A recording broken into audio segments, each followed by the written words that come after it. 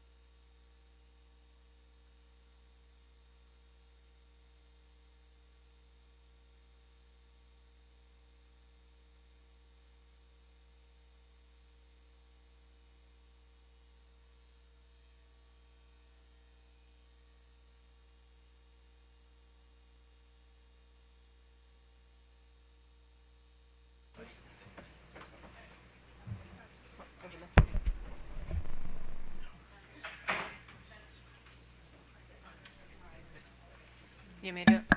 Testing, testing.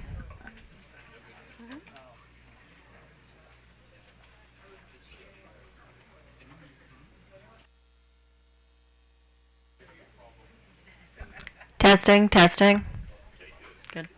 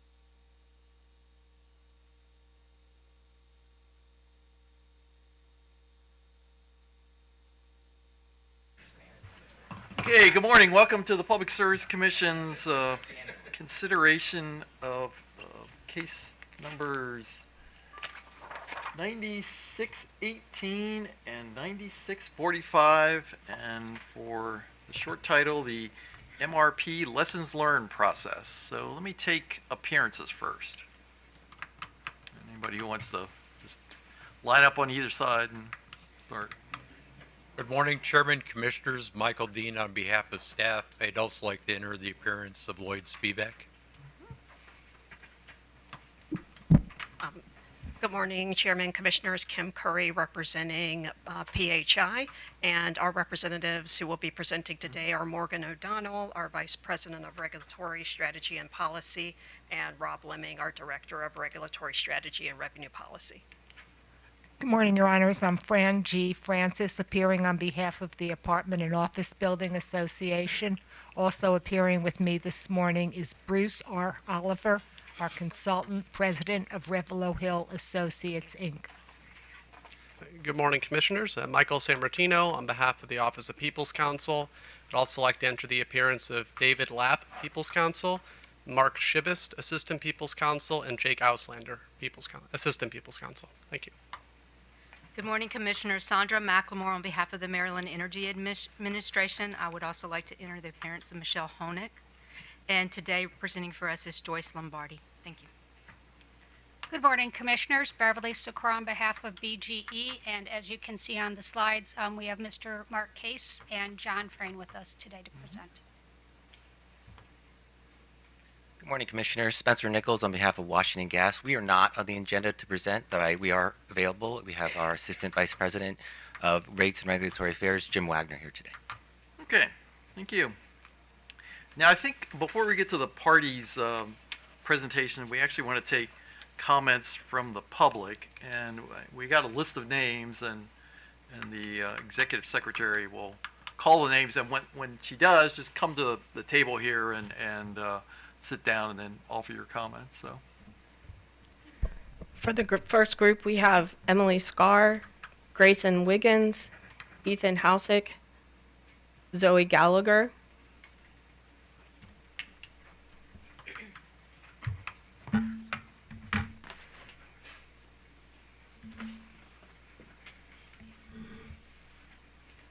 and if you could state your name, spell your name for the court reporter, and then go ahead and proceed. Thank you, Chair Hoover. My name is Emily Scarr, Emilyscarr, and I'm a senior advisor with the Maryland PERG Foundation.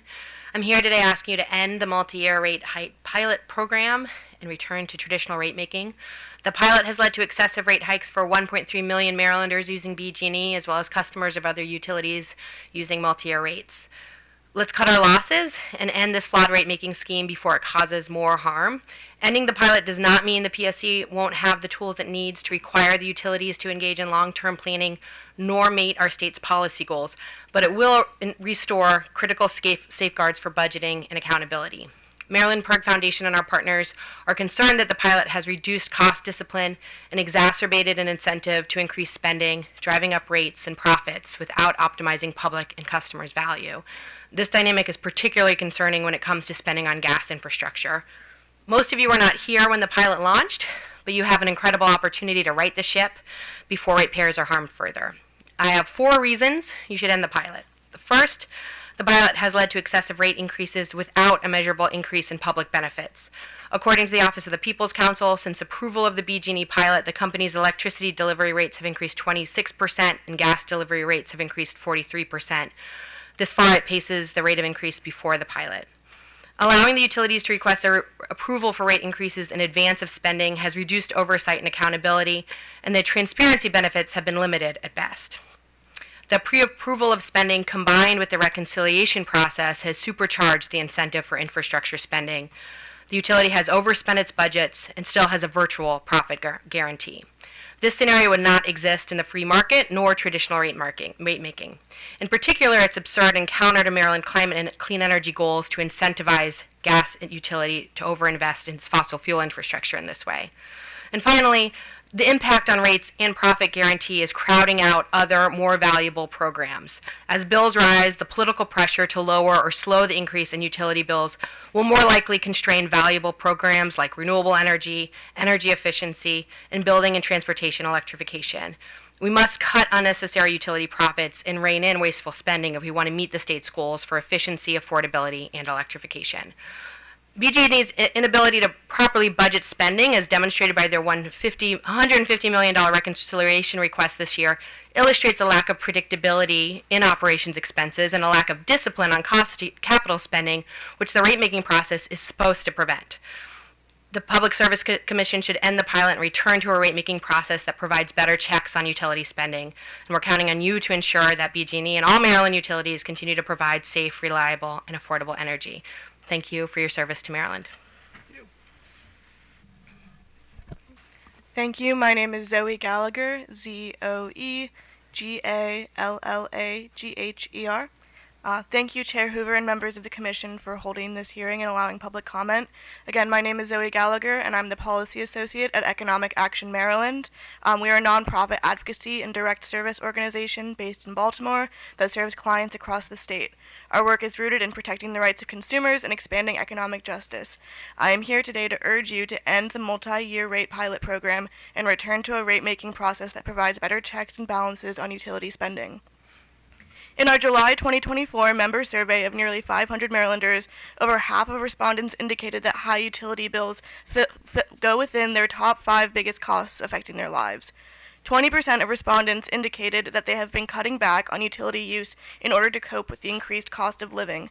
And this is no surprise considering, as Emily mentioned, according to the Office of People's Counsel, since the approval of BG&E's multi-year rate pilot program, BG&E's electric rates have increased by 26% and gas rates have increased by 43%. Utilities are not a luxury. As you know, they are a necessity.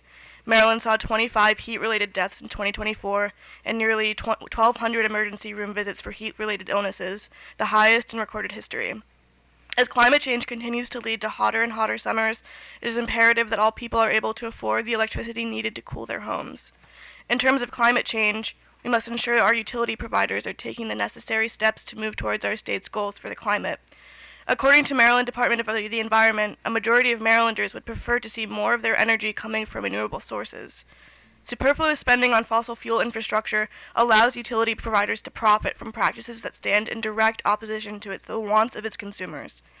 This model allows BG&E to socialize the cost of infrastructure spending while reaping all the benefits and profits for its shareholders. As a monopoly, BG&E holds disproportionate control and power over its customers. Because few alternatives exist, it is critical that any rate-making proposals are subjected to rigorous scrutiny and due diligence. For these reasons, we urge you to end the multi-year rate plan pilot program. And furthermore, as the PSC reviews BG&E's 2023 reconciliation and future proposals, we urge you to require utilities to demonstrate capital spending is cost-effective and consider non-pipeline alternatives for gas capital spending. Thank you. Good morning. Grayson Wiggins here on behalf of the Maryland Chamber of Commerce. We submitted a letter of support to the Commission for the planning process, so in the interest of time, I'm just going to touch on a few quick points on why we support the multi-year rate planning process, which we believe provides transparency, stability, and reliability. We believe the process allows transparency, or promotes transparency, because it allows utilities to inform the public and regulators of planned system improvements ahead of time. We think that the process provides stability because it allows utilities to recover funds for the work they do as they start to serve customers rather than after the fact. We think the more stable funding method improves planning and allows for more timely innovation, which ultimately and collectively promotes reliability for the grid and the state's energy needs. Thank you. Okay. Anybody else on the list? The next group is Christian Johansson, Stephanie Johnson, Adrian Davis.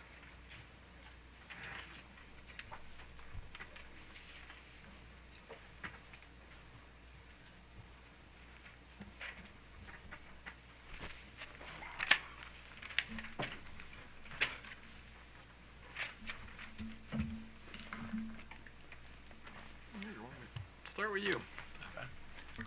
Good morning, Chair Hoover and Commission. My name is Adrian Davis, Adrian.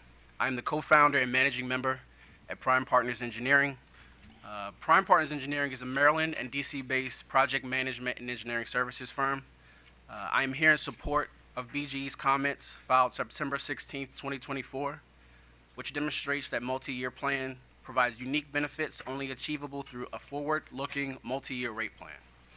Specifically, MYP allowed BGEs to make investments in their distribution systems to support increased electrification anticipated by state and county legislation, which benefits customers through a more reliable and resilient grid. This is essential in supporting the growing economic development of Baltimore and Maryland, and more locally as our company seeks to attract more business. Prime Partners is a minority contractor for PEPCO, providing project management and engineering services as a project manager of choice. Over the past 4 years, we have grown from 2 employees to now over 50 full-time employees and a handful of independent contractors. We have completed projects in DC, Maryland, Delaware, Puerto Rico, and New York.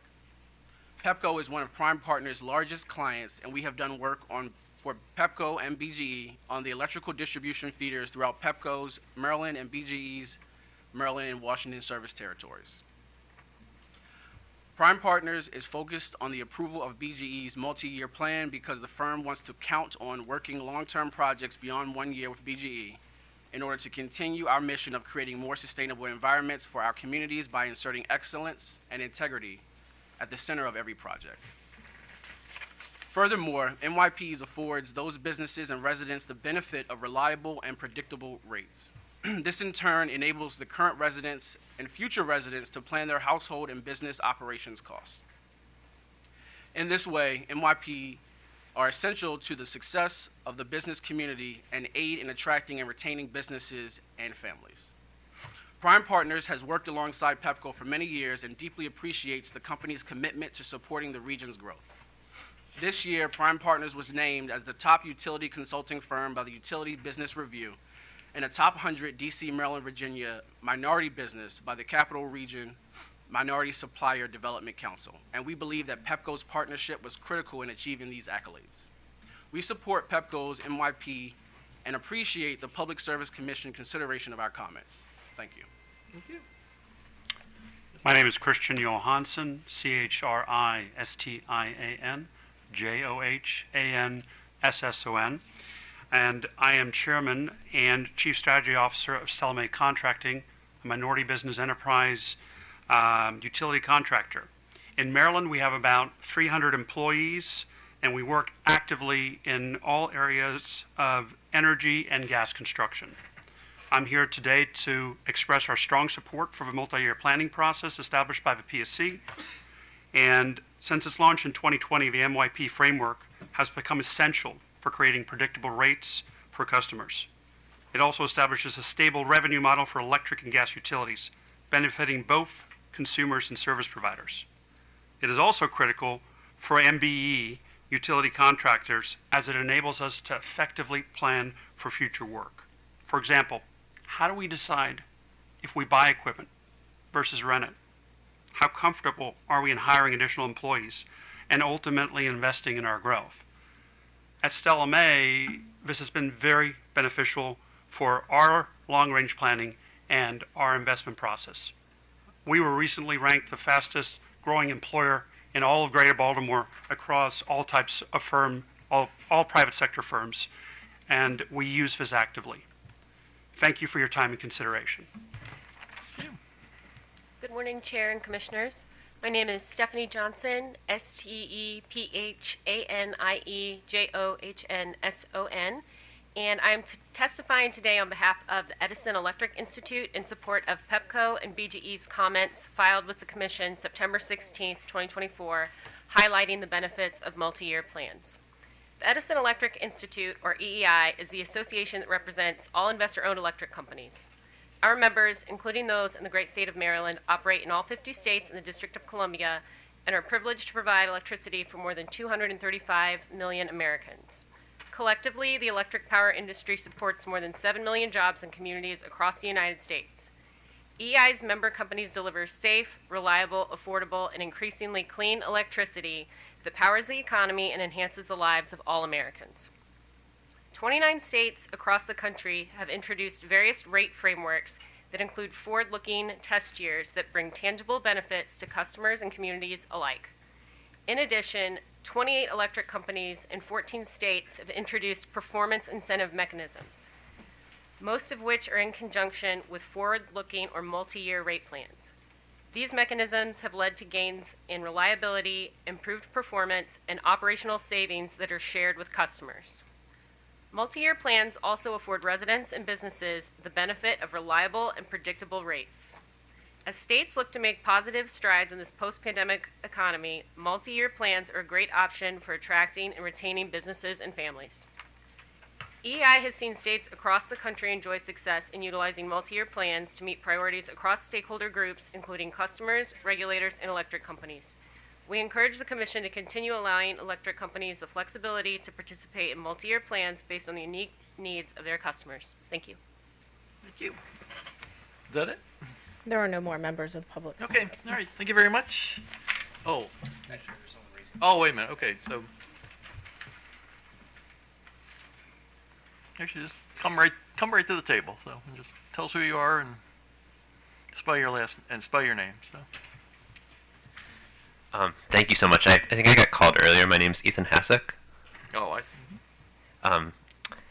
Good morning, Chair Hoover and members of the Commission. My name is Ethan Hasek. Last name is Hasiuk. I serve as Legislative and Community Affairs Director for Baltimore City Councilmember Zeke Cohen, who represents District 1, Southeast Baltimore. And Councilmember Cohen is also the Democratic nominee for Baltimore City Council President. Thank you for the opportunity to testify today. Councilmember Cohen and our office closely followed BGE's multi-year rate case, as it was of significant interest to our constituents. Not only are BG&E's unprecedented levels of gas infrastructure spending pushing already unaffordable utility rates higher, but the gas infrastructure work has substantial impacts on the quality of life to the communities that we represent. And gas infrastructure expansion is locking us into decades of fossil fuel dependence at a moment when our planet cannot afford it. Recent hurricanes were another example that no place is safe from climate-fueled superstorms. How long until Baltimore is the next Asheville? The decisions that we make in the City Council, that we make in this room, impact our destiny. I want to highlight and discuss 3 quick findings from the staff report, the PSC staff report. Staff to the PSC found that it is unclear whether the MRP model has done anything to move the state policy goals forward. They also found that the MRP format transfers more risk from the utility to the customers, which is obviously concerning to us. One of the stated goals that's discussed a lot is predictability of rates. We do not believe that this really reflects the reality of how residents interact with their utility bills. They're not, in reality, checking the PSC website to see that their rates are going to be in what they're going to be in 3 years. It doesn't matter to the rates. Doesn't matter to them that the rates are predictable if the prediction is that they are skyrocketing. Our residents are asking for more accountability of BG&E, not less. The comments in this case indicate to me that the multi-year pilot has primarily benefited BG&E. We believe that there's a solution possible that gives the benefits particularly to our contractors and minority contractors and local businesses while still being beneficial to consumers, the planet, and the public interest in general. Thank you for listening. Okay, thank you very much. So, does anyone else want to offer any public comments that we haven't already called? Seeing none, so why don't we turn to BG&E since we got your presentation up on the screen here.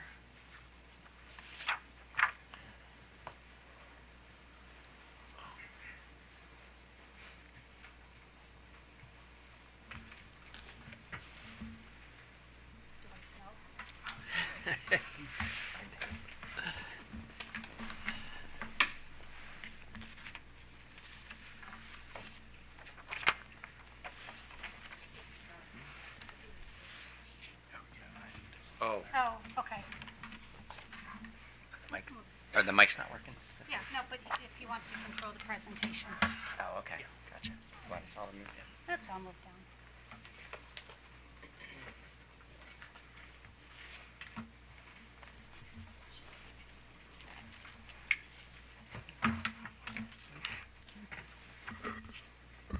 Good morning again, Commissioners. Oh, Is it on?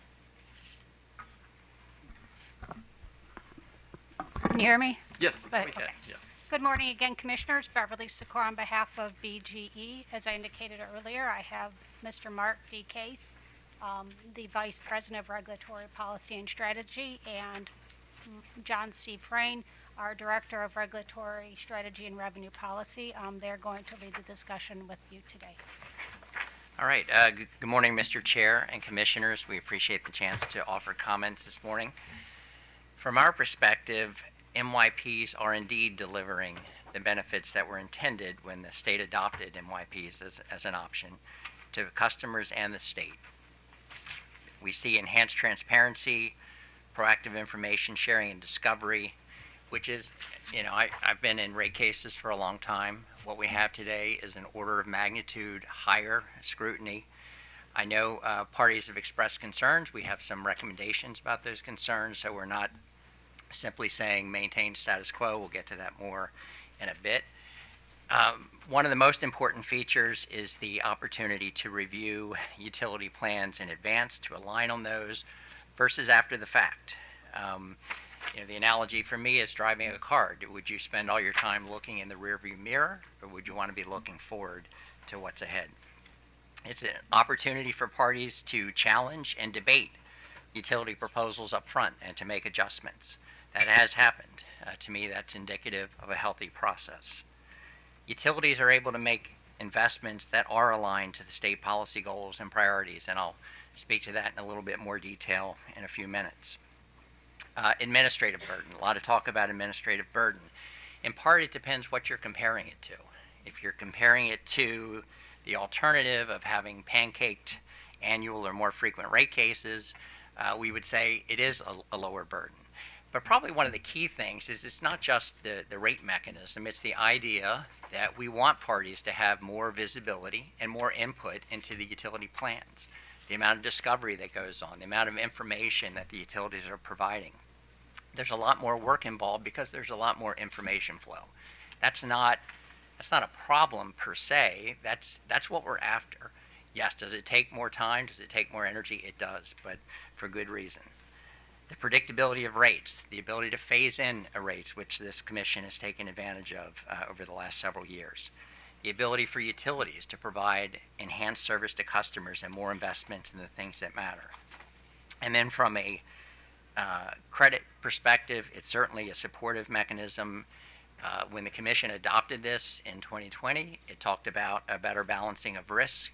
Some of the features, including the asymmetric reconciliation, we think go towards that. But at the end of the day, we're not tone deaf. We understand that parties have concerns, and we agree that changes can be made to the MYP construct to strengthen the model and to address some of those concerns. I want to start with a discussion about the utility capital expenditures. We've heard this is an issue. Some parties have represented that spending is out of control. I would say that is not at all the facts of the situation. Foremost, MYPs as a mechanism don't do anything to capital spending, right? The utilities develop plans, the commissions hear those plans, parties get to engage in the plans. So whether it's historic rate making, whether it's other forms of rate making, whether it's an MYP, that is not the decider of what expenditures occur. We would say that MYPs give a lot more visibility into those plans up front and the opportunity to make adjustments to the plan, which the Commission has taken advantage of. The chart shown on this slide, it shows three sort of trend lines. One is what the national average of utility capital expenditures is set to be from 2023 to 2026. You see the annual growth rate is 6.8%. BGE proposed in our MYP a slightly higher increase rate, 7.5%. The Commission made adjustments to our plans and set rates that yield a 0.3% increase in capital expenditures. So the level that we're going to be investing in our systems over the next several years are significantly lower than the national trend. The other thing I would say is that with the reconciliations and the scrutiny on that, the amount of plant in service that BGE has put into service over the first MYP was within 1% of what was forecasted and what was used to set rates for the first MYP. So it is tracking to what those forecasts have required.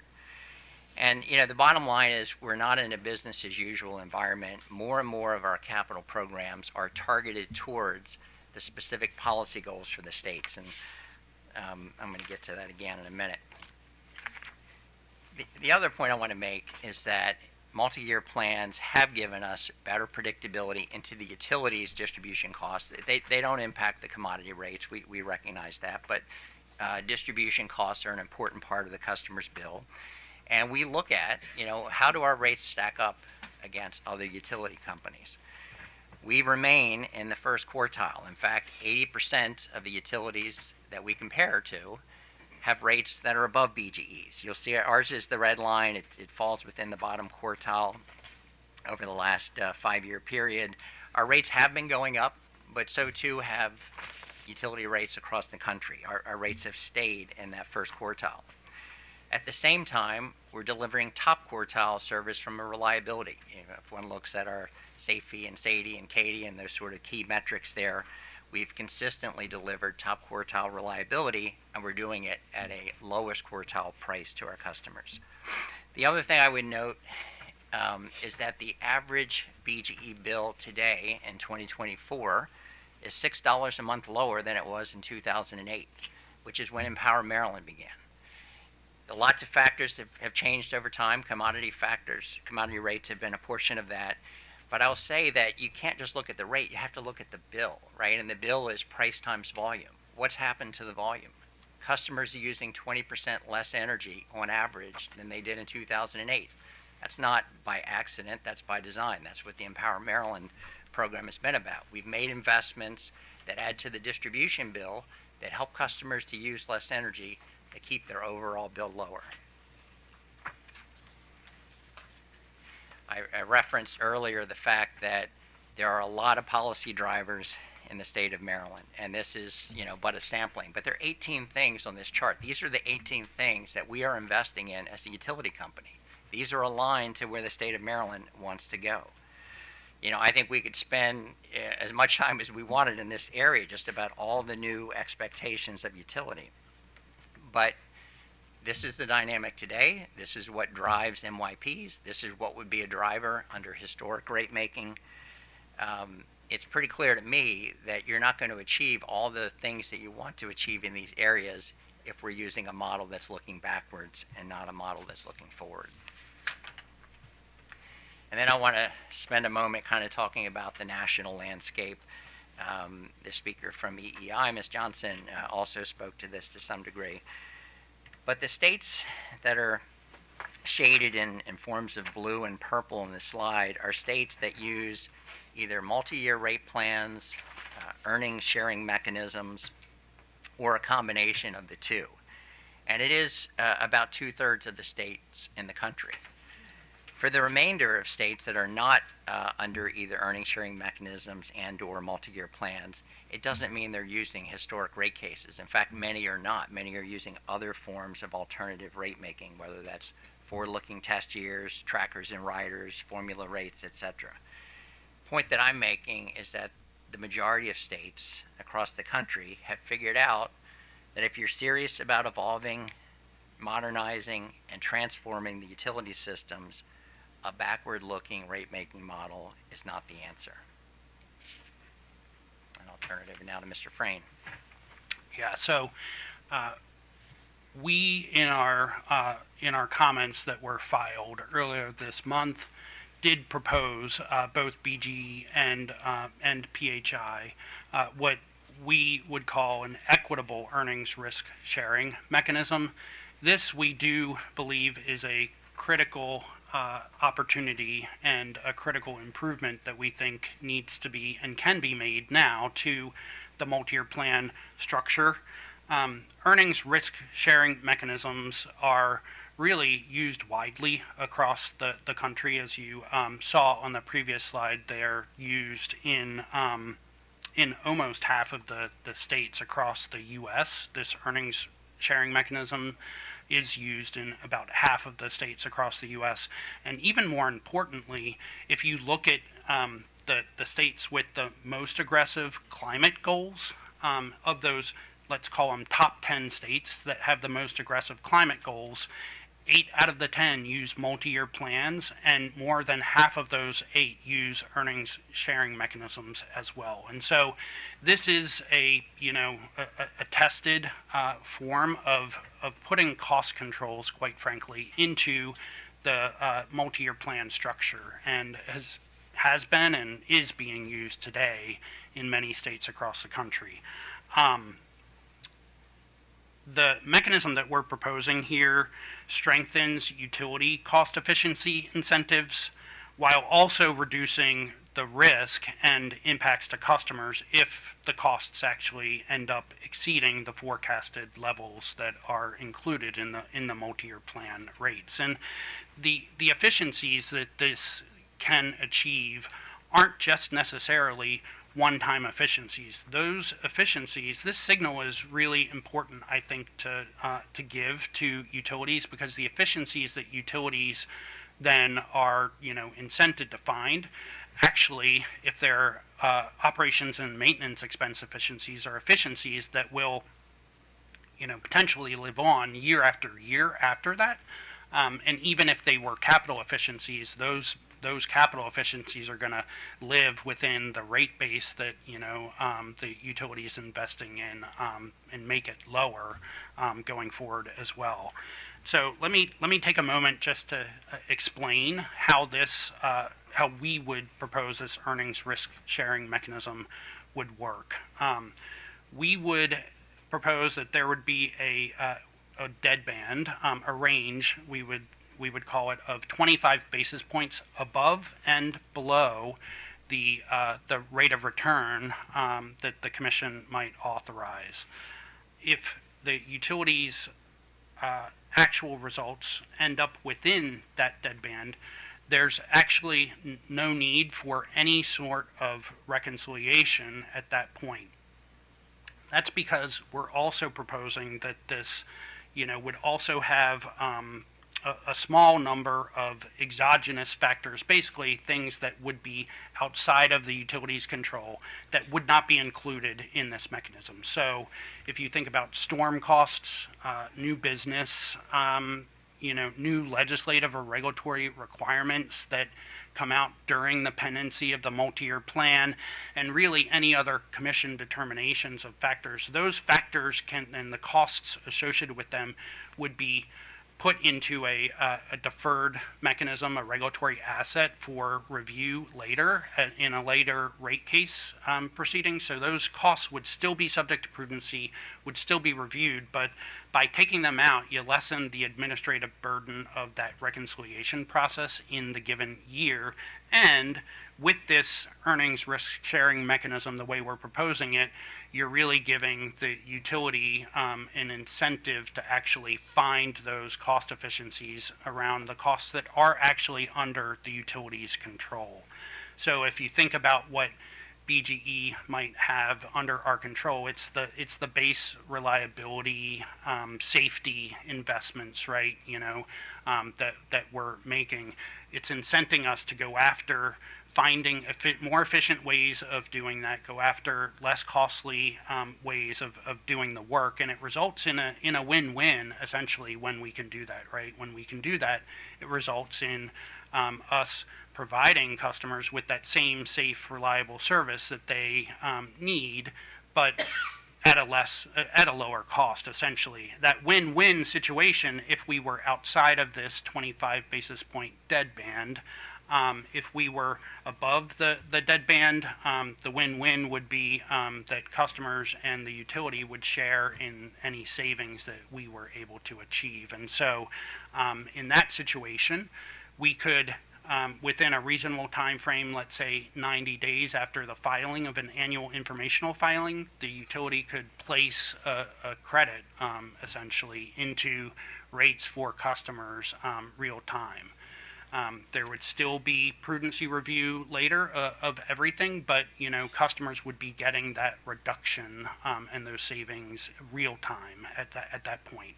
If the utility ended up in a situation where, for unforeseen circumstances, there were costs that actually increased above the forecast, so we're below that, 25 basis point deadband around the rate of return.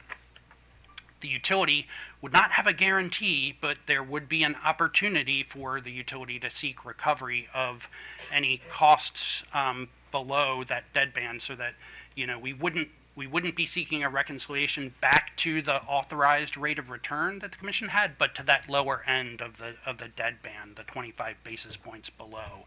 So there really is, I think, a lot of benefits to a structure like this. Again, it's something that is widely used around the country, and especially used within states that have aggressive climate goals like Maryland. So we do believe that this is something that the commission can act on and should act on now.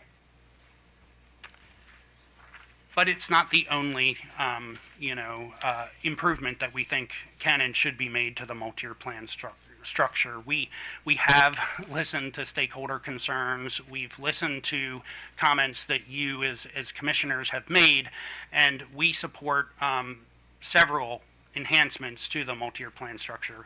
One is, first, for better alignment, and as Mr. Case mentioned, information sharing. There's a lot of information that is being shared within the multi-year plan process. We think there's learnings that we had from the first multi-year plan that can be even broadened in a future multi-year plan structure. That one of those is stakeholder meetings. BGE, during our first multi-year plan process, we learned pretty quickly. One, because it was actually during the COVID pandemic, and so a lot of the opportunities for information sharing, we actually had to be very intentional about it. So we offered meetings with parties on a variety of different topics that, quite frankly, had never been discussed before in any proceeding that I had been involved in. Certainly no base rate case, and really not in working groups either. And the meetings that we had with them were on what does BGE's planning process look like? How do you go about figuring out what work you're planning to do? How do you actually go through and actually plan different types of projects, whether it be vegetation management projects or a substation, construction project? How do you think about and go through billing determinant forecasting? How do you forecast the sales, the volumes that you see, the KWH and the therms? How do you forecast revenues? All of those things were topics that we actually had meetings with parties on, and I think parties would say were beneficial for them, and I think we actually learned something from that discussion as well. Well, we think that that is something that we do believe should be done more as we move forward. We think that there's a benefit to formalizing some of those meetings, so that the utility might have a meeting with stakeholders and parties before we make the filing to walk them through any new initiatives or items that are being included in the filing, so that they can think about what those are and what resources they may want to put forth towards that rate case proceeding.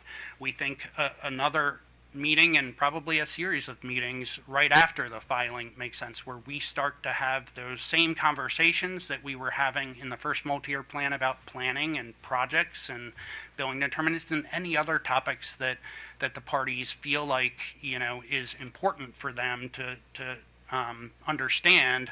We think that is a process and is something that can be done and really should be done. We understand that there's information that we have that the parties are actually very much interested in having as well.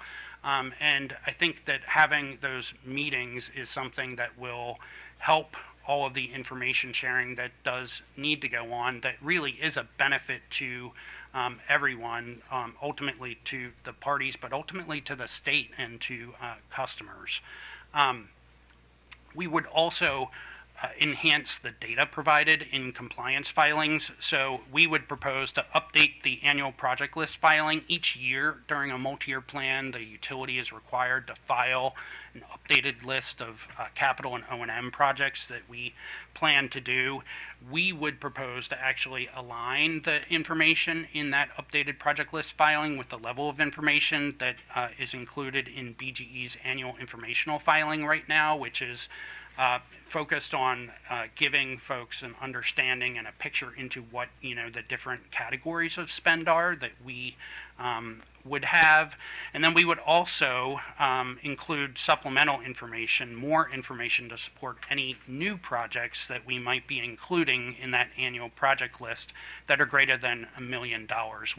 We heard from comments from parties that they felt like they didn't have enough information on new work that we might be seeing and introducing, much of which is around new regulatory legislative requirements that might have come up during the pendency of the multi-year plan period versus what had been in place when the multi-year plan was initially filed and ultimately approved.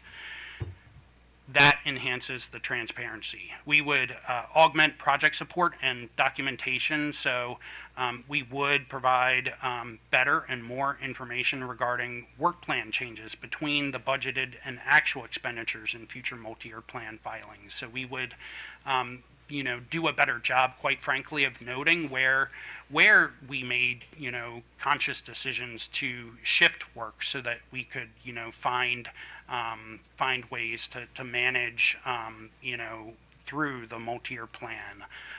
We would also note where there's new work or less work being done because of changes that we're seeing in whether it be in the field or in other environments.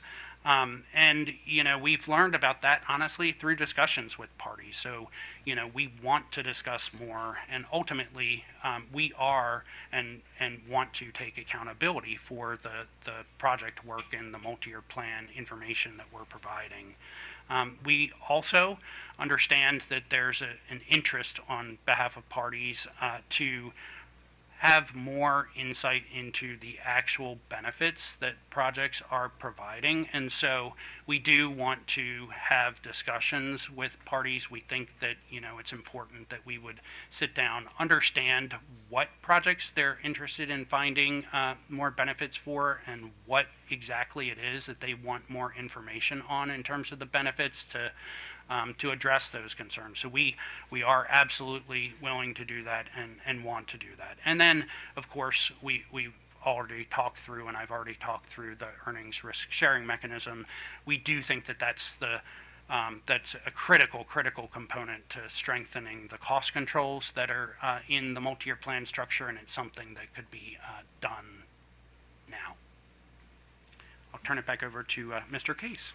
Yeah, thanks. Just a couple of comments and sort of closing, I guess, of our views.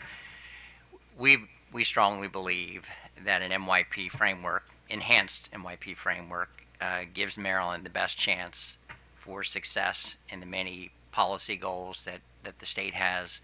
This is clearly not a time of status quo or even modest aspirations for improvement. I would say we're in an era where we've got really aggressive goals in a number of areas, maybe even nationally leading goals in some areas like the Climate Solutions Act, and that MYPs can enable us to do a better job collectively in sort of planning out what's the utility's role, what's the work that we all agree we need to do, what's the cost to be able to get there. Maryland's not unique in that.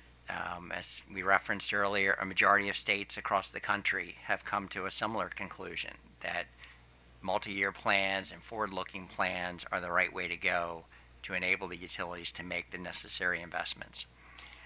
But as Mr. Frayne spoke to and I spoke to earlier, we know that parties are not satisfied with the MYP process in its current form, that they have concerns. And I don't know that we can address every single concern, but we think we've come forward with some constructive ideas that can further enhance the process.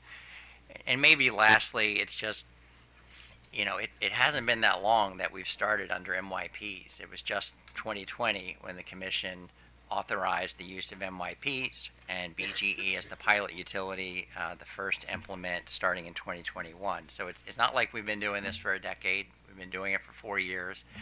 I'd submit to you that there are things we can do to modify it to respond to some of the concerns that have been expressed. And with that, we'll wrap up. Thank you for your time.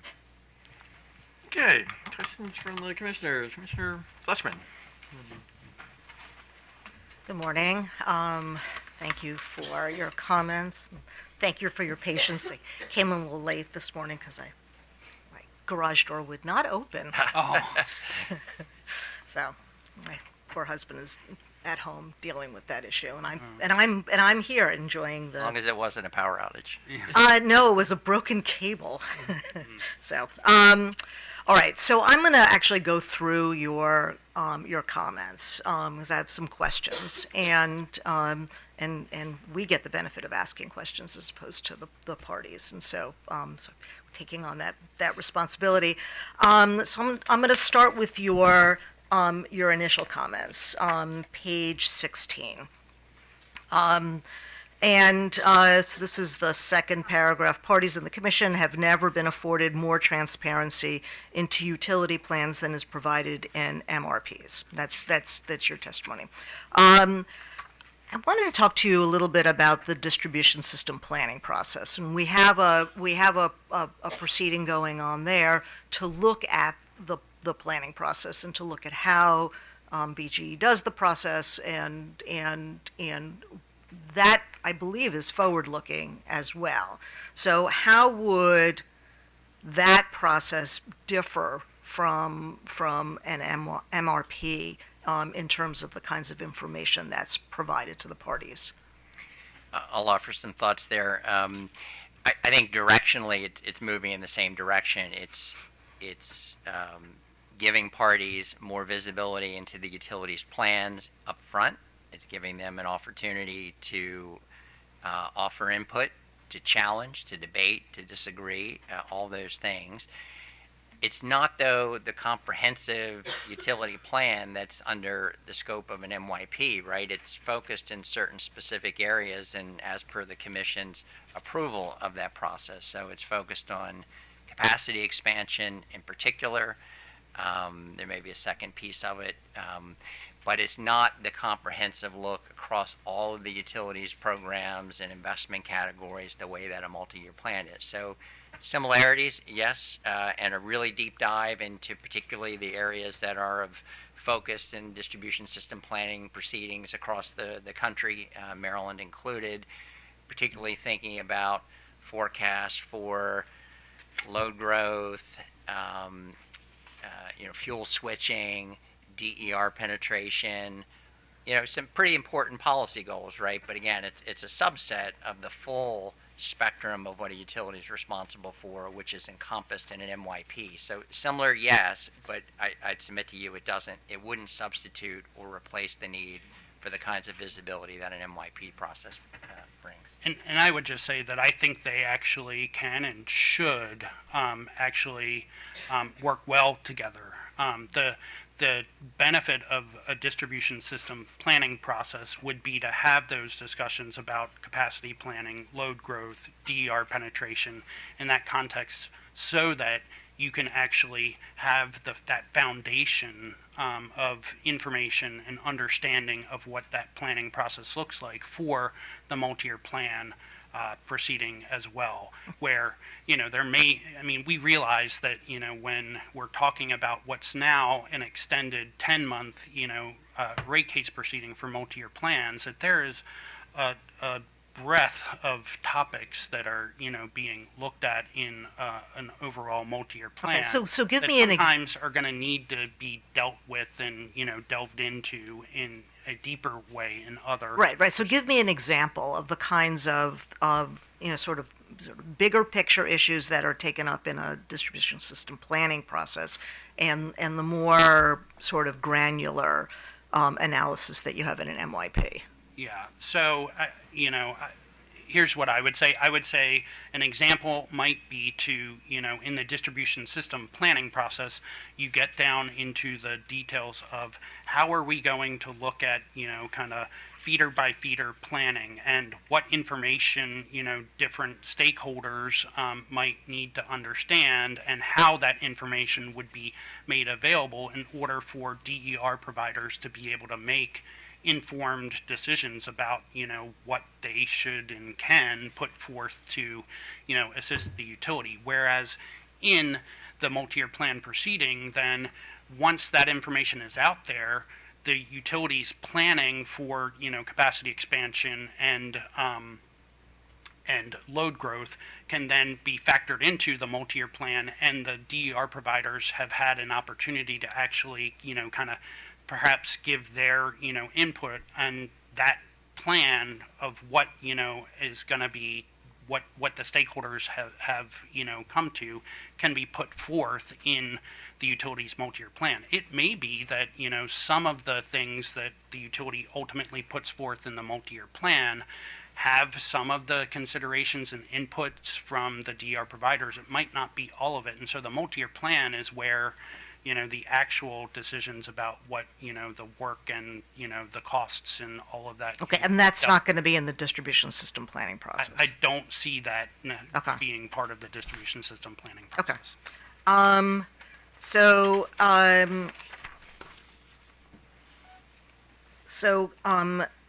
don't we go to page 18?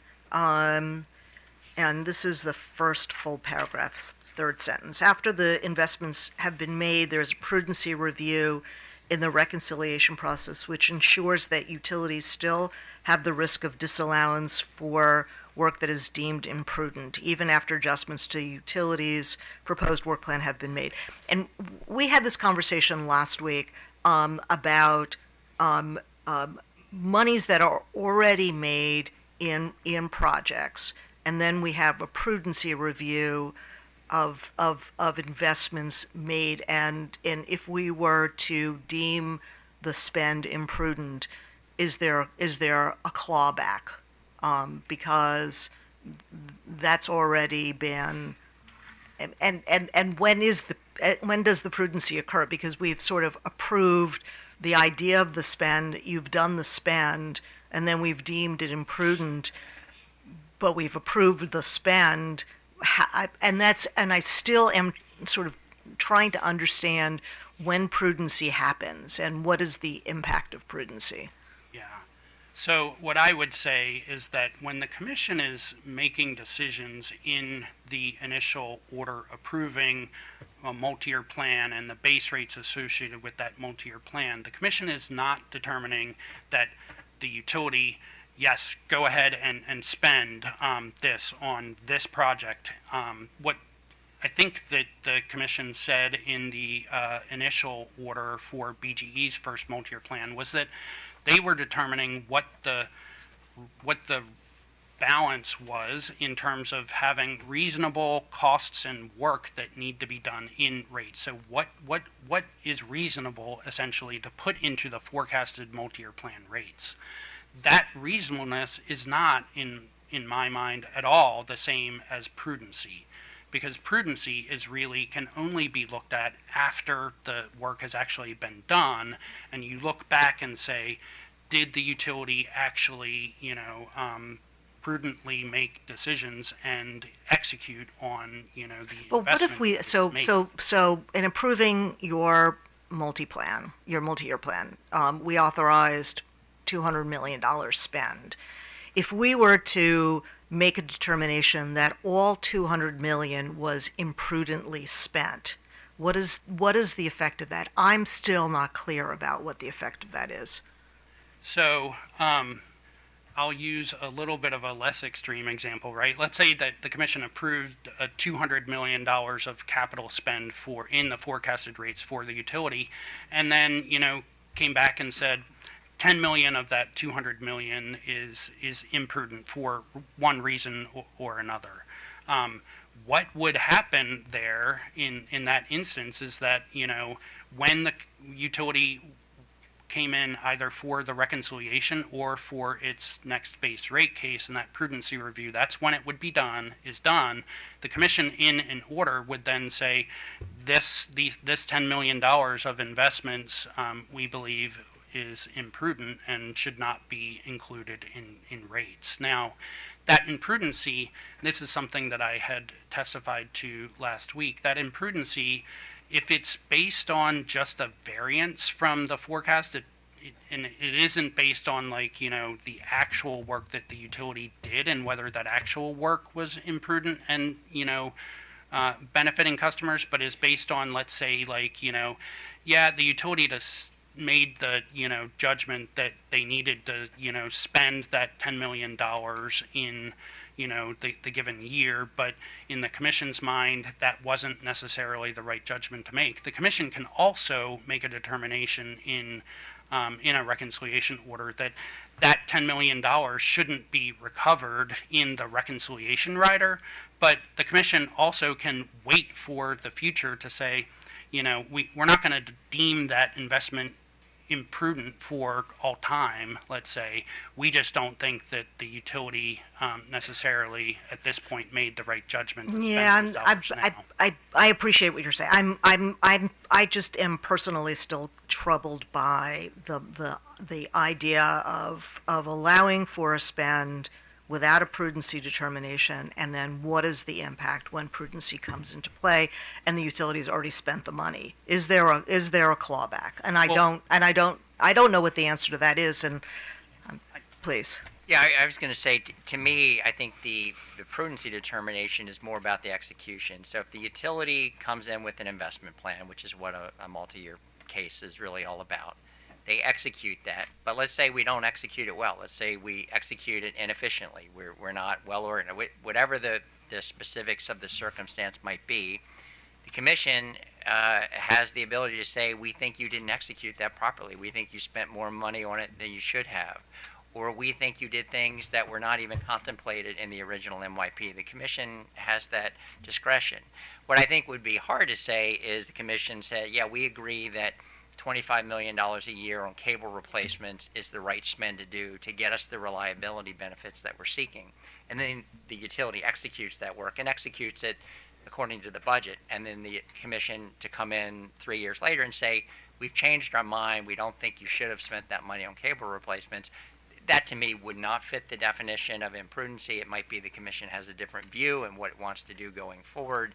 But I think prudency is really about. Yeah, but Mr. Case, that is precisely my question. Is in that situation, the suggestion is that we have made a prudency determination initially when we said go spend $25 million.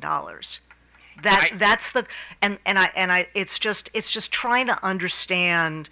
I mean, this is sort of more of a process question, trying to understand what the process is, when is prudency made, what is the effect of us saying go and spend $200 million when we issued the MYP order. I'm not sure that we're there, but that's some of what I'm concerned about in having an order that allows for spend without a prudency, without an upfront prudency determination. I don't know what the effect of that is. And I would say I don't think that the prudency review in a multi-year plan is different than the prudency review in a traditional historic test year, rate making environment. In both instances, the prudency review is being done after the work has already been done, and so. But the big difference is that you don't have a commission statement about any of the work when you're dealing with a historical test year, and you do in an MYP order. Right. Commissioner Sutphen, I can just say from experience that under historic rate making, you did not have the dynamic where parties were coming in after the fact and saying you shouldn't have spent on X and Y and Z, and we want to go after all those things from a prudency standpoint. So I think what you're getting at, putting aside sort of the prudency definition, is you're getting the ability to align up front that we want the utilities to make the following set of investments, we want it at the following set of costs, and that's our plan going forward. It doesn't mean you're locked in, and it doesn't mean that you're sort of predetermining prudency because there's always the question of how the utility executes. Or did something change during the 3-year period that it was no longer appropriate? And the reason I'm asking is because I am struggling to sort of understand what all of this means, because I think it's important at the end of the day for us to have an understanding about what this means. And so it's important to raise these in a lessons learned proceeding. Okay, so I want to move on. On page 21, and this is the first paragraph. You make the statement, without an MYP, BGE would not have the ability to put forth as many new and innovative proposals during this MYP pilot period. So can you talk a little bit about what would stop you from proposing? So are you talking about innovative in terms of rate-making innovations, or are you talking about innovations on the system? Sort of non-wire solutions. I'm not sure what you're talking about in terms of innovations, but I'm trying to understand what would prevent you from proposing things in a historical test year context. Well, in a historical rate case, you're really not proposing anything. You're just looking backwards at what's happened. You're looking in the rearview mirror. You're not looking at the road ahead and saying, these are the changes we want to make going forward. These are the new types of investments we want to start making, because you're looking backwards at what you spent 18 months ago. It's just night and day different. So, to put a finer point on it, we're not saying that you can't make any innovations under historic rate making, but it does have a more chilling effect in terms of what the utilities are going to commit to as sort of new proposals, especially things that maybe they carry a level of risk. Maybe they're sort of less proven, but they're still advances that we think have merit. It's harder to do that under a historical framework because the utility is kind of all on its own saying we think this is an appropriate thing to do. Let's take the fiber work as an example, right? We made a proposal for the fiber work. We had an IIJA grant associated with it. And yet we had parties arguing like, we don't want to see the utilities make that investment. We think that we want to see other options. Would we have done that under the historical rate-making framework? The commission ultimately exercised its judgment and said, go forward with this piece, don't go forward with the other pieces. So that's one example. There's plenty more I could come up with, but in general, our view is that a forward-looking rate-making framework where we're putting our plans on the table and letting parties dissect and debate and challenge those, and then ultimately the commission makes some reasoned decision about what it wants to see going forward. That is more supportive of utilities bringing forward innovative ideas. And these innovative ideas could not come up in a distribution system plan. I'm not going to say they could not come up because we didn't just start innovating in 2021, right? So we have innovated over time, but as an overall framework that's more supportive of bringing forward innovations, and there's a long list of things that we believe have been innovations during this time. The MYP framework definitely is more supportive. Okay. I'll just add, as Mr. Kay said, the DSP is only looking at certain aspects of our spending. It's not looking at everything. So, I don't know that the fiber project would have been something that would have been part of the DSP. So. Okay. You mentioned earlier the updated project list. So that's provided annually?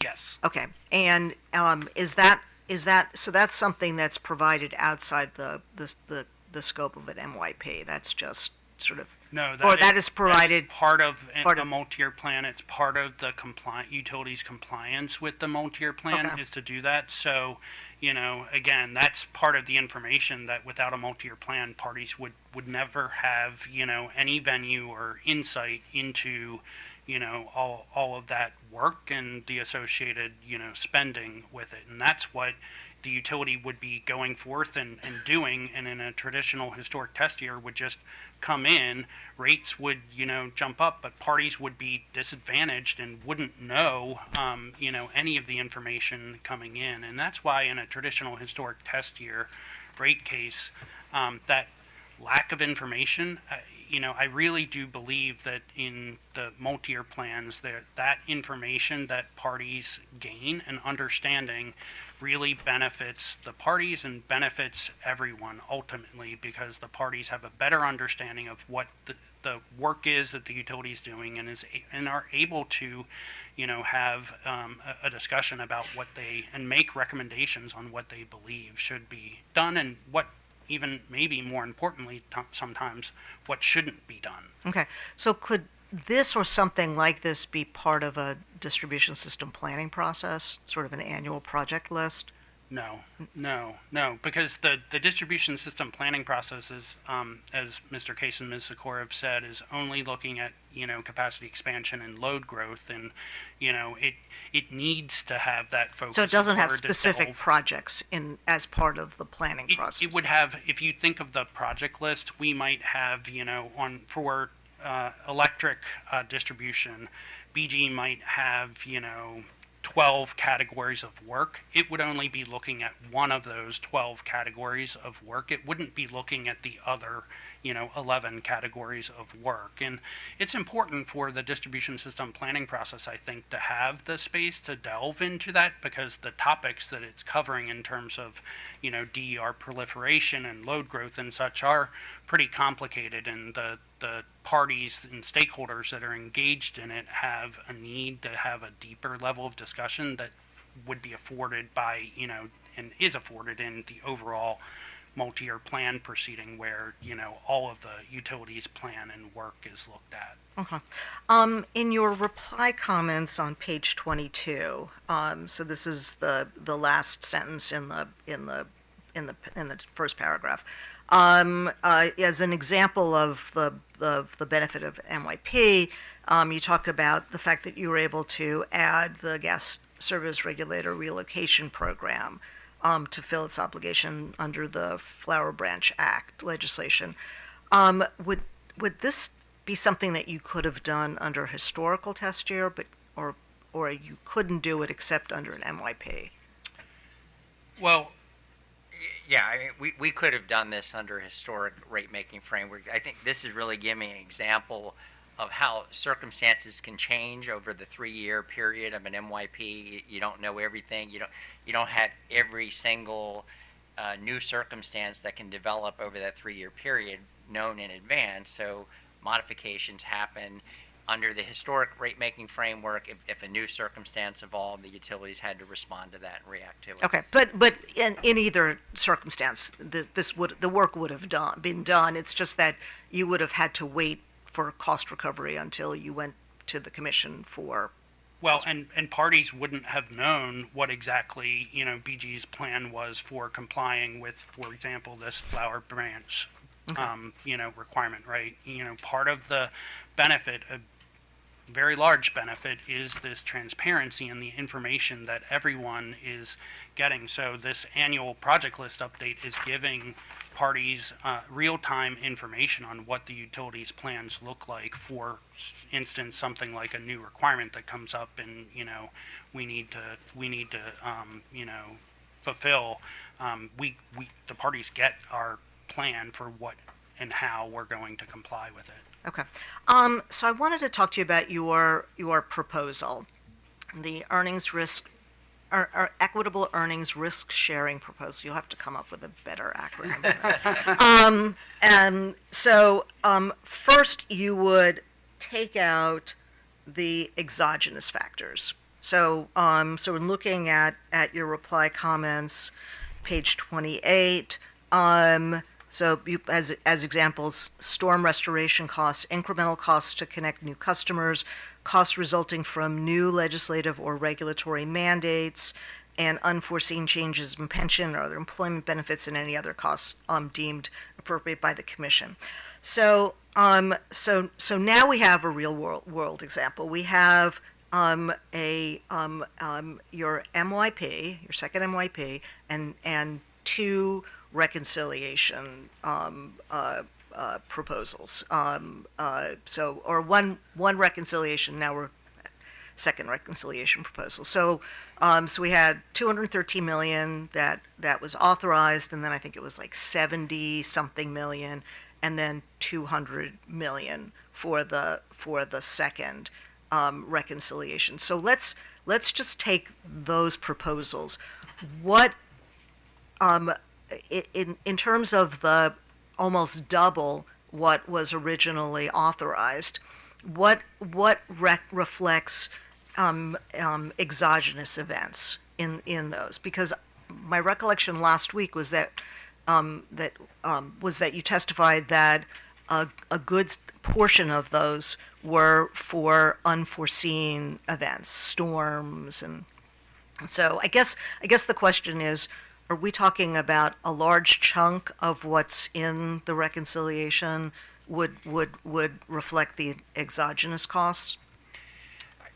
If I could speak to that, in the 2023 reconciliation where we're seeking 152 million, about 40% of that amount was for storms, new business increases, taxes, changes in taxes, and new policy requirements. So you could argue those are exogenous factors. Now, I'd be the first one to say, like, putting in a budget of $0 for major storms and then calling it exogenous when it happens, I'd really call that more structural. Like, to me, and we've suggested this in our comments, budgeting 0 is not the right level. Historically, when we use historic rate cases, we included a proxy for what was the trailing 5-year average of major storm costs, and that went into rates.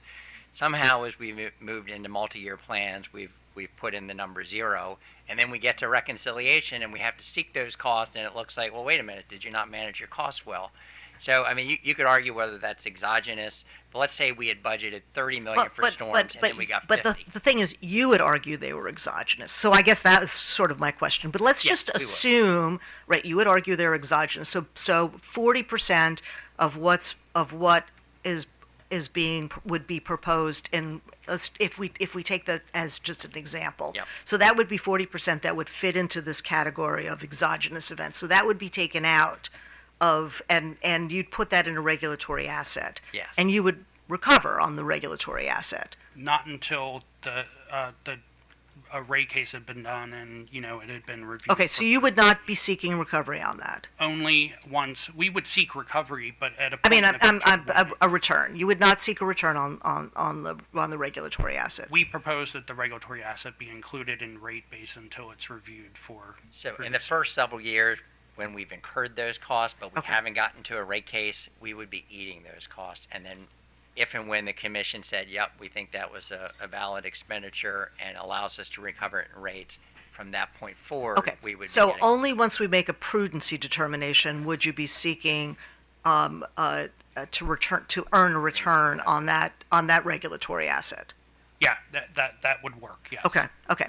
So we've got sort of 40%. So in the example, the example we're just going through, it would be 60% that would be under the equitable earnings risk sharing. presumably, if I can make one other category that I think was specific to the first MYP, but I would basically say we knew structurally there was another 35% that was going to be coming due at the time of reconciliation. And I'll give one example. The depreciation forecast. BG had provided a depreciation forecast. OPC provided an alternative forecast of what depreciation expense would be. The commission went with OPC's forecast. We appealed it. The commission said on appeal, we're going to continue with OPC's forecast. I'm going to paraphrase here, but don't worry about it. If it turns out you're right, you'll be made whole at reconciliation. There was depreciation. There was the inclusion of stride, which used to be a surcharge, now brought into base rates. And then there was one other factor, which was the excess deferred taxes.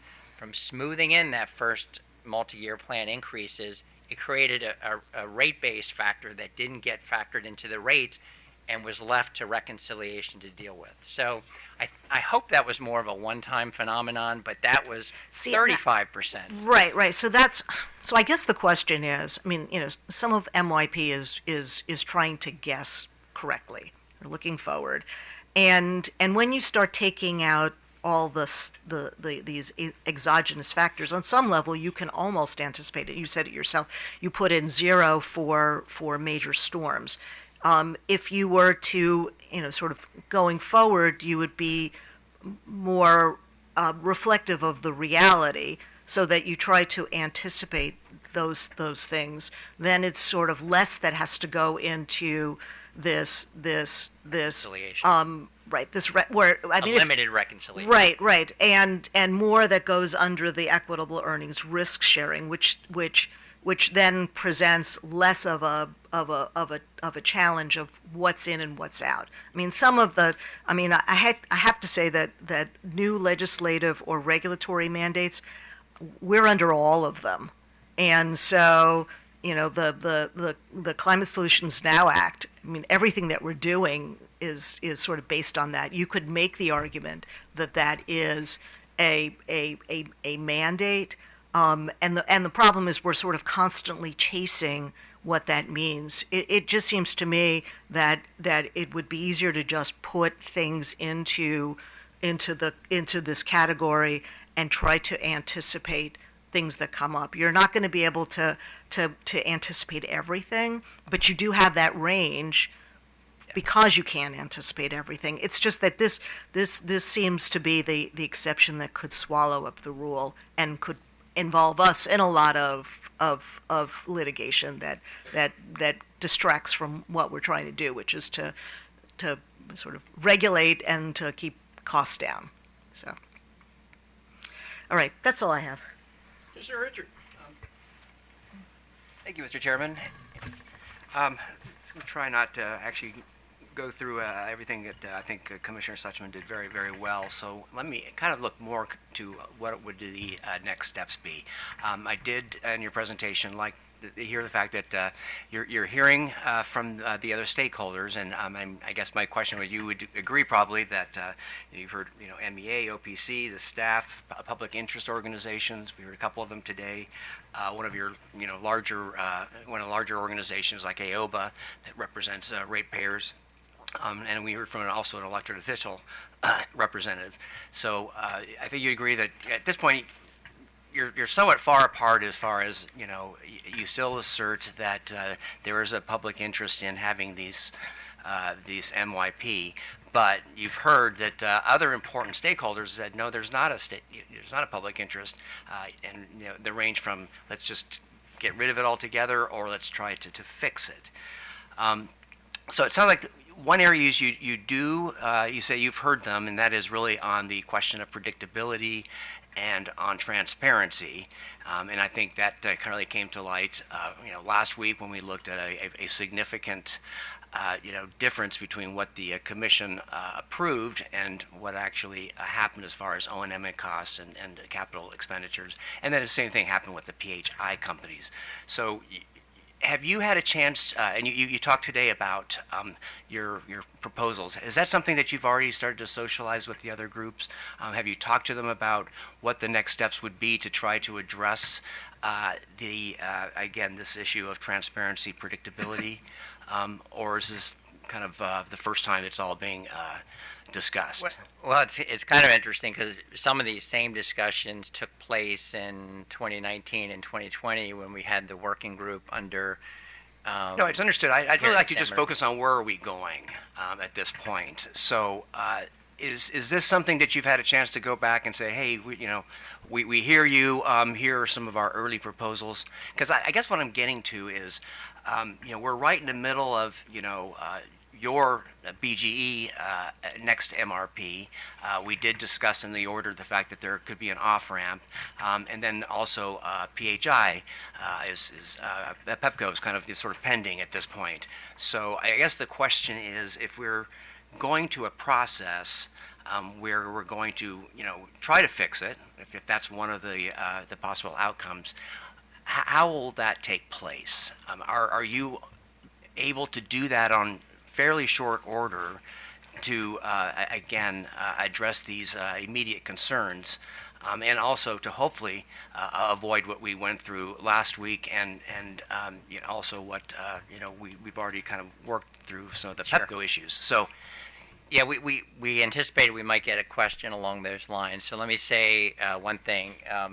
As far as the information flow and some of the enhancements that Mr. Frayne spoke to, and PHI team, when they come up shortly, I know we're aligned on this. I'm willing to commit we will implement those changes if the commission finds them to be valid, even while we're in this current MYP process, right? So there are things that we can do. We've heard from the parties. Mr. Frayne's laid out some enhancements that we think we can make going forward. There's no reason we can't start those while we're in a current MYP. The earnings sharing and risk sharing mechanism, I think there are two ways to go. You know, first is, does the commission find value in that concept? Maybe the specific proposal we've laid out, maybe a variation of it. If the commission thought that it wanted to see that implemented with haste, then one way the commission could approach it is ask parties to brief that issue, as we're going to be writing our briefs in this proceeding, as to the specific mechanism or a variation of that mechanism, and then it could be implemented. Another approach, and I hate to push everything to a working group, but if the commission felt as though it likes the concept but isn't ready to sign off on any particular mechanism yet, then it could create a working group, maybe in a more targeted fashion, to not have it stretch out a year, but create a working group to come back with recommendations, and then could adopt those recommendations, we think, within the dependency of our current case. So this earnings mechanism, sharing mechanism, and risk sharing mechanism could apply for 2025. It could apply for 2026. So those are our thoughts on it. And John?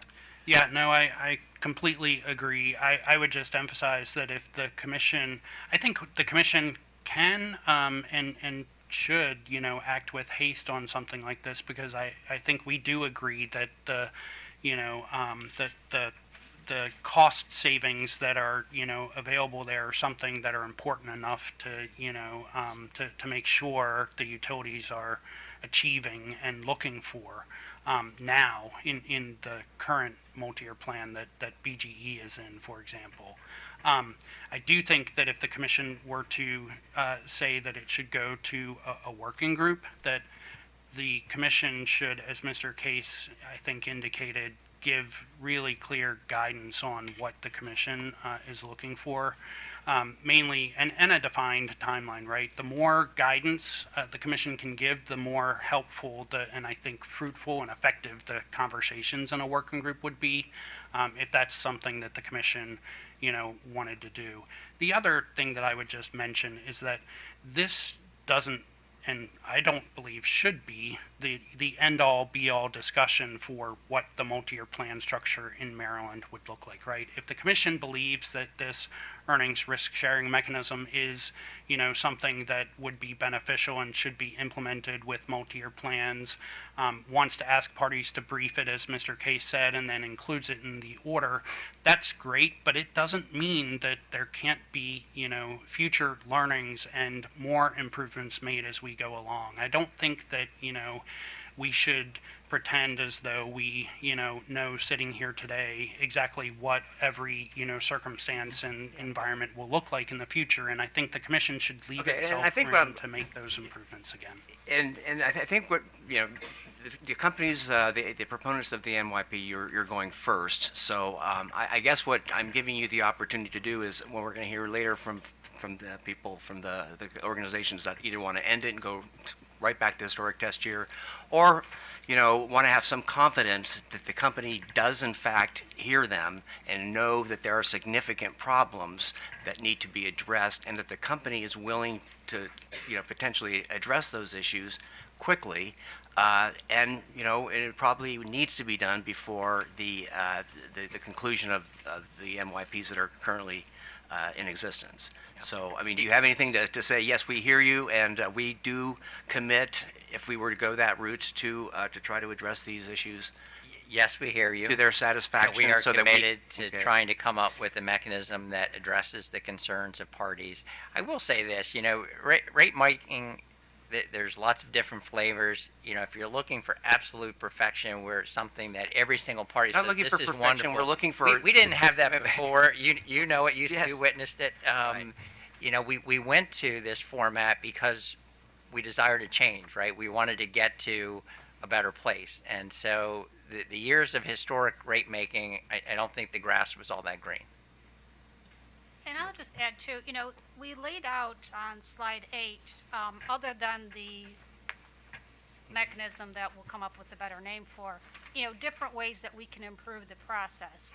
We've laid these out. That's not to say that this is just us going to be, okay, here, stakeholders, this is what we're giving you. We're going to work with the parties to say, hey, okay, here's some of our ideas about meetings that we can have before we file, shortly after the file. These are our ideas. Do you want to hear about our budgeting process? Do you want to, hey, you've had a chance to skim our project list. Do you want to have us come in and have someone do a dog and pony show about any particular projects? We're going to work with the parties to make as best we can to make sure that they're getting the information they need in the way they want it. So, again, these are our ideas of areas where we think there can be improvement. But again, we're going to be looking to work with staff, OPC, others to figure out, okay, how can we improve it? We know these are the areas. We have our ideas. We're sure you have ideas. And, let's try and talk about what we can do to get to the same page. Okay. And I'll be interested to hear from, I guess, those other parties when they come up a little later to see if you're making a convincing case that you're willing to do that and you understand that there is quite a gulf right now between where you see MYPs and where a lot of the other parties are at this point. And the only other area I wanted to ask is just really on this area of state policies, this idea that you've got to do this in a future test year context. It seems like a lot of our state policies right now have been very well addressed through really either a proceeding, and largely it's proceedings. We have the Empower Maryland program. We have the reliability program, the RM43 process. The electric vehicle program was created, again, in a proceeding and has provided, I think, important guidance to the company that's collaborative with other stakeholders and has allowed us to move forward both with regulatory assets or in some cases like a rider such as Empower Maryland. Can you give me an example of a state policy that you think is going really well under MYP, where you feel like the other parties have been brought in a collaborative manner, like these other state policies, and this is why the MYP is a good model for state policies and better than what we've already been doing in the state? Yeah, I mean, I think overall there are, our whole multi-year plan is just filled with programs and projects and initiatives that are designed to align with state policy objectives. And you see 18 of them listed I see them, but that's what we're hearing is it's not a good collaborative process with other stakeholders, that they don't feel like that they've had the opportunity to be a part of developing the program, which was supposed to be a feature of MYP. And then when they're actually, the programs are rolled out, they haven't got a chance to really rule on the effectiveness or prudency of the programs. So I'm trying to figure out why we wouldn't just stick with what we know works, with these proceedings for state policies, and just leave it to the MYP to figure it out. I mean, I'm not suggesting that we wouldn't continue to have working groups and venues like that where we go through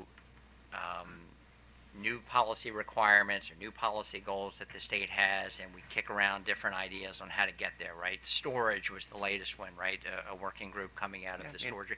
Those kind of things can still go forward, but you need an investment mechanism at the end of the day that can carry through on those policy objectives, right? One thing to say, this is where we want to go. How are we going to fund that? How are we going to implement that? And I submit to you there is a very stark difference between trying to achieve those goals under a backward-looking, even once you've sort of said this is the direction we want to go in, you still need to make the investments that can achieve the goals and objectives. And unless it's just going to be a top-down, we order the utility to do X and Y and Z, and I don't think that's the most constructive framework. You need a mechanism, you need a rate-making construct that enables the utilities to make the we want to make the investments. We want to be a good partner to the state. We're just suggesting we need a rate-making framework that works, that aligns to that. Okay. Yeah, I mean, Commissioner Suchman brought up distribution planning work group, and a lot of great things have come out of that, and it just and many of them have worked their way into utility programs, like a lot of the interconnection, procedures, processes, interconnection, and again, it seemed like that came out of a proceeding, and not out of because now we have an MYP. So in any case, unless you want to respond to that, I don't really have any other questions. So, thank you, Mr. Chair. Okay, Commissioner Barbe. Thank you, Mr. Chairman. Let me start by saying that I very much appreciate the tack that you've taken about listening to people and attempting to address concerns from people who don't like MYPs. I appreciate that, and also I also appreciate your willingness as a company to throw as much information out there and to work collaboratively in an effort to make this process work. But let me come at this from a number of different angles. To begin with, let's come at it from the position of workload for this agency. My impression, and please disabuse me of this if I'm incorrect, my impression seems to be that this MYP process, with all of the reporting, with all of the reconciliation, with all of the work that goes on to make it as transparent as three traditional historic rate-making processes are, the impression I get is that we as a commission are doing the same amount of work, but we're not getting what I feel is a benefit of being able to have numbers grounded in a historic test year. So please comment on that. Seems like the same amount of work. Yeah, I would say there's two things happening, right? One is we're setting rates. And if you do three pancake rate cases, each one of those historic rate case, 7 months duration, right? That's been the statute. 3 of them, 21 months for that. You run one multi-year case, it's a 10-month proceeding. So there's a difference there. You have reconciliations as well. We're trying to streamline the reconciliation process. That's part of the benefit of what we've proposed here. But the other thing that's going on is not just setting rates. The other thing that's going on that's adding a lot of work. And we shouldn't be ashamed of that or feel like, wow, what a disaster this was. We're having to do all this extra work. We're trying to have a lot more visibility into what the utilities are proposing to do and to shape what they're proposing to do and how much they're going to spend on that and be able to challenge it. Whether you do that in a historic framework, it doesn't really work very well, or you do it in a multi-year plan, that's a new dynamic. That's not just about setting rates. That's about getting to a shared vision on what are the investments, what are the priorities that we're setting for utilities and the states. And so when that happens at the same time as a shift in rate making, the quick analysis could be, oh, see, it's not simpler. It's a lot more work. But we're doing something we weren't doing before.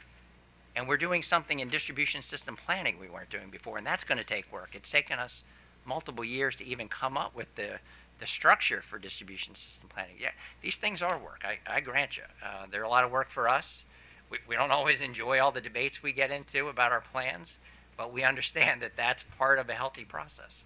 So let me talk a little bit about the reconciliation that we began to undertake last week, and the very large surprising increase in spend, which you've justified as being based on factors that were outside of your control. So let me ask this. how soon were you able to, let me ask it this way, could you have reported that to us sooner than you have? Well, we reported it April 1, so 90 days after the calendar year ended, we reported through our annual informational filing. Okay. And then that led into the formal reconciliation where you're seeking recovery, but we provided the information within 90 days of the end of the Okay, so fiscal you were year. fairly timely, but if we were in a historic test year mode, would you not have also done that same sort of thing? No, we would not have done anything of the like.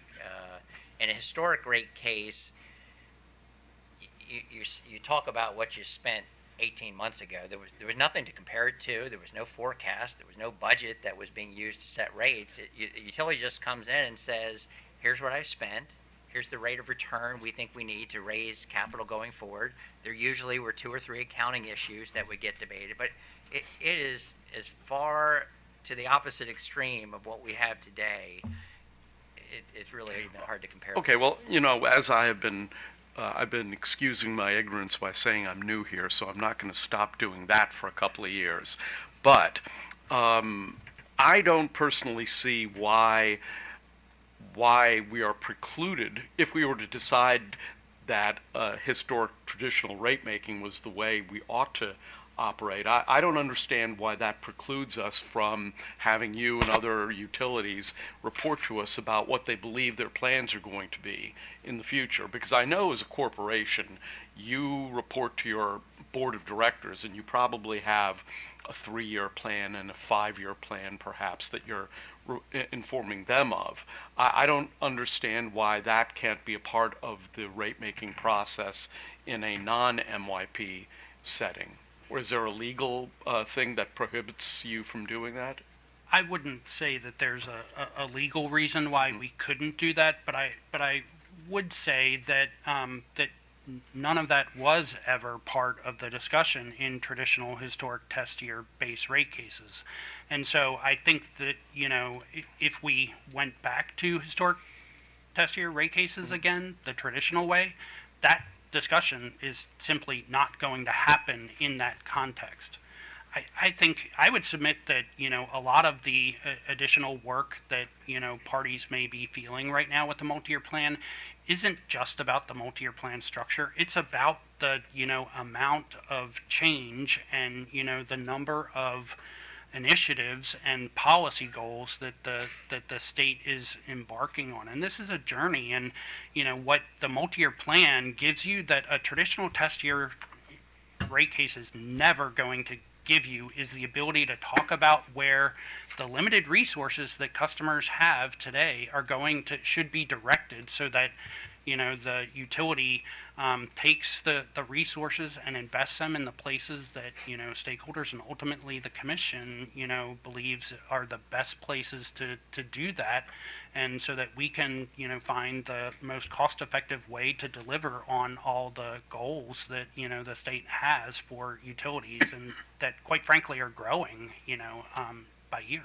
Okay, well that takes me to the next thing that I've expressed concern about in the past in various other proceedings, and that is we are in fact living in a changing landscape where policy changes and technology changes take place, and we don't know right now what the next big battery innovation is going to be. We're sort of in the, I'm going to date myself, the Sony versus VHS stage of this. We don't know which technology is going to emerge as the most successful one.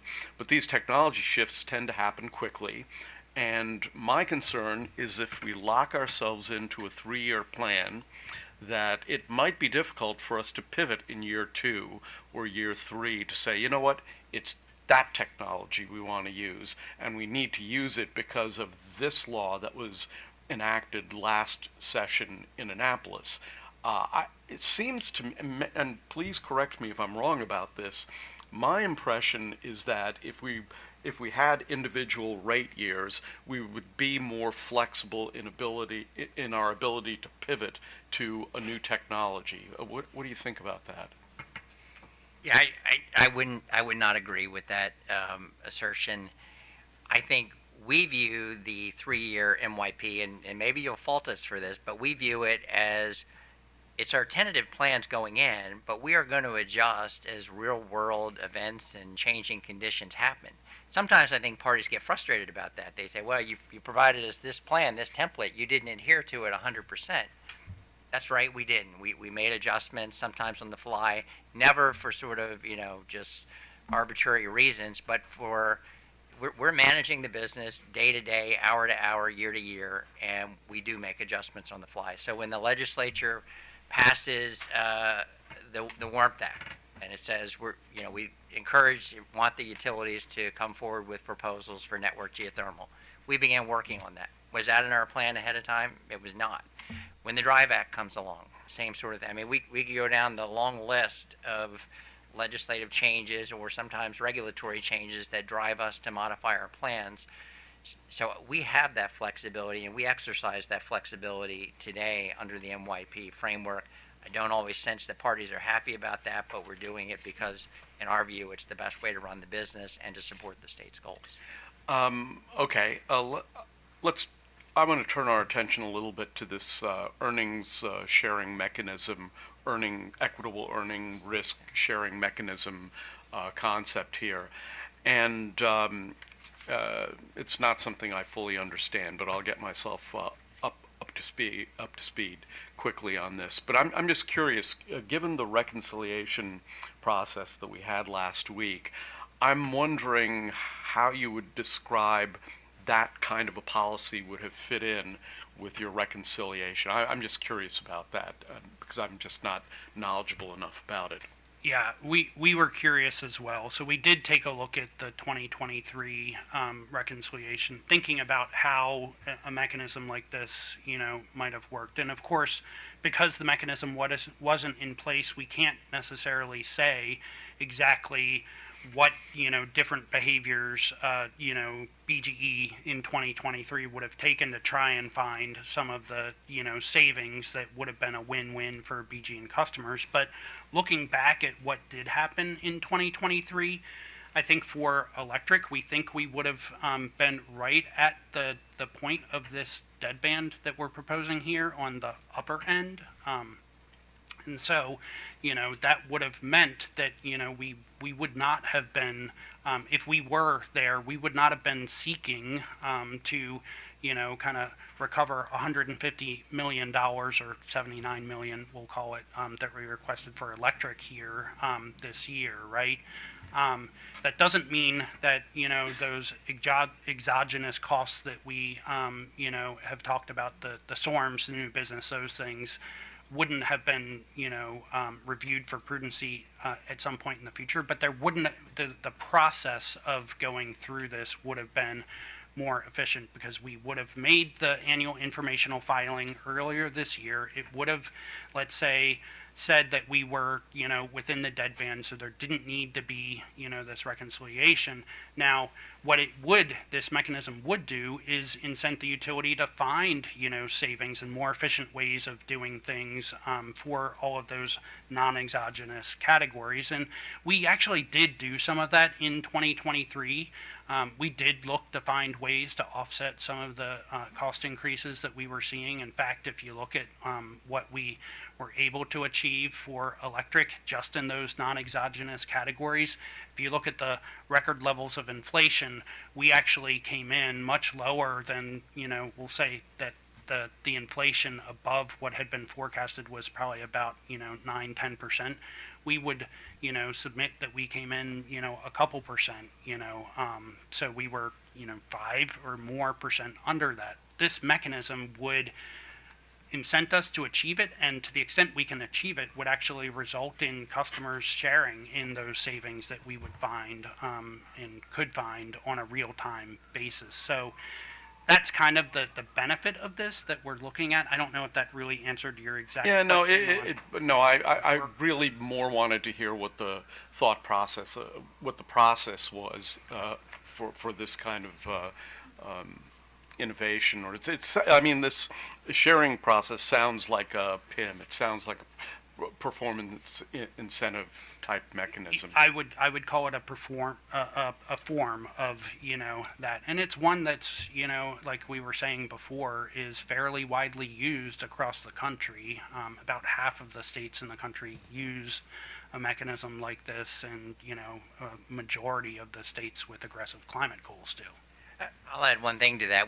It's not like Maryland doesn't have any experience with earning sharing mechanisms. We have a mechanism that's associated with the purchase of natural gas for our customers. It started back in the mid-90s. It's been in force for 30 years now, and you could call it performance-based rate making if you wanted, but it basically sets a target price each month, a price to beat.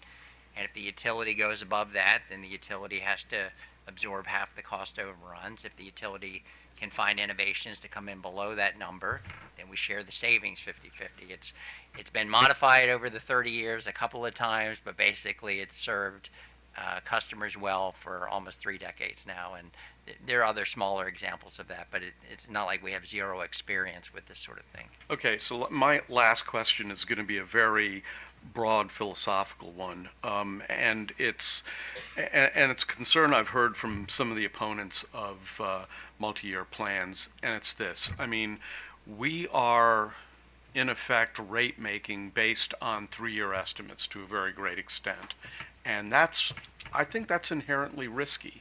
As a person who was myself a CFO of a company, a small company, only $10 million in revenues, that just feels risky to me. I'd love for you to address that. Yeah, I think the greater risk is not doing that, is not engaging in that full planning process, is going back to a historic framework. I mean, I look at it and say, why did 40 other states move to mechanisms that are different variations of alternative rate making?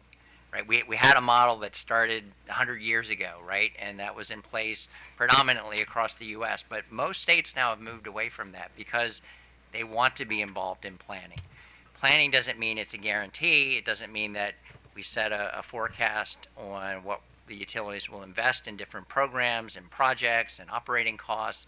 It's not like locked and loaded, and there's no flexibility to adjust as things evolve. I said it before in our multi-year plan, like if there were a policy change that said the utilities need to stop investing in the gas business, right? They no longer do gas modernization, main replacements, whatever it might be. We don't wait until the end of a multi-year plan to say, okay, now we have to adjust our plans. We have the flexibility, and we've exercised the flexibility to adjust as need be. There's so many things about our business, though, whether it's a focus on reliability, on resiliency, on cybersecurity, on physical security, on grid modernization, on system automation, on new platforms. I mean, these are things that are there year after year after year, and we know they're the bedrock of the utility service we provide. We're not taking a flyer to include those things in our multi-year plans. I mean, it's very dangerous for me comparing my business to yours because they're very, very different things. But at a very elemental level, I remember having a conversation with my CEO where she said, listen, we're charging, I'm just going to make up a number here, $425 to pick up a 55-gallon barrel of xylene and have it be processed, according to all the regulations.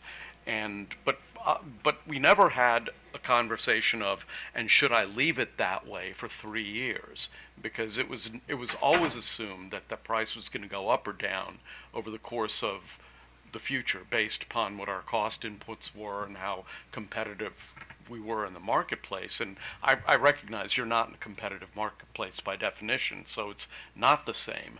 But I have to say that being locked in for such a long period of time I'm not going to say that I won't become comfortable with it, but I have to confess it's a little off-putting to me, especially in an environment where we have so many variables that are changing. I hear your arguments about how you're able to adjust to things, so I'm still in the midst of processing all this, but I just wanted to express that. If you have a final comment to cap off I'd love to hear it. Otherwise, Mr. Chairman, that'll be my last question. Well, maybe the comment I would make is just kind of going back to how we created this framework. The working group, and then the commission's ultimate decision back in 2019 and 2020. You know, the initial thought was, let's have a reconciliation in there. Let's make it an asymmetric reconciliation in terms of carrying costs. But that way, we know at the end of the day, customers. What does asymmetric reconciliation mean? It means that it's tilted in the favor of customers and against the interests of utilities. So the commission was deliberate about that. They talked about creating an asymmetric reconciliation, but the point was that at the end of the day, the way the commission looked at it in 2019 and 2020 is they wanted to know that customers would only pay the actual costs that the utility incurred, no more, no less, subject to prudency. We've lived through the last 3.5 years. Now what I hear as a stronger desire from parties is we want more incentives for cost control built into the mechanism. We want the utilities to be motivated to come in below that forecast versus being motivated to execute the work that was part of the forecast, or, both, right? And at the same time, if we go through another period where inflation is triple what people think it's going to be, we don't want customers on the hook for that entirely. We want the shareholders to bear some of that pain. We want the win-win if the utilities can do a good job of holding their costs maybe even below the forecast, and we want customers to have less of the risk if it goes in the opposite direction. That's what we've tried to create as an enhancement. Doesn't mean the original way was wrong, but different set of, motivations and comments, concerns, I think are being expressed now. Okay, thank you, Mr. Chairman. Thank you. Okay, so explain to me how this sharing mechanism would plug into the current multi-year rate plan process. I mean, what would you not do if we adopted this that you are doing now? I think the process would actually look similar up until we make that annual informational filing each year, right? So after each year of the multi-year plan, within 90 days, we file the actual results for the prior year, comparing, what the actual results were to what had been forecasted.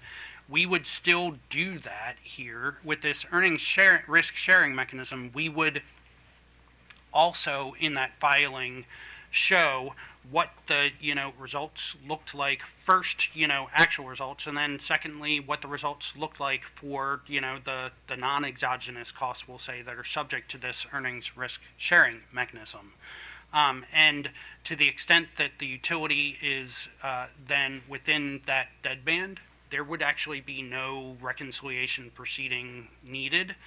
Parties would still have the opportunity to ask discovery on, all of the results, would, be able to, get more information wherever they wanted to, but there wouldn't have to be a formal proceeding in front of the commission. At that point, that's the less administrative burden for everyone of this. However, if we were able to actually achieve savings above this deadband, well then in that annual informational filing, the utility would also propose a credit rate to go into effect for customers in that multi-year plan adjustment rider that is available in the utility's tariff.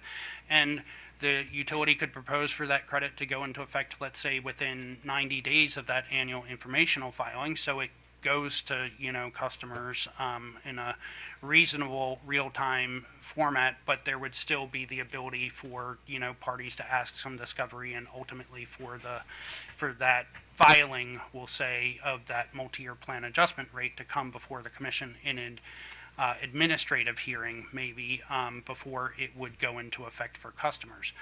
At the end of the day, that rate would be then in effect, and then, in a future rate case, all of the utilities' costs would still be subject to a prudency review, but it just wouldn't. That prudency review could happen in the context of a rate case proceeding that was already happening. It wouldn't have to happen within the context of, a separate reconciliation proceeding.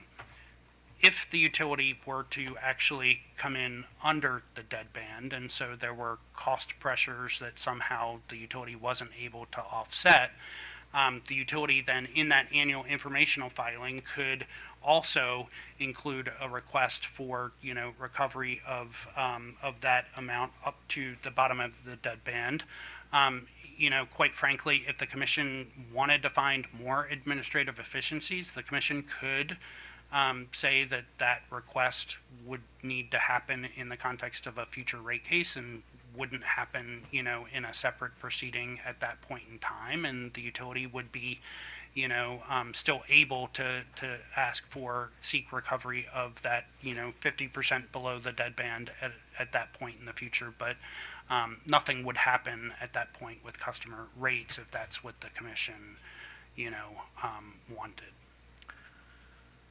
So Mr. Case mentioned that, this concept has been used in other capacities, and I guess the concern I have is that I actually have some experience in dealing with one of these, and my past experience was that literally the devil is in the details of these things, and that there are, particularly with companies of your size and with all these factors you're sort of talking about, which would be excluded from this process, Right.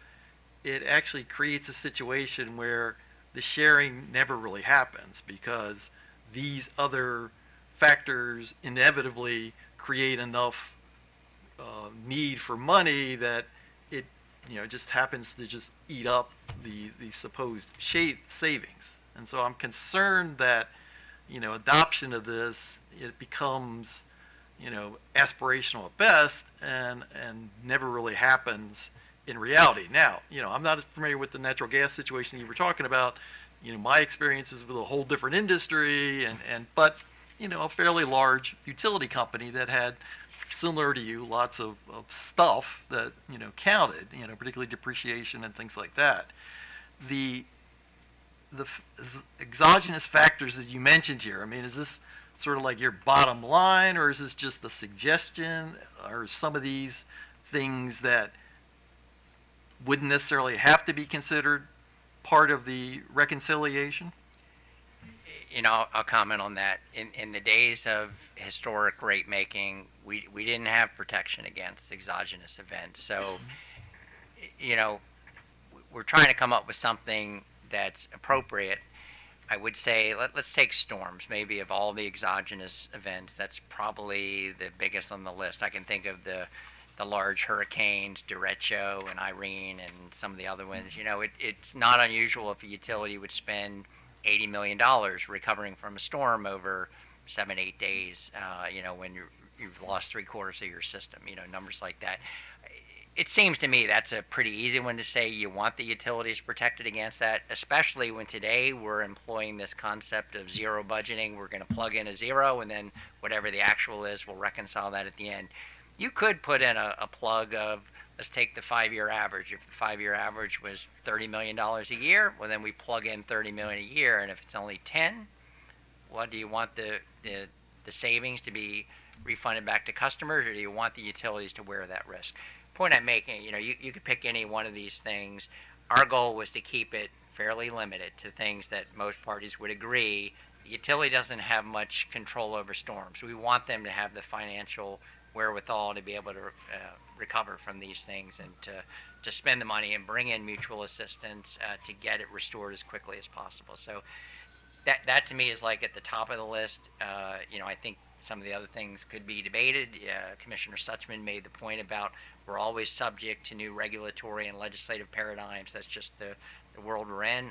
I suppose you could say maybe there's an allowance for some amount of things when the utility creates its budget for new legislative requirements, and then you don't do a true-up on that.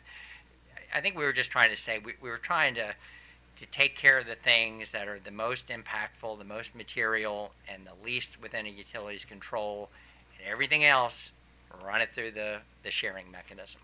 And I would say, to add on, if I could, the new business category might be another one that the commission would really want to consider, like storms, but maybe for different reasons, because especially for the electric business, I think there's a desire to see more electrification, and that certainly, including that as an exogenous factor here, recognizes the fact that we can forecast what that rate of electrification is going to look like, but it's not going to be a perfect predictor of what it is, and it gives that protection for that to happen.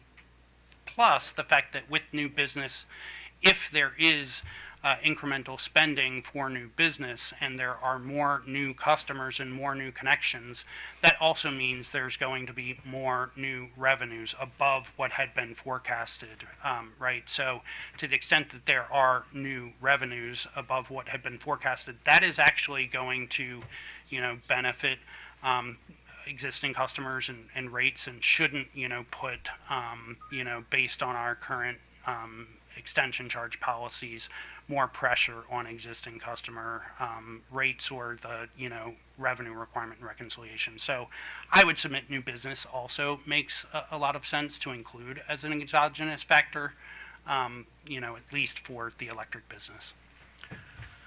So in reviewing the comments by the parties that tend to participate in your rate cases, some of them obviously don't like the concept of multi-year rate plans for various reasons, but I noticed that almost all of them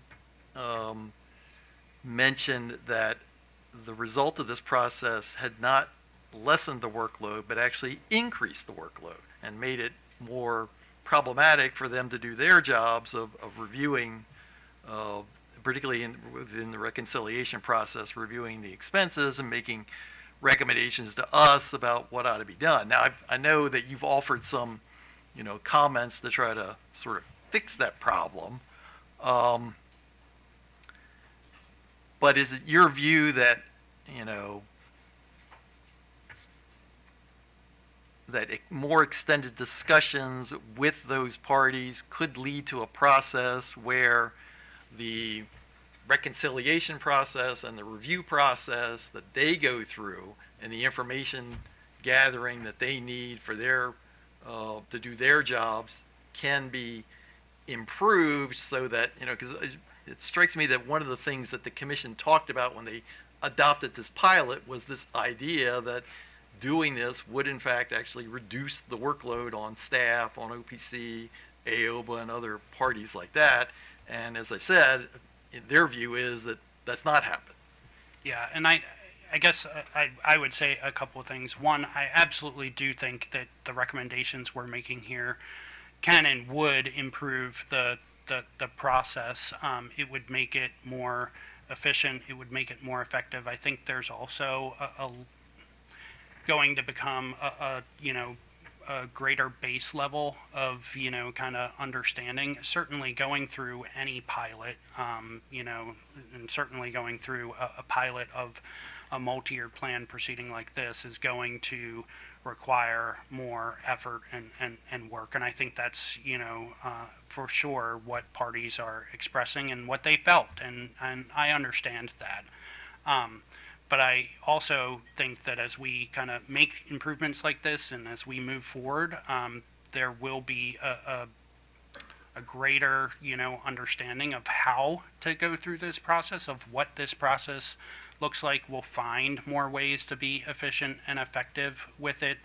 And so I do think that, but at the same time, part of this whole process is the idea that there is more information that parties and the commission, need and want to have. And anytime that you have, more information like this being shared, there's going to be fundamentally, more effort that's going to be needed to, digest it and understand it. And I think what will ultimately really help in terms of efficiency and effectiveness is not just is a better understanding of where within all of the information the parties might want to focus and what they're most interested in.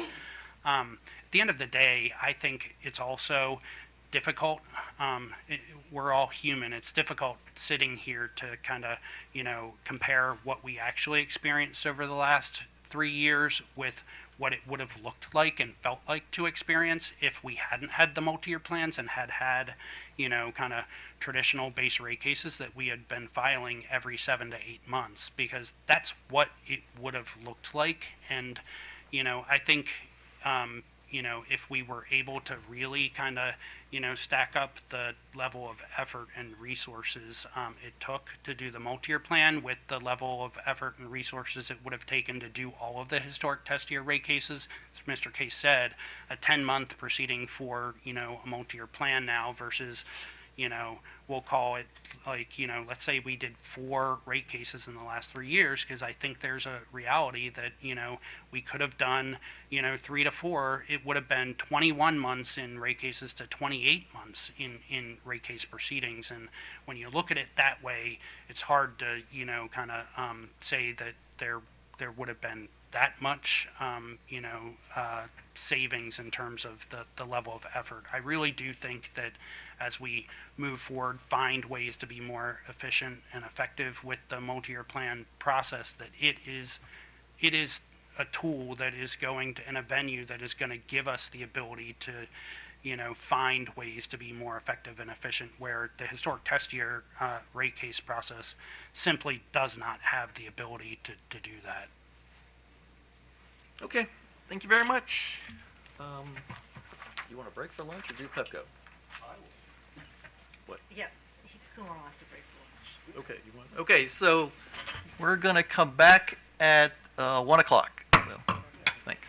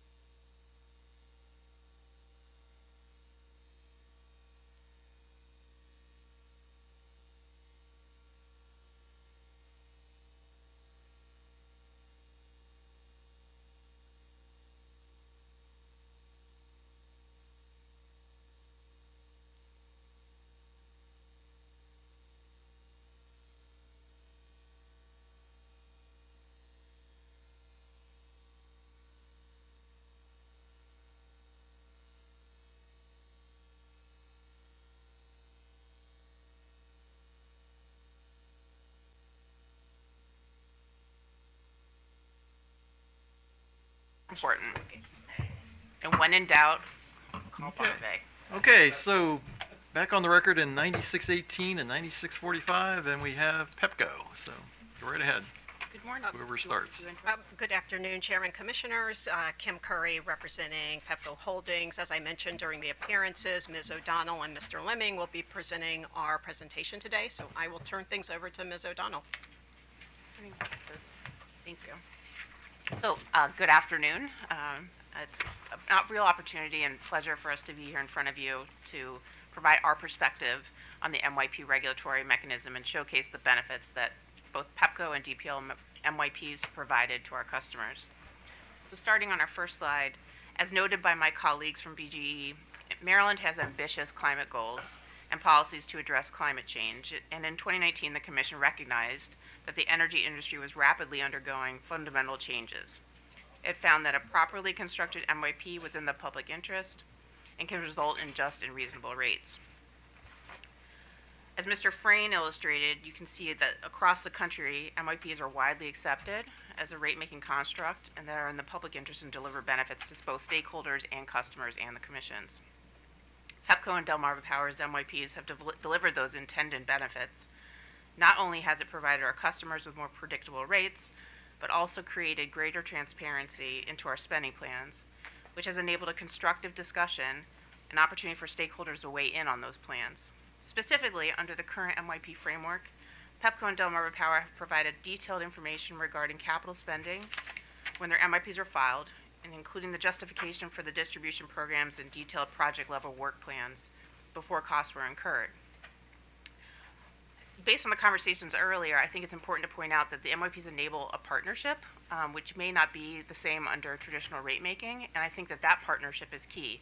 While it may appear adversarial or there may be more work associated with the MYPs, I think it's that partnership that's really key as we move forward on this journey in the energy transformation. And again, we take seriously the feedback of the parties in our cases and the Commission, and we agree opportunities to examine improvements to the current MYP construct is appropriate this time, and we encourage it, hence why we put forth some suggestions in alignment with BGE.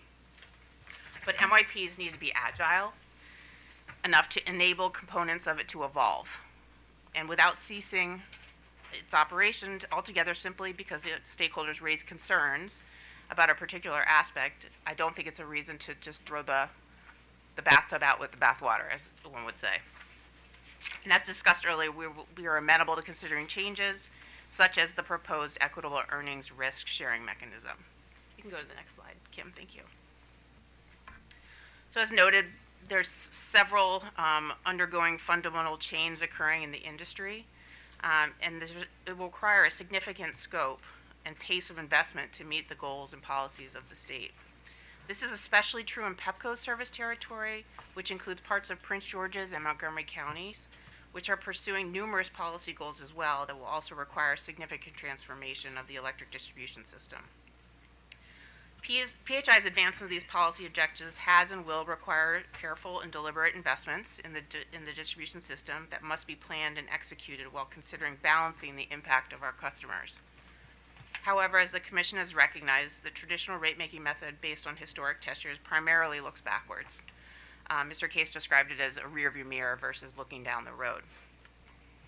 Meaning that before MYPs, the planned future investments was not typically part of the rate case review process. So consequently, stakeholders in the Commission only had the opportunity to review utilities capital spend after it had occurred. In other words, stakeholders had no ability to review utilities planned capital spending and opine on whether it would achieve the state's policy goals. Commissioner Richard, you talked about work groups, and you can see there's certainly many, many initiatives in play, and I want to answer your question about what has been working well in terms of work groups, and I have a couple examples that I think are really important to showcase, and that is, one, because of the interconnection process undergoing in the Commission, in our last Pepco Maryland, we proposed the Smart Inverter Pilot. So that's an innovation that has come about through working groups and then made their way into the MYPs. I think what's important to note is that the working groups were doing such good work in partnership with the other parties, but the MYP almost compresses those silos. One could say that the working groups are done in silos, maybe, but they all feed into the MYP, so you can kind of see all the impact at once, similar to the way the Empower program works. You get to see the plans for the next 3 years and certainly see the customer impact and the other parts of the MYP and the impacts to the customers, and you can make that assessment. Go to the next slide, please. I just want to comment really quickly on what we've delivered to our customers in terms of reliable service. We've delivered a reliable and resilient grid, which we think is a critical platform for the energy transformation in order to build on that.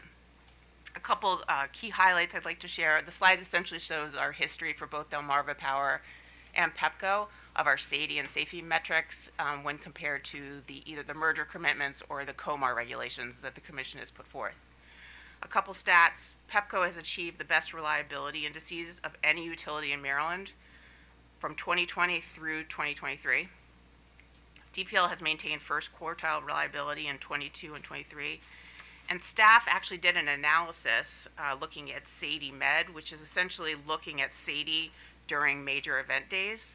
And they found that PEPCO and Delmarva Power were the most resilient utilities when analyzed looking back at a 5-year average.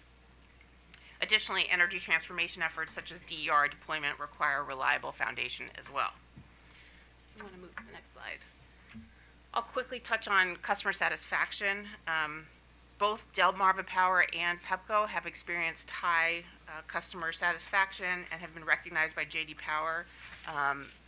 PEPCO has received scores above the East Large Region average, and then Delmarva Power has received the award for the highest ranking in the East Mid-Size region for 2023 and 2022. In terms of our own internal customer satisfaction studies, we have also seen high in the 90% range customer satisfaction at both our companies for reliability. With that, I'll turn it over to Mr. Lemming to talk about the impacts on our rates. All right. Thank you and good afternoon. As we shift our focus here to rates, I just want to build off of what Ms. O'Donnell was saying, and really take a moment to note that clearly we've been, as she noted, delivering on industry-leading performance in terms of reliability as well as customer satisfaction. But what this slide here highlights is that we've been doing it at rates right in line with national averages. And importantly, I think this is something that we want to highlight. You'll hear from parties that the MYP construct has merely been a vehicle for us to invest, not deliver benefits to customers, and charge excessive rates. And we think this clearly demonstrates that the reality could be further from the truth. We've been doing right by our customers in our view, and doing it as we note here, rates right in line with industry averages. You heard Mr. Case earlier talking about the fact that nationally we've seen rates rising in recent years. That's not a unique dynamic to PHI, to Delmarva Power, to PEPCO. It's not a unique dynamic to Maryland, and it is not a unique dynamic caused by MYPs. Whether you look before the implementation of MYPs in the 2020 timeframe or after, you can see PEPCO and Delmarva's rate experience remains right in line from a relative kind of ranking perspective with its industry peers before and after MYPs, and we have not seen a fundamental shift in that ranking. It's just an important consideration I think that we want to highlight here. Also similar to what Mr. Case talked about a bit earlier, if we go back to the 2010 timeframe as we were embarking on the journey of Empower, we've seen PEPCO and Delmarva customers experience an average residential bill growth of 1.6 and 2.1% on average, which is well below the rate of inflation over that time period. And just highlight that to really denote the work that the companies have done over the years through Empower, through the investments in our system, to really help customers manage their energy uses and consumption and align with state policies, and then the benefits those have delivered here. And these are really in addition to the added advantages that we're now able to offer through MYPs, through a lot of the discussion you've heard today around rate predictability, our ability to phase in and smooth rates over multi-year periods, and just wanted to highlight some of those facts and benefits that we've been able to deliver here on top of the tremendous customer service that we've been able to offer to customers.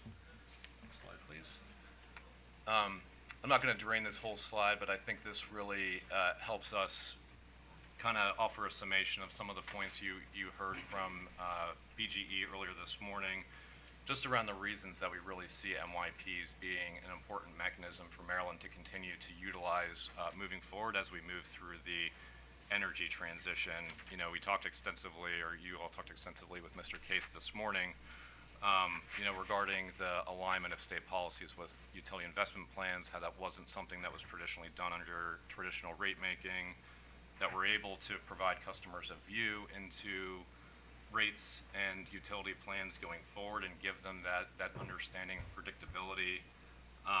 The fact that we're able to create administrative efficiencies through being able to space out these proceedings over multiple years. And certainly, I think, the Commission had noted before that a financially healthy utility is in the state's and customers' interests, and this mechanism has helped us achieve that. None of this is to say by any means that the mechanism is perfect as it exists today. We're here to talk about, the things that we've heard from parties, the fact that we think it can and should improve, and we're committed to delivering on that moving forward. But do think that this offers an important view of those things that we will lose if we transition back to a traditional rate-making environment that we leveraged over, the past years before we began implementation of MYPs back in the 2019 timeframe. Next slide, please. I want to take a moment to talk about the equitable earnings risk-sharing mechanism, noting the request for a simpler acronym here moving forward. But I'm not going to rehash everything you heard from Mr. Frayne about the mechanism and how it will function. We can certainly answer questions about that if you still have any. But what I do want to highlight here is we really have heard from parties the concerns they've raised around incentives for utility cost control, the administrative efficiency that they believe has been missing from the MYP construct, and the ways in which the current reconciliation process may impact rate predictability, and really feel like this is a comprehensive and appropriate mechanism to directly address those concerns. It's one you heard Mr. Frayne talking about has been found to be in the public interest across the country. And just a little bit about what exactly we mean by that, right? I think if we were to look at utilities that are able to run their business efficiently, find those cost controls that parties or administrative efficiencies that parties are saying are lacking in this construct today, we can create that win-win scenario, deliver those benefits to customers. And I want to highlight that we have seen that work today in practice through Delmarva Power. Delmarva Power operated efficiently in its first rate year of an MYP, over-earned. Its return was outside that deadband and is currently in the process of flowing those benefits back to customers. So we think this really helps preserve that benefit that exists today and preserves it going forward into the future and demonstrates that we think utilities are incentivized to do that and will deliver it and will not game the system to focus on collecting additional costs going forward. We have delivered these savings to customers and we'll do that in the future. This mechanism, as it's constructed, would have continued had it been in place to deliver those benefits to Delmarva customers and flow them back. If we take a minute and talk about PEPCO's experience, I do want to remind folks we spent some time back in the March timeframe back in the spring talking about our rate year 1 and rate year 2 reconciliations for PEPCO. And we as a company felt very proud of how we executed under our first MYP for those 2 rate years. We came within $1 million of our approved revenue requirement for that first year, operating right to our plans. Our second year, we were within a more modest amount and had a $7 million reconciliation. When we talk about administrative efficiency here, what this mechanism would have done was effectively held the utility accountable to operating within that deadband and saying, yeah, you were close, but a little bit over, we would have borne that risk and there would have been no reconciliation. And so we would not have had that additional administrative burden that we heard from parties about in that proceeding to be litigating that reconciliation then and there. It also would have helped promote parties have raised concerns around rate predictability that, we set rates, utilities come back in with a reconciliation, it'll change in the future. We don't see that as predictable.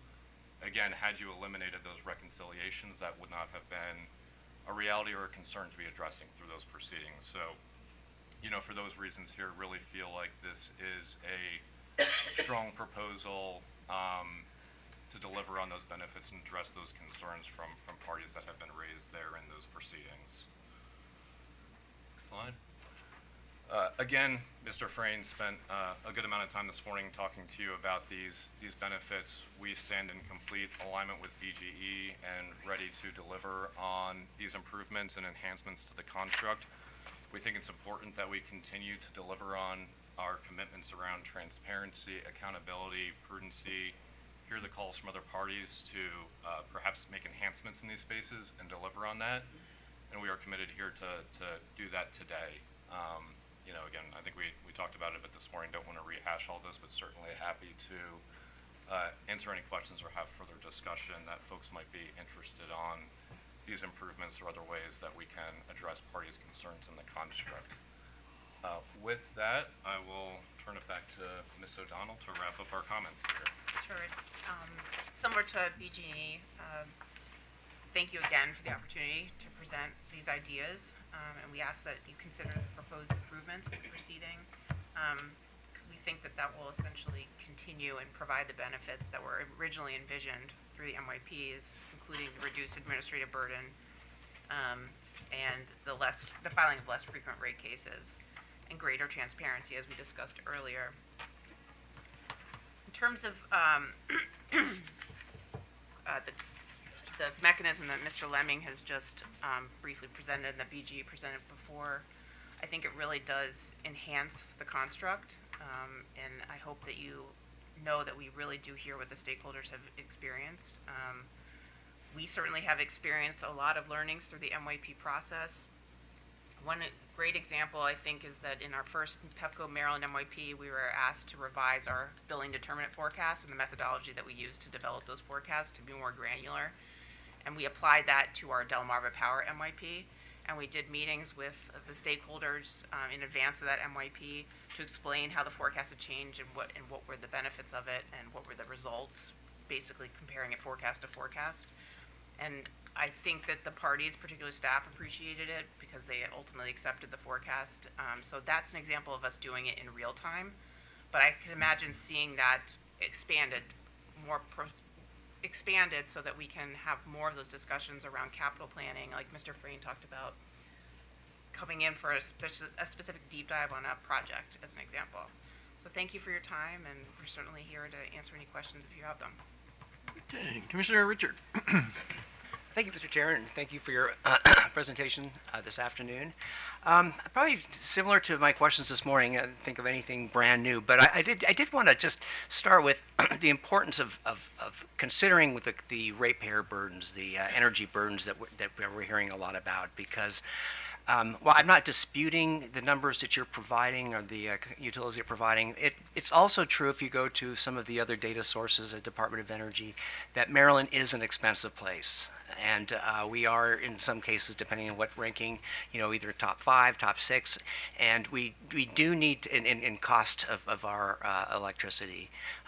And so I think that is important, and I think it's one of the reasons as we're looking through some of the concerns raised by the other stakeholders, that they go immediately at the top concern what the costs are. One, are you truly controlling and sticking with a plan for your capital costs, and then also staying within your budget for the O&E costs. And we've seen at this point, there was last week and just other reviews that that has been a significant addition that undermines the whole predictability argument of one of the reasons to go with MYP. So again, I'm glad that you're recognizing that and you're looking at possible solutions, because that might be a first step if we want to move in the direction and the other stakeholders want to move in direction to try to maintain an MYP. But as you're looking at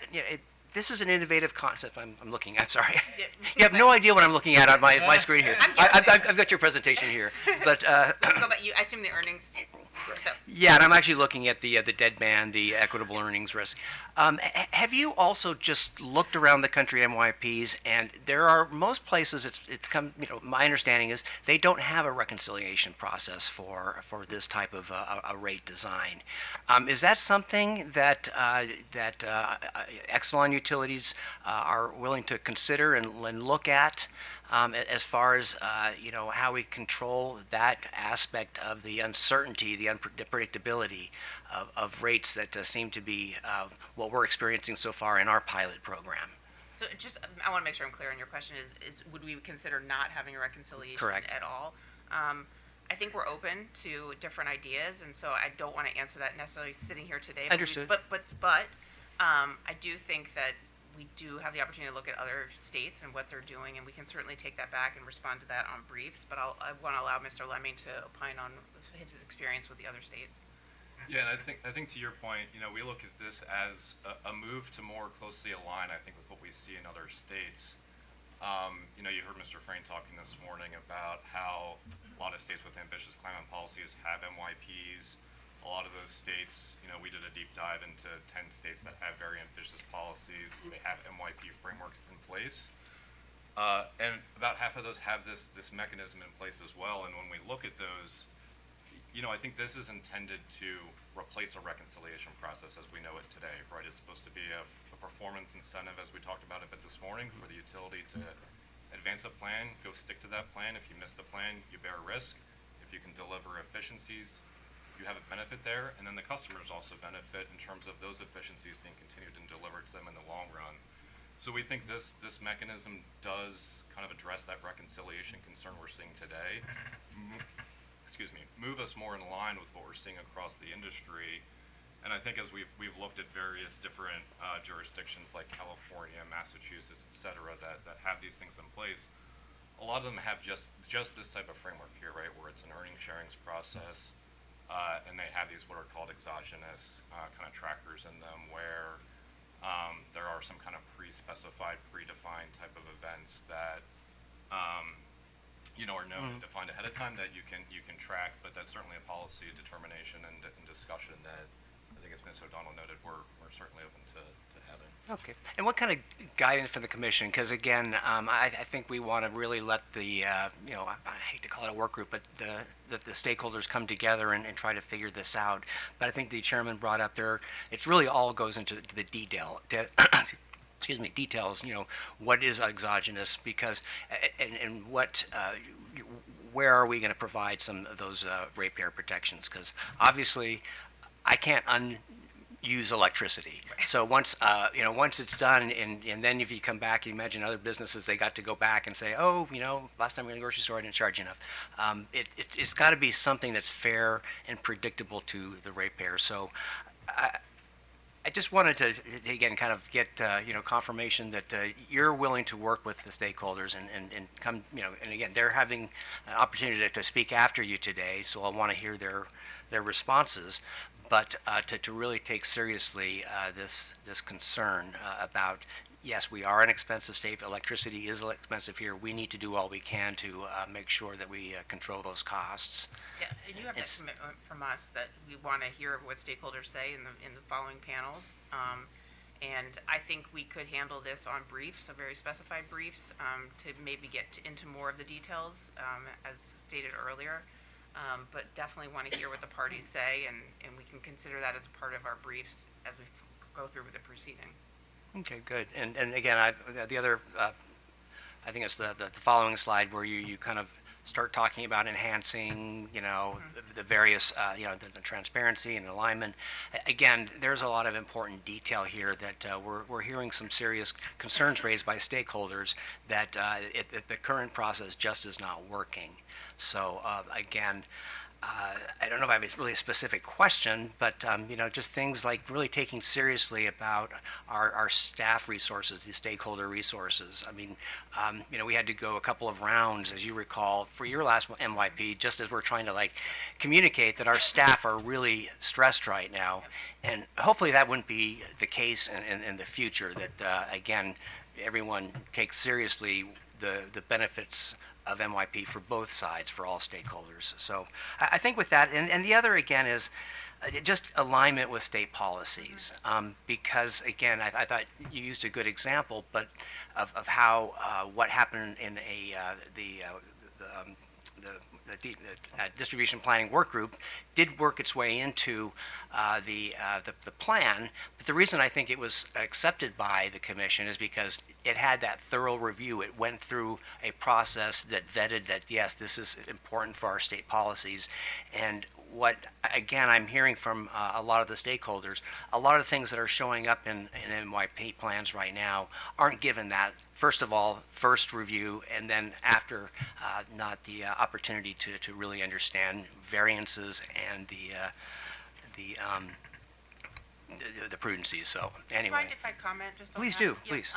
So with the working groups, I think we're still in a lot of infancy in those working groups, so you may not have seen that show up in a current MYP, but what I would anticipate is, especially with respect to the DSP working group, that's sort of a mid-range plan. I think that they're looking at 5 to 7 years out as an example, and so let's say a substation is discussed and come up with a solution as a part of that DSP working group. You have those 5 to 7 years ahead of you, but we can certainly come in with the MYP, which is a 3-year preview, and show you that what has come out of the DSP. You can see the impacts to customers, and then you can assess it from a revenue and a customer impact, having already had that working group process entail to support the benefits of that project, as an example. So I think the timing of the DSP actually would really work well with the MYP construct. So that's an example where I do think it could work well. Certainly the EV programs, I think, are working very well, and we've been able to come back, and we're about to give you a phase 2 proposal. And then when we come back for the MYP, we can showcase the costs again. We can do the BCA analysis. There's other factors that can be built into the MYP process. So I don't look at them as, again, like silos. I look at them as one portfolio of looking at programs, incentives, and then feeding it into the MYP so you can see the financial implications. And opine on it so that you can see into the future versus us coming back and saying, oh, this is what the impact was.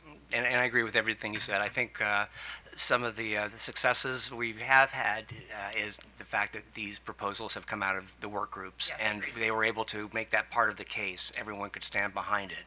But we got a lot of other proposals that didn't get that scrutiny.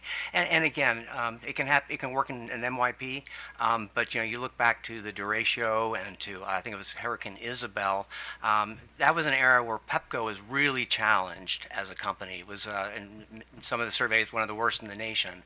But again, with our reliability proceedings and everything that came out of it, now Pepco and all of our utilities are some of the best in the nation. So that all happened under historic test years. So I think the work groups and the proceedings, I think, are a strong place to build. So. And the MYPs, I think, can strengthen that working group process as well. And if you can work with some of your colleagues and our other stakeholders, I'm certainly open to hearing more. Thank So you. with that, thank you, Mr. Chair. Mr. Barbe. Thank you, Mr. Chairman. I don't have that much, except for the record. You were here. You heard the give and take between us and BGE. I would presume that you agreed with the answers that they gave. Yes. Fundamentally, anything you would like to add to what they said, perhaps to expand on something where they may not have stated the case? The only thing I'll say is that I think the word work has been used as a bad word. The what? The word work has been used as a bad word. I've always felt that way about it. I like it. Well, maybe I'm the weirdo in the room. But I do think that there is a lot of work associated with the MYPs, but I think that work will lead to great outcomes if we can partner better. And I think we are very open to partnering better and providing the information necessary to the parties to achieve that. Okay, that's it for me, Mr. Chairman. Commissioner Sushman.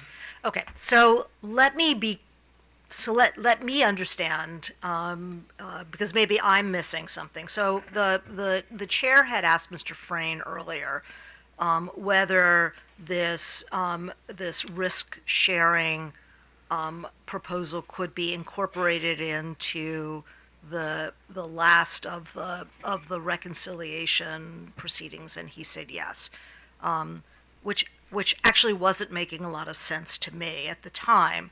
And am I hearing that you believe that your proposal about the risk sharing would be in, or earnings risk sharing would be in place of a reconciliation? So the MYP would come in, it would be a 3-year looking forward MYP, and then for 3 years we wouldn't see you again. And then we would see you again to review the risk sharing mechanism, and to the extent we come up with some exogenous aspect of that, look at the prudency of that. Is that what your thinking is? Yes, and I think we're in alignment with BG on this until I'll just talk through to make sure we're kind of speaking. Okay, because I thought that it sounded like you were not in alignment with BG, but I'm going to trust that you're in alignment with Yes, BG. and I think since earlier I was you gonna speak to them much more than I do. I was trying to speak to some of Pepco's performance where Okay. we would have been within that dead band, and that would have Yeah, alleviated. no, and I appreciate that. So I'm actually trying to, because I feel like the reconciliation process is not working. I mean, if we get a BGE proposal at a reconciliation that matches the original approval that we issued, then there's something that's not right. And so if we were to do a multi-year, we really shouldn't see you again for 3 years or whatever the period is. And so we wouldn't, if we adopt this kind of proposal, when would we see you? And maybe I'll talk through Delmarva Power since we're kind of going through an MYP with them and Sure. how that would work exactly. So in March of this year, we filed our first annual informational filing for Delmarva Power. It had showed that we exceeded our authorized return, and we proposed to flow that money back to customers, give them that benefit of those efficiencies we were able to find. That was approved by the commission. That's ongoing now. So we can't go back and change that, but that would have worked largely the same. There just would have been that band where the utility was incentivized to keep some, and then the sharing would have happened, and it would have flown that back to customers. There wouldn't have So this would just be sort of an annual, we just want to let you know how we're doing. Yes. Okay. So coming up in next March, we'll file the rate year 2 annual informational filing for Delmarva Power. Those results will be what those results are. And you're not seeking reconciliation for Delmarva Power? So we would file an annual informational filing. We would Right. report what we earned versus what we were authorized. Right. And if you were under-earning? We would, if we were in the dead band, nothing would happen. Rates would remain. Okay. And we if were you're out under- of the dead band? We would report what that amount was, but we wouldn't file a case to say, let's adjust rates now and do that. It would be noted as an under recovery and a possible situation for risk sharing to occur. The next time we filed a rate proceeding, to your point, 3 years in the future after we filed our last one, we could take a look at that balance and say, here's what drove that for the utility. Here's why we, earn, call it, 50 basis points lower, so we're outside that band. There's about $3 million that we're seeking to recover, as an example. And here's why we think that was reasonable and prudent. We would be given the opportunity to make that case and have it reviewed and litigated in the context of a rate case spaced 3 years apart from our last one. And parties would have an opportunity to review that, opine on it, and the commission would ultimately have an opportunity to decide yes or no. We think it would be appropriate to. Okay, and no more reconciliation? I mean, that is the extent of it. No, I mean, but in terms of a reconciliation proceeding, that would be no reconciliation proceeding. I don't believe that we would see that need for one. We could handle it within the context of that rate case. Okay. To deliver that efficiency. That's largely how it works today. I think what you may be touching on is there's these final reconciliations that exist today. Well, what I'm touching on is what we had last week. Yes. So I'd like to see that end. And I mean, some of the point of a multi-year plan is also, I mean, you've decided to take on some of the risk looking forward. And so a reconciliation basically takes the risk away. Yes, we would certainly look to do that. in the Okay, future. so I would love to hear what the parties think about something like this.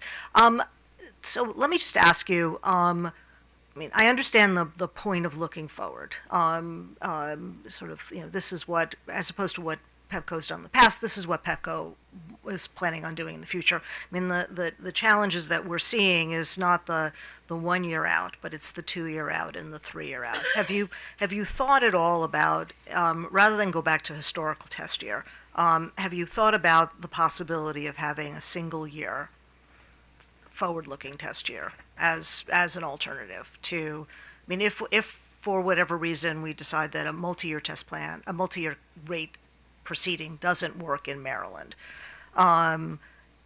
instead of going back to historical, do you see at all the value of a single year forward-looking test year? And to the extent that there is value, I mean, what do you see the challenges of something like that? You'd certainly have similar benefits because you'd still get to see a forward-looking plan with forward-looking capital spending plans. It's limited, so it's 1 year. So I think you wouldn't see the efficiencies from a filing perspective. So I think you'd still see filings every 12 to 18, maybe every 2 years, depending on whether it was 1 year or 2 year forecasted. But I certainly think it would be improvement over traditional rate making. I just think you get more benefits out seeing things out 2 to 3 years. Okay, but do you see fewer filings if it's a single year forward-looking as opposed to historical? I think you'd still see frequent annual rate cases. Maybe it would be every 2 years, but I think we could take that back and opine on what that would look like for us. But it's certainly, it's an improvement over traditional. Okay. And one other thing I'd like to add is the economic development benefit. You've heard diverse suppliers say that the farther you look outwards, it helps with the planning of their businesses, purchasing of equipment, hiring of personnel. So there's that benefit as well, the more years you go out. Okay. All right. That's all I have. So amongst the PHI companies, do any of the others aside from Delmarva have a multi-year rate plan in effect? I'm thinking about DC or Atlantic City Electric. Atlantic City is under traditional rate making. They do have capital trackers. DPL Delaware also has a capital tracker called DISIC, but they also have traditional rate making, but they are in the midst of a proceeding to look, similar to what the Maryland Commission did in 2019, look at alternative forms of rate making. And then DC, we're currently waiting for a decision from the Pepco, from the DC Commission on our current MYP proposal. But we definitely have looked at it in both New Jersey and Delaware, but Delaware is a little further along in terms of have put a proposal in front of the Delaware Commission. Okay, thank you very much. Thank you. Thank you. So actually, let me turn to AOBA first. I know we got sort of a panel, but I think I want to kind of deal with them separately, though.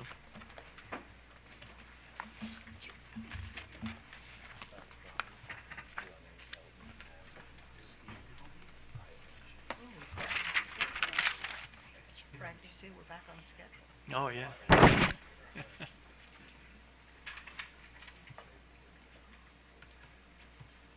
Although we may get off schedule again.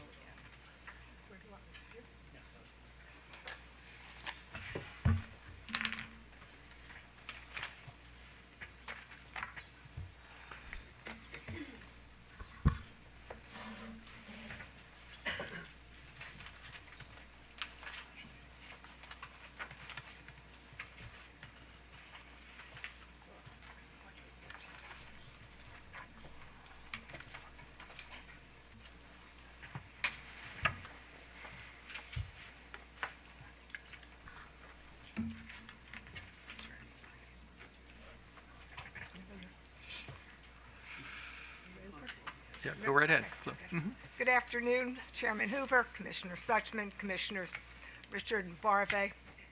AOBA and other parties filed comments on the 6 topics set forth by the Commission in its August 15, 2024 notice.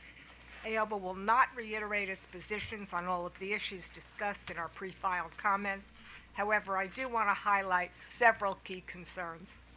First, AOBA, OPC staff, MEA, and Constellation, essentially the majority of the parties that are not directly affiliated with Exelon, agree that the claimed benefits of MRPs have not been achieved. There is a large gap between the rhetoric of the Exelon utilities and the realities of MRPs. The Exelon utilities continue to rely on this Commission's past determinations regarding its expectations of the potential benefits an MRP may provide. However, those expectations have not been realized. The Commission's past determinations regarding the potential benefits of MRPs need to be reconciled with actual experience under MRPs to date. There is substantial concern among the non-Exelon parties regarding the incentives the MRPs in Maryland have created for aggressive utility capital spending, the Exelon utilities' use of large unbudgeted expenditures to expand their claimed needs for additional revenue, and the resultant loss of necessary and important ratepayer protections. In the Exelon Utilities MRP rate cases, the Commission made determinations regarding the affordability of rates, and it set revenue requirements for each of the Exelon utilities to reflect those considerations.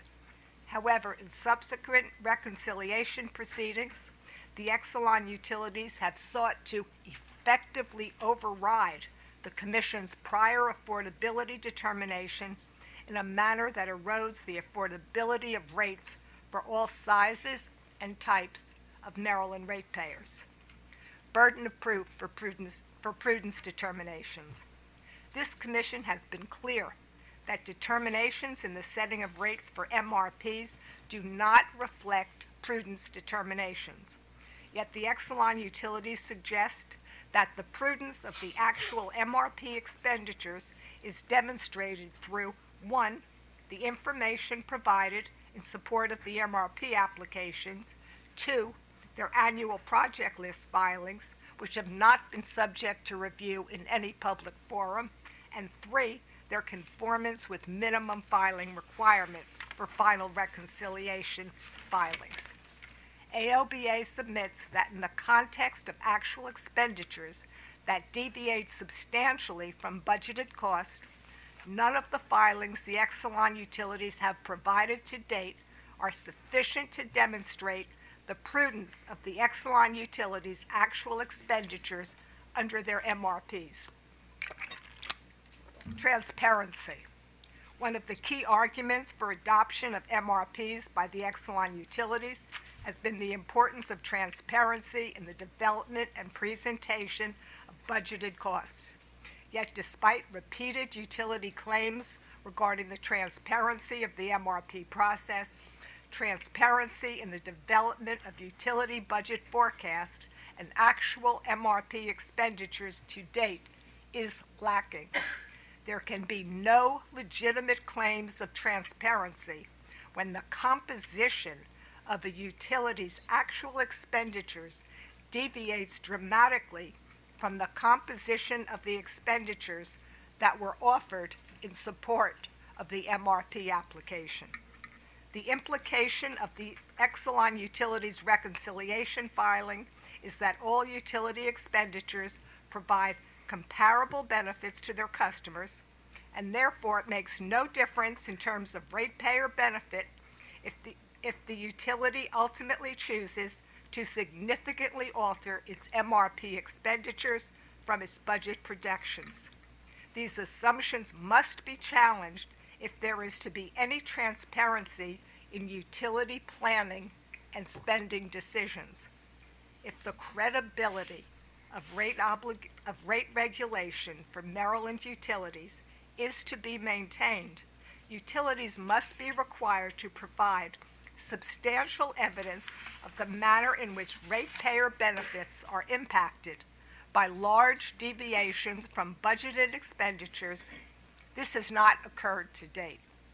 Moreover, the Commission must recognize that when the composition of a utility's actual expenditures deviates from the composition of its budget expenditures, the importance of detailed after-the-fact reviews of the utility's actual expenditures increases. To maintain ratepayer protections against abusive spending by a monopoly provider of utility services, more detailed and granular investigations of utility support for actual expenditures is imperative. Yet investigations of such numerous and large deviations from budgeted cost necessarily impose substantial requirements on this Commission, its staff, OPC, and other parties to investigate and respond to utility claims regarding the prudence of those expenditures that were not adequately considered when the Commission elected to approve the initial MYP. At this point, PEPCO and the other Exelon utilities have demonstrated substantial inability to forecast the composition of their future expenditures with reasonable accuracy. In that context, the importance of detailed and time-consuming after-the-fact reviews of the prudence of utility actual expenditures cannot be ignored. As the utility reconciliation filings to date demonstrate, forecasted capital and operating budgets for future MRP rate years constitute little more than wish lists that facilitate the utility's efforts to meet aggressive parent companies' earning growth projections. The Exelon utilities have argued that the MRP construct provides ratepayers several bites of the apple. First, with the initial filing of the MRP, then with annual updates of project lists, and again with the final reconciliation and prudent reviews. AOBA strongly disagrees. The reconciliation process. The Exelon utilities have also argued that the reconciliation process is a benefit to ratepayers since it assures that ratepayers only pay for what is actually spent. In reality, it's quite the opposite. While this Commission has clearly indicated in Order Number 89868 that PEPCO would be held responsible for demonstrating the prudence of its expenditures at the conclusion of the MRP period, PEPCO has not done so. In that order, this Commission stated, the Commission has not approved revenues to match all of PEPCO's pending and planned projects. It will be up to PEPCO to determine how to use the lower authorized revenue increase and how to allocate the funds in a prudent manner. Also, in Order Number 90948, the Commission indicated that it expects the utilities to manage their operations and spending within the limits the Commission has approved, and the Commission added they may consider a variance test where a specific percentage over or under budget implementation would be deemed imprudent per se. The Commission has been presented numerous actual expenditures that represent large deviations from the cost on which this Commission relied to set rates. Yet the Exelon utility variance explanations fall well short of demonstrating the prudence of such expenditures. Effectively, the Exelon utilities have ignored the Commission's admonition regarding their need to demonstrate prudence, and instead have attempted to use the reconciliation process to reward themselves for unrestrained spending and rate-based growth well in excess of the Commission's approved levels. Increased regulatory burdens. The Exelon utilities claim that MRPs have reduced administrative burden is a complete fallacy. The mere reduction in the number of base rate cases filed by the Exelon utilities is not the appropriate measure of reduced regulatory burdens on staff, OPC, AOBA, and other parties. Staff, OPC, and AOBA all agree that MRPs have increased regulatory burdens. As OPC stated in its reply comments, reviews of annual information filings, annual project list updates, and final reconciliation filings places a substantial strain on parties with limited resources. AOBA has limited budgets for the review of annual information filings and final reconciliation filings. Thus, the requirements of such reviews impose significant additional cost on budgets, which must be balanced with regulatory demands in 2 other jurisdictions. The MRP process has increased, not decreased, the cost of AOBA's involvement in Maryland proceedings. The Exelon utilities have provided no evidence that MRPs have reduced parties' regulatory burdens. The company's suggestion is simply that the parties learn how to improve the process. Not surprisingly, the utilities indicate they're open to suggestions from the parties to improve the MRP process. However, they continue to advocate for ratepayers being guinea pigs under a continuation of MRP implementation while that process is being refined or redone. The Exelon utilities fail to address more important considerations regarding how the credibility of the rate-making process can be maintained. 1, without substantive review of the prudence of actual utility expenditures on an after-the-fact basis, and 2, without imposing large additional regulatory burdens on the Commission, its staff, OPC, and the parties. As AOBA stated in its comments, the MRP experiment has been a failure, and we do not support continuation of MRPs. We also do not support the Exelon utilities' pursuit of generic MRP policies and practices. If this commission decides to continue MRPs in some sort of fashion, AOBA submits it should do so on a case-by-case basis. Shifting of burden of proof. Your Honors, I want to conclude by stressing something of particular concern to AOBA, and that is the complete shift in the burden of proof for determining the prudence of utility expenditures.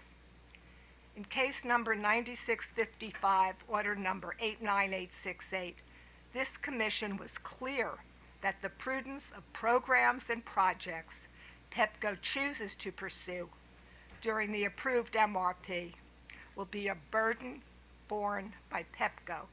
Commission stated, PEPCO should be prepared to thoroughly demonstrate the prudence of its decision whether to proceed or not with the 69 kV rebuild program, as well as any other program or project, in this case, based upon forecast. In the same paragraph, the Commission also indicated it will not shift the risk of potentially imprudent spending to ratepayers by effectively pre-authorizing rate recovery prior to a full prudence review. This commission has been consistent and clear that it is the Exelon Utilities' responsibility and burden of proof to demonstrate the prudence of their actual expenditures. However, AOPA is concerned that the Commission's recent decision in order number 91370, case 9655, to allow more time for discovery, that this Commission implies to AOPA that the burden of proof has now shifted through the discovery process, that the parties must disprove through the discovery process PEPCO's unsubstantiated assertions of prudence.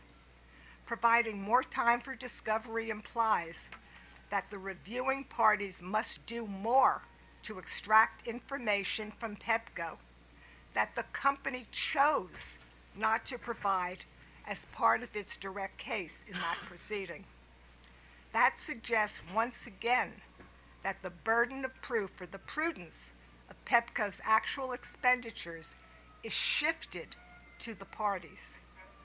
Yet, importantly, as the sole repository for essentially all information regarding actual MRP expenditures and decisions underlying the incurrence of such cost, PEPCO, as well as the other Exelon utilities, must carry the burden of demonstrating the prudence of their actual MRP expenditures. This is not a burden that should be shifted to other parties who lack the direct access to PEPCO's internal records and communications. Your Honors, that concludes my remarks this afternoon. AOBA is available for the Commission's questions. Bruce R. Oliver, President of Revelo Hill Associates, AOBA's consultant in case numbers 9618, 9655, 9702, and now in the PEPCO reconciliation rate year 3 case 9655, will respond to questions from the Commission. Thank you, Your Honor. Commissioner Barve. Thank you, Mr. Chairman. Thank you for your testimony. I'd like to ask if you have had a chance to examine this equitable earnings risk sharing mechanism proposal, and if you have an opinion about it. We have listened to it as it was presented this morning, and frankly, I see a big hole in it. A big hole? Yes.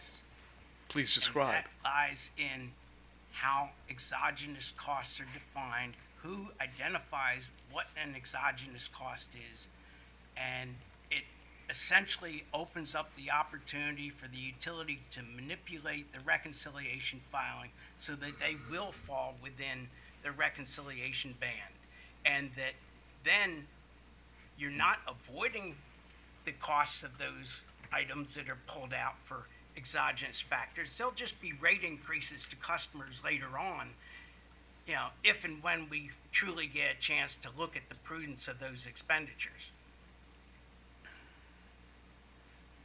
It is not a panacea for anyone except the utility to avoid closer scrutiny of its actual expenditures.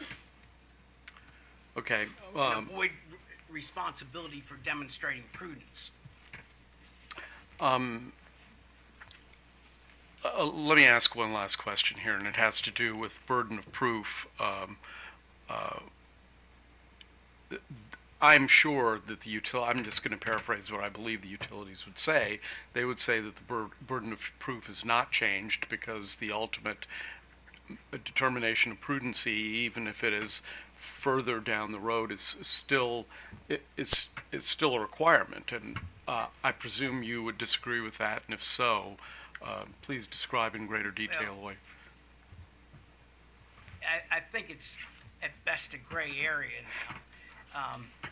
AOBA made a motion that was based on what the company had filed, and the company clearly has not demonstrated prudence. The only discussion of prudence in their filing is very, very limited and focused on the Fort Lincoln battery storage project. There's nothing in their testimony that demonstrates prudence. When we asked Discovery about what their support for the prudence of any of their projects was, they say, well, it's in the combination of our original filing, which the Commission said it did not make a prudence determination on, and which they've departed from substantially, and it's in their annual project list updates. But I've gone through those project list updates in considerable detail, and they really don't give you any guidance and very little indication of where their future expenditures are going. In many cases, the originally budgeted costs went up in the first update, down in the second, and the final costs were something entirely different, either way below or way above. They didn't tell you, they didn't give you any guidance. And the third part was meeting minimum filing requirements for a final reconciliation filing. Well, first of all, the minimum filing requirements that they referred to were only explicitly approved by this Commission for BGE. Nobody has ever said, and we even have a data request response from PEPCO that says there's nothing where the Commission said that those requirements necessarily apply to Pepco. But more importantly, there's nothing in those minimum filing requirements and in the discussion surrounding them that addresses prudence. There's nothing that says that if you meet minimum filing requirements, you have demonstrated prudence.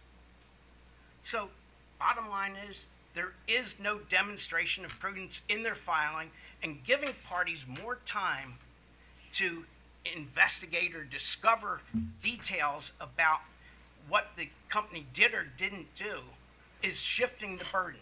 It assumes that other parties somehow can dig through all the information.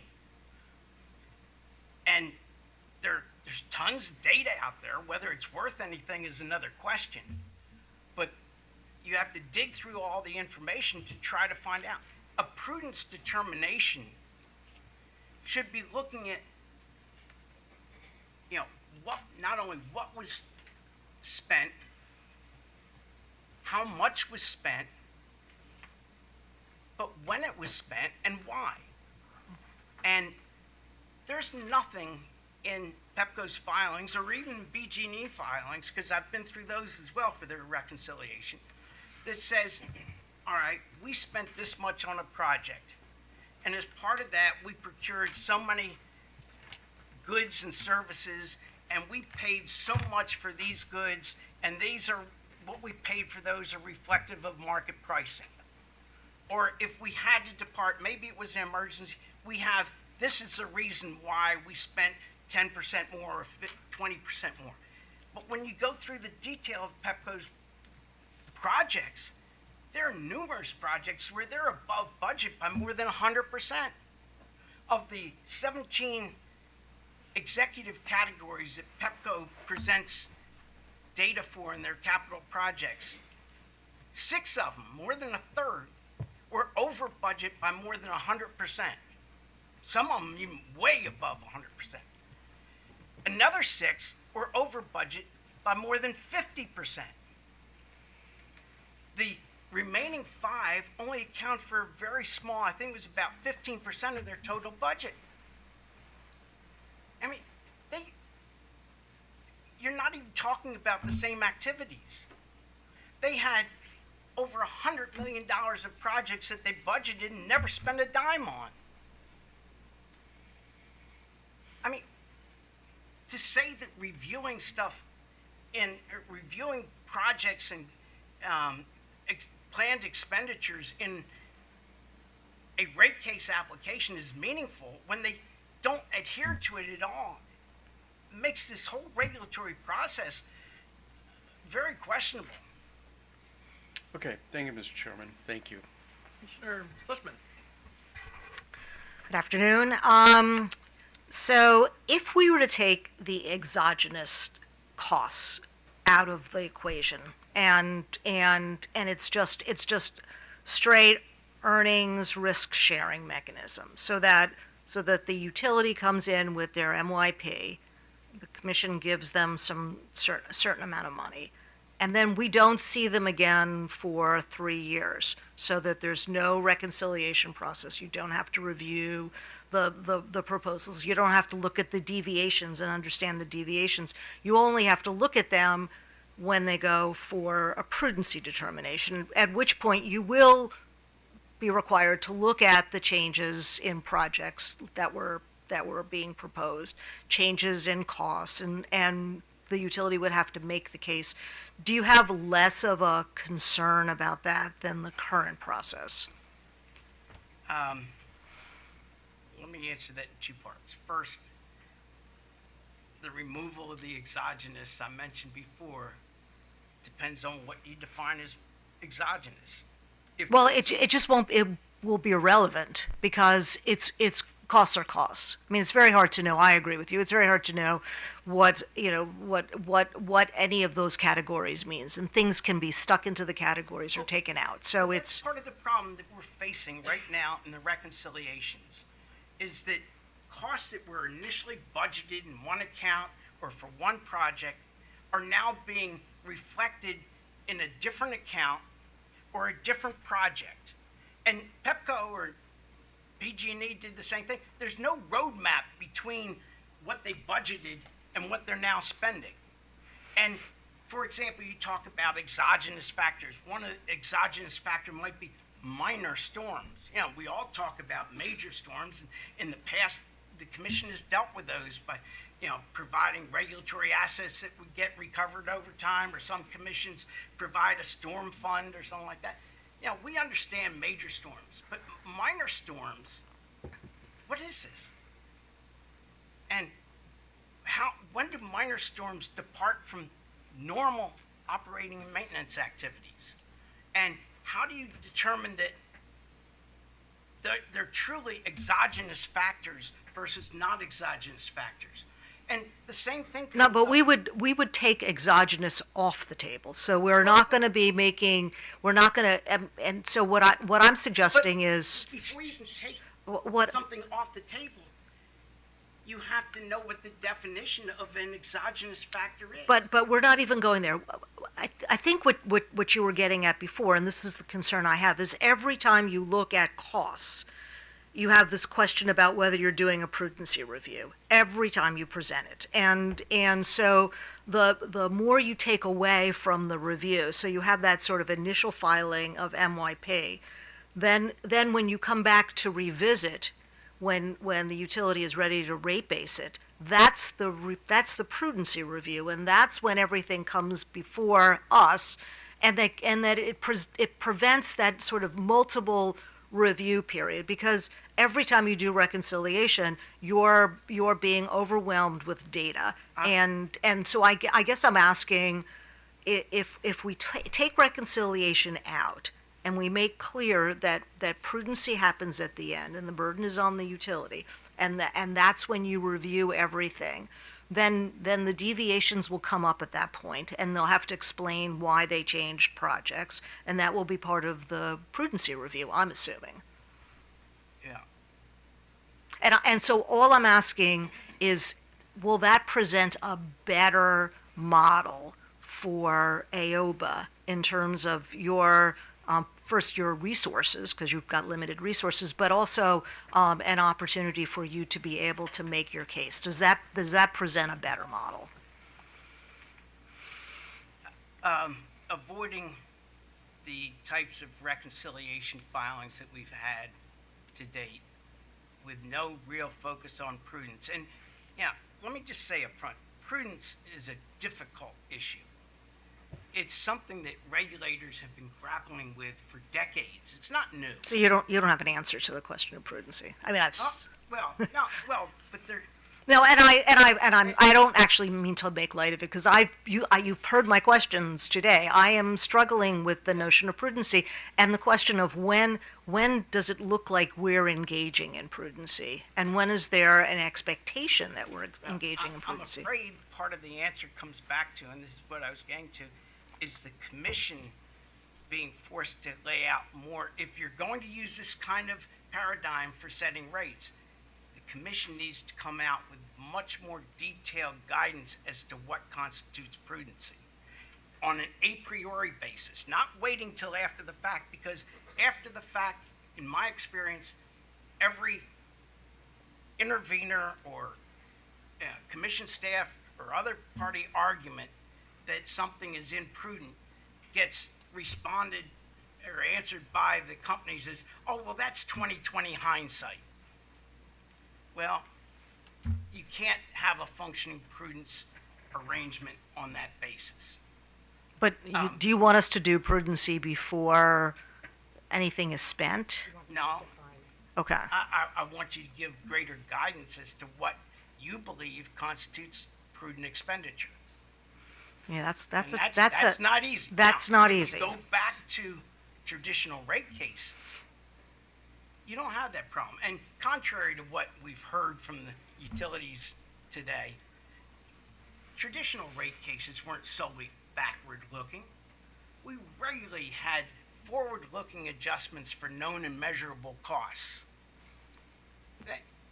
And some use of projected information is one of the commissions, I forget who suggested, but looking forward a year and having some projections that you can hold fairly closely to, that you might have some confidence in, is a very different requirement than accepting projections 2-3 years Okay. out. So that actually was going to be my follow-up question. So, because I had actually asked that before.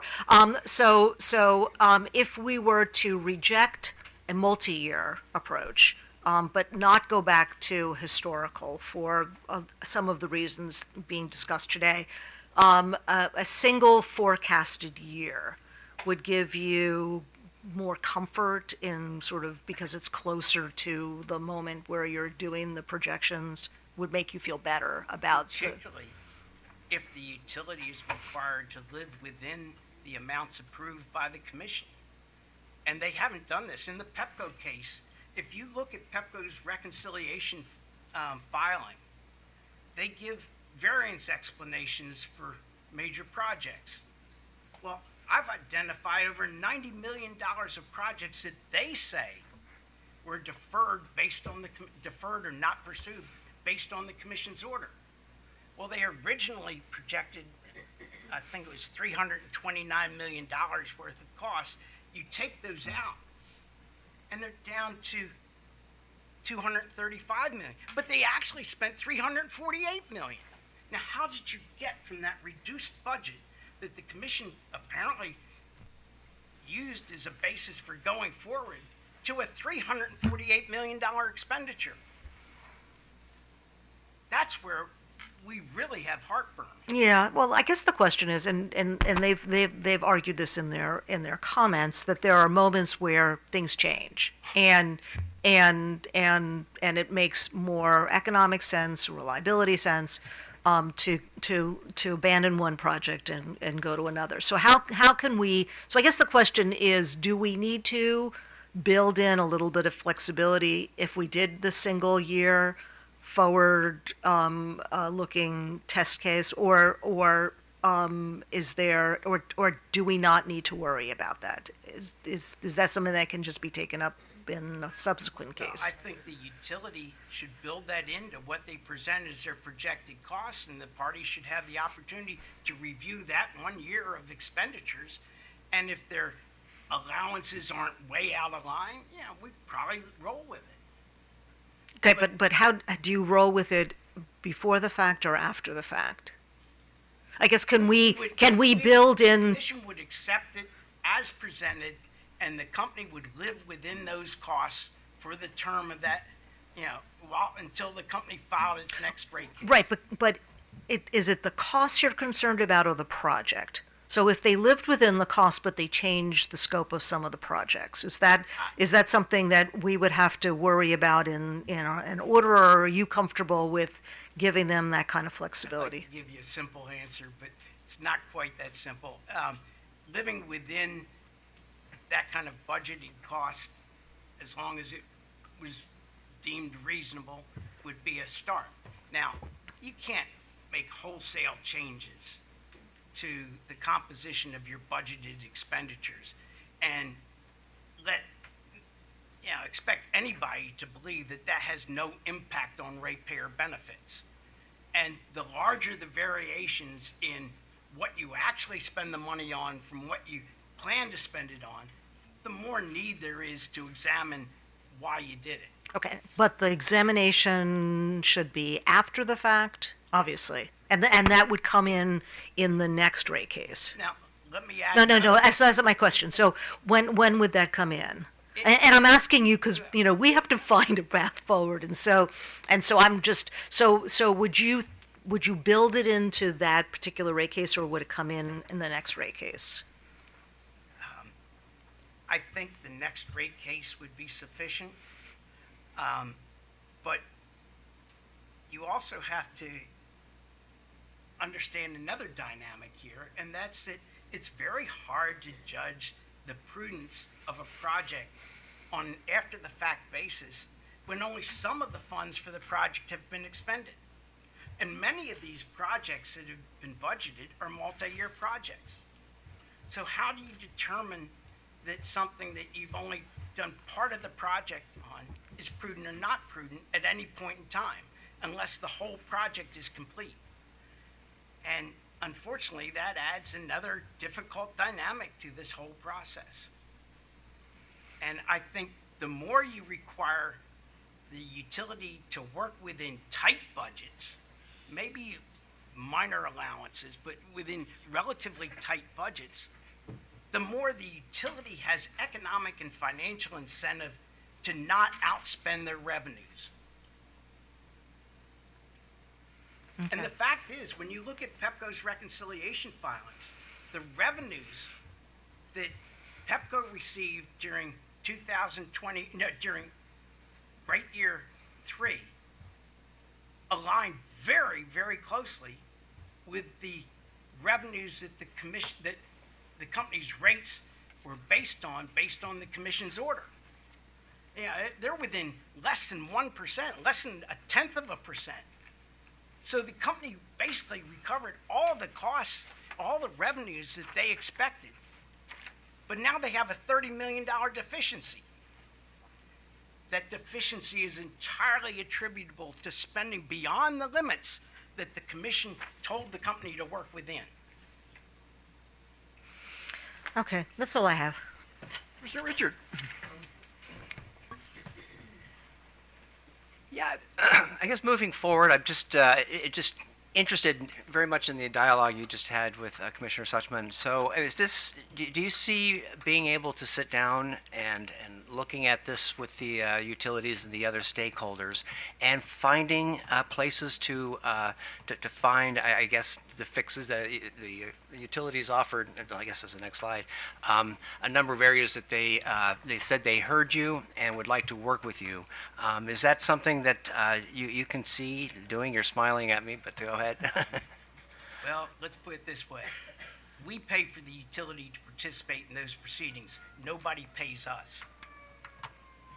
Those activities are a drain on our resources, and we don't get any compensation for it. You know, basically, our members don't understand those processes. We get paid for participation in regulatory proceedings, and you know, that basically limits how much time and resources we can put into that kind of discussion activity if we even get listened. And part of the problem is, and I've heard this from other parties as well, that the utilities leverage those proceedings to say, well, you were in attendance, you know, we heard whatever you had to say. We disregard it, but we heard what you had to say, and it's not a meaningful process. Okay. Commissioner Richard, can I just add something to that? You know, we hear a lot about stakeholder input, et cetera, and AOBA has been in just about every rate case that I can think of over many, many years.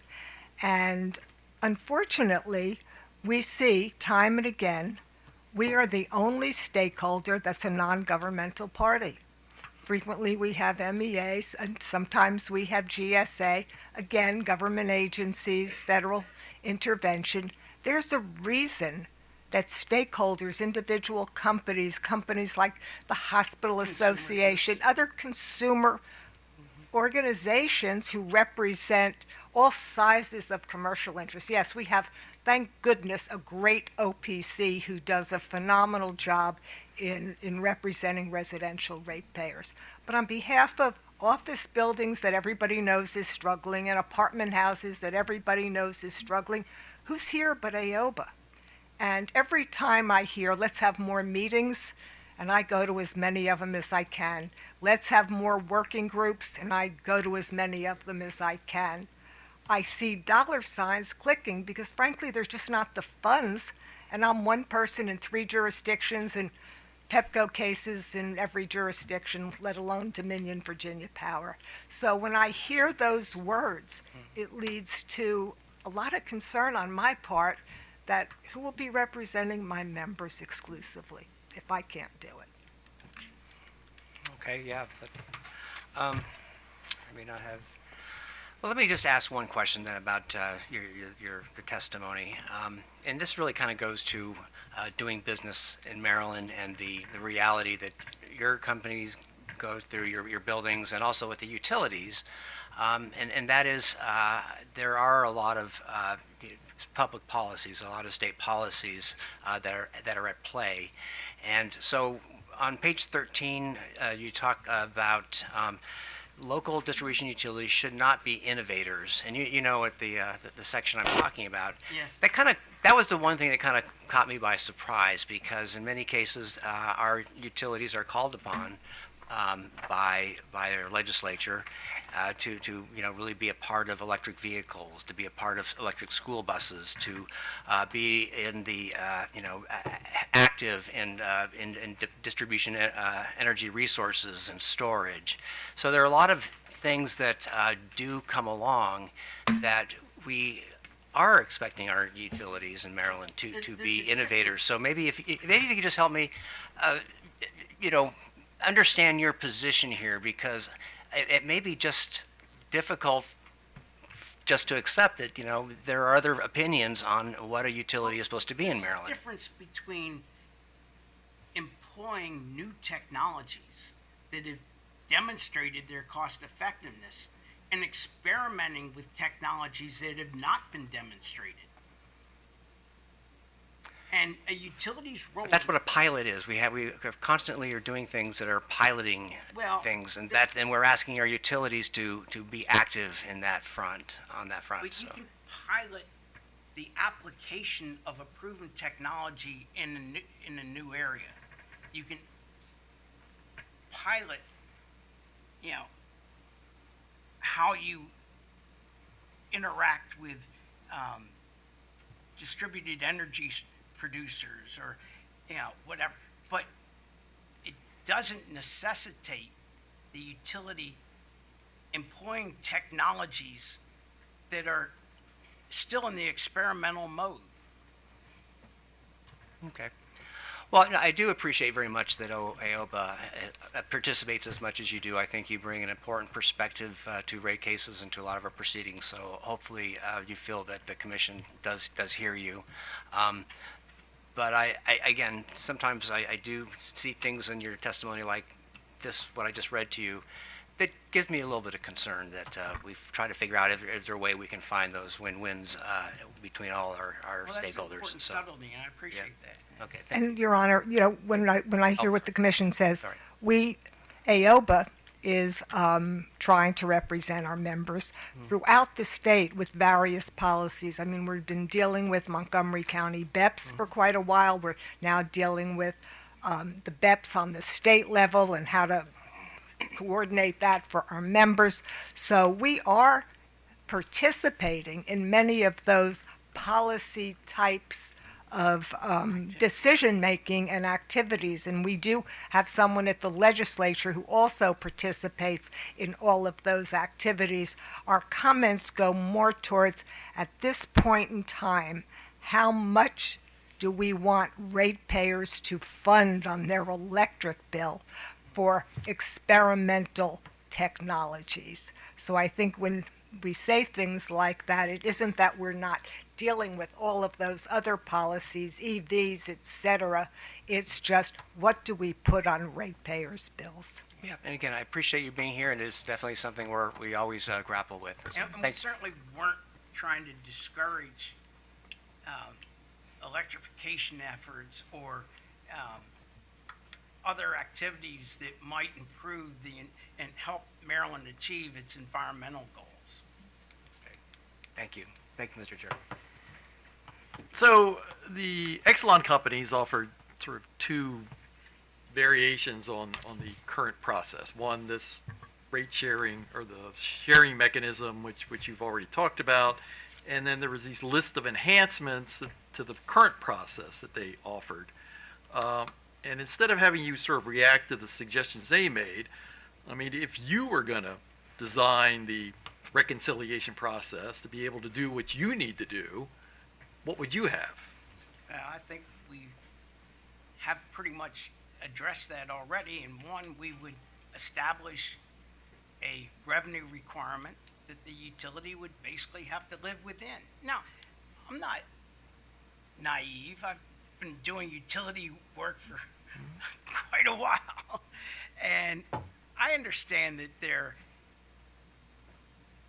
things that come up, particularly hurricanes, major storms, other unexpected events that will cause a utility to need to alter their budgets. This commission has always been responsive to those requirements, even if it was outside of a rate case proceeding. It would respond to those needs. I don't think we need an MRP to respond to those kinds of exogenous activities. While we all want to pursue and make more progress on environmental goals, the truth is the portion of the utilities' actual expenditures, both capital and operating expenditures, that are driven by policy and environmental considerations, really pretty small, is not the driver of these large overruns and expenditures that we're observing. The focus is on more basic things as to, for example, we recently got a data request response in the PEPCO proceeding where we were asking about something that they had labeled an emergent cost. And why is it an emergent cost now, and why wasn't it an emergent cost in prior filings? And the answer was, well, yes, we did incur similar costs in prior periods, but we've now decided that they are being tracked in a separate ITN, internal tracking number. And we now consider that an emergent cost that needs separate consideration. Now, in one case, something that they considered emergent costs were the needs for replacement of poles. Well, it turns out through discovery that the company has adopted a policy of reviewing their poles on a 10-year cycle. So every 10 years, a pole will get examined. And they have these experts come in with their drones and everything else and, test with the health of the pole. Well, that should be a cyclical thing with a pattern of requirements, and it's not emergent, it's carrying forward experience. It's not something that requires special consideration. And it's those kinds of things that greatly complicate the efforts of people like myself and the staff and OPC to go through and sort out what's really new and what's not, and what's emergent and what needs to be done today versus what could be done over time. Just because something is aging doesn't tell you anything. All equipment on the utility system is aging from the day it's installed. What's more important is, what's the age of that equipment relative to what you expected that equipment life to be? And if you're finding that you need to replace equipment much earlier than the depreciation lives that we've been using, well then there ought to be a very clearly demonstrable basis for that decision. And we might even need to adjust depreciation schedules.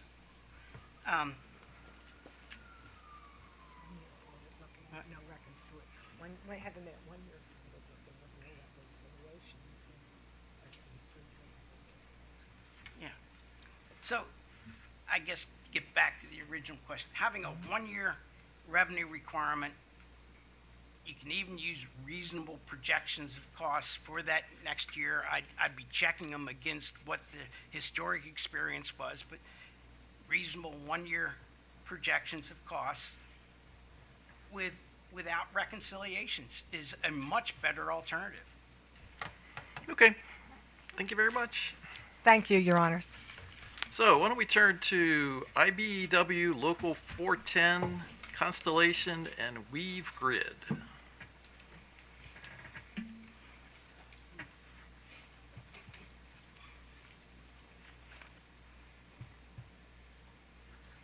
Any of them here? Oh, that's interesting. I'll certainly move things along. Alrighty, okay. Going once, going twice, going thrice. Maryland Energy Administration.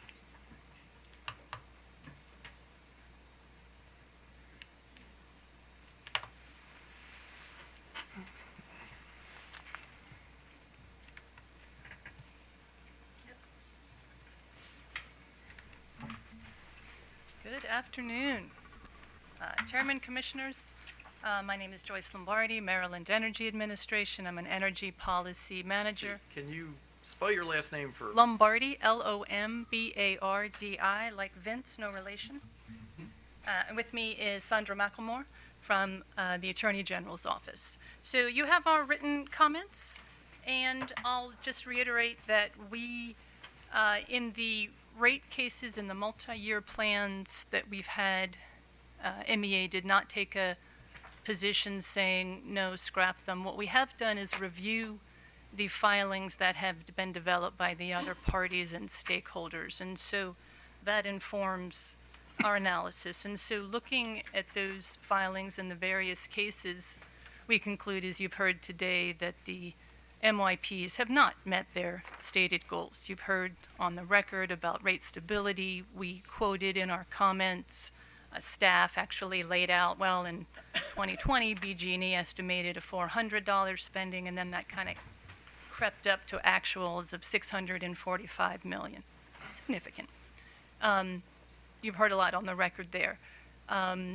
The variances, you've heard a lot about that today, and it kind of depends on how you slice it. You've heard in the filings, you see there's variances of 11% up to 177%, and you've also seen in the filings, there's a lot of discussion, well, how do we measure a variance? Is it by the entire, is it the average cost of everything? Is it project cost?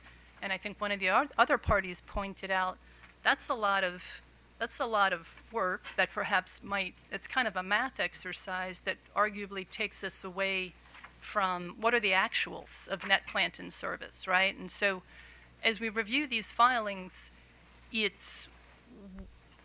are the stated goals worth it? Why are we doing this? Is it more just, more equitable, more affordable, more clean? And so as we go through, it just isn't clear. We have reviewed what the utilities have said, and I think you yourselves, in one of the things that you said in your last order was, I think there was a variance of 27% in one of the filings, and you yourself said, and Ayoba quoted it, that perhaps we should talk about a cap. And if it's above or under, then that's going to be per se imprudent. And something that we put in our filings was that might make sense rather than, kind of fight over this, just make this a little bit clearer, per se imprudent. And also, I think Ayoba talked about the burden shifting, and that is something, I'm a former prosecutor, former plaintiff's lawyer. If I don't prove my case, I lose, right? I understand this is administrative, this is not beyond a reasonable doubt, it's not a criminal proceeding, but I think it's a point, as we're reading the filings, and you've seen it too, staff is going back and forth with the companies, numerous rounds of discovery to figure out what is the cost, what is it, oh, okay, now we understand. That, yes, that is a lot of work, but as we read it, the burden seems to have shifted to the parties, to the interveners, to the parties of record, to the people who can come in, who can hire experts, who can go through the nitty-gritty and ask the right questions.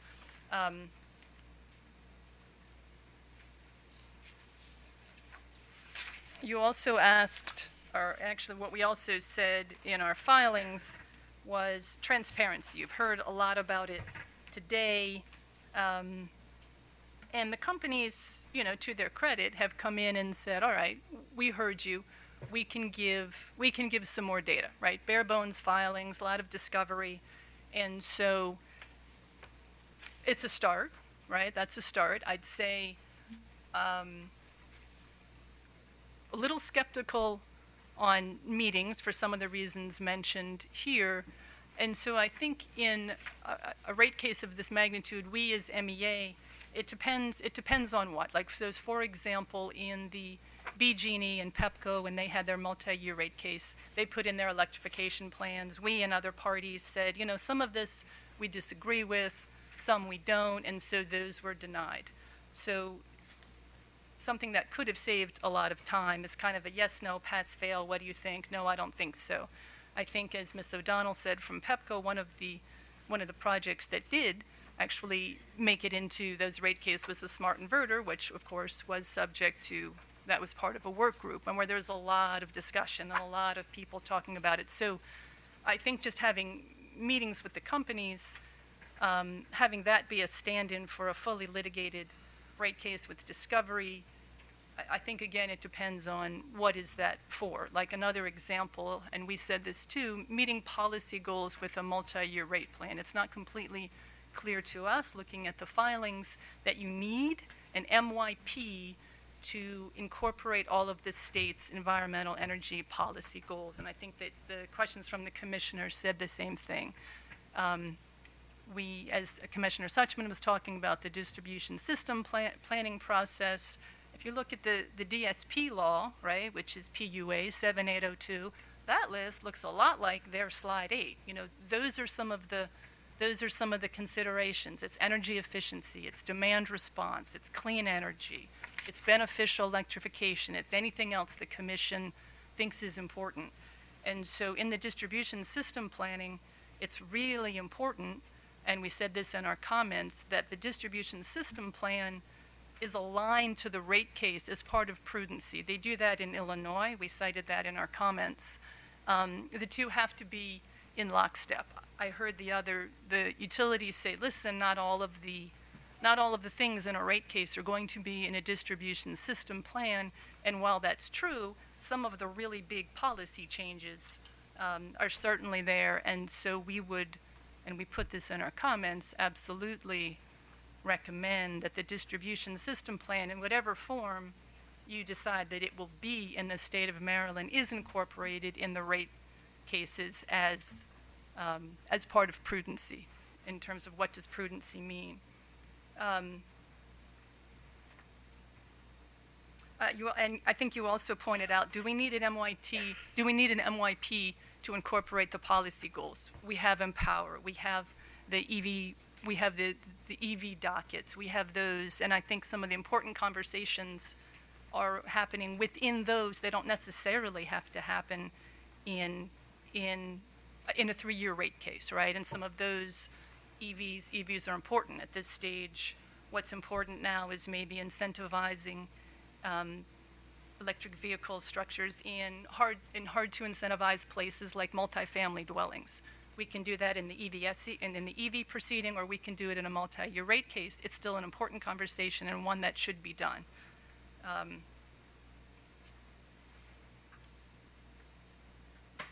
The other one that we've heard here, you're probably going to ask us about the equitable earnings risk sharing mechanism proposal. I will say we're reviewing it. I can tell you without going too far that we are skeptical for some of the reasons that you heard. Is the control of exogenous factors, what do they mean? You know, how are those being used? How are those being measured? And really, quite honestly, what's the ultimate goal of it? The ultimate goal of it, you know, by the utility's own slide, is to encourage and incentivize utility efficiency. Well, that's what a traditional rate case does as well, right? And so I think we've put it in our comments, and you've heard from a lot of people today, like just in terms of shifting risk, a traditional rate case puts the risk on the utility. And the way I look at it is kind of like an expense, right? If you go to a conference and you have a $200 day per diem, and you know you do, and you're at dinner, you could get the pasta, the chicken, or the lamb, you might get the lamb, right? I mean, if your company says, show me the receipts, and when you come back, you might get the pasta. And that's not to make light of the multi-billions of dollars that we have here, but the very nature, as everyone has said, of a multi-year plan with 3 years of forecast risk by very nature and by the kind of deficiencies of the reconciliation process, it puts the risk on the customer. It certainly does. And while this is a safeguard, you know, in other states, we're still under review. New York, it's like, hit or miss. To be determined. But it's not necessarily as clear as a traditional rate case, which is we're all used to, and it puts the risk back on the customer. And I think the final point. No, I think those are the ones. So we thank you for this proceeding. It's important. We have given it a lot of thought, and to all the presentations, and open to questions. Commissioner Barvey. No questions. Thank you, Mr. Chairman. Commissioner Richard. Yeah, thank you for being here today and for your submitted testimony. Just listening to you, I was just trying to figure out, if you're motivating us to say, yeah, we should really work hard on this, or we should just let it go. I mean, I look at your comments. You've concluded that MYPs have apparently not met their stated goals of providing rate stability and reducing administrative burdens. They seem to unfairly shift risks. So you start out, and it seems that, you're not taking I guess, a firm position, if I'm hearing you correctly. You're not giving us a lot of, hope or optimism that this can work, and maybe it's not worthwhile pursuing, or maybe if you could just help me, with characterizing what your position is, because, I mean, for me at least, it's important that, should we take the next step and see, how we can make the important reforms that are being suggested, that MEA sees it worthwhile, and that it does do something to advance state policies, and there's something in the public benefit that will help us overcome the risks that you identify in this in your filing. So, do you understand what I'm asking? I do. Yeah, okay. I do. And I think I can summarize. So, we don't like them. We don't like the multi-year plans for the reason that we stated. All right. But the only reason you don't see in here is, get rid of them and go completely wholesale back to traditional rate making. Is because there are a few things. If you do, we wouldn't object. But there are a few things that are also important, and some of the things that are important are align a traditional rate case or any rate case with the distribution system planning goals, which is the state's climate and policy goals. That's important, and I think the utilities have said that. It gives a window into what they're doing, why, and when they're doing it. That's important. Yes, we can do that in other proceedings, but I think it's really important to line those, the incentives and recovery with the state goals. So that would be something stronger. If, and I think the other caveat would be, if we just go back to straight traditional rate making, we actually like the window of transparency. What are you thinking? What about plans? I mean, there's new plans that are coming up. We welcome the opportunity to kind of talk with utilities, see the plans. We wouldn't want that to be a rubber stamp. And so I think there's some benefits.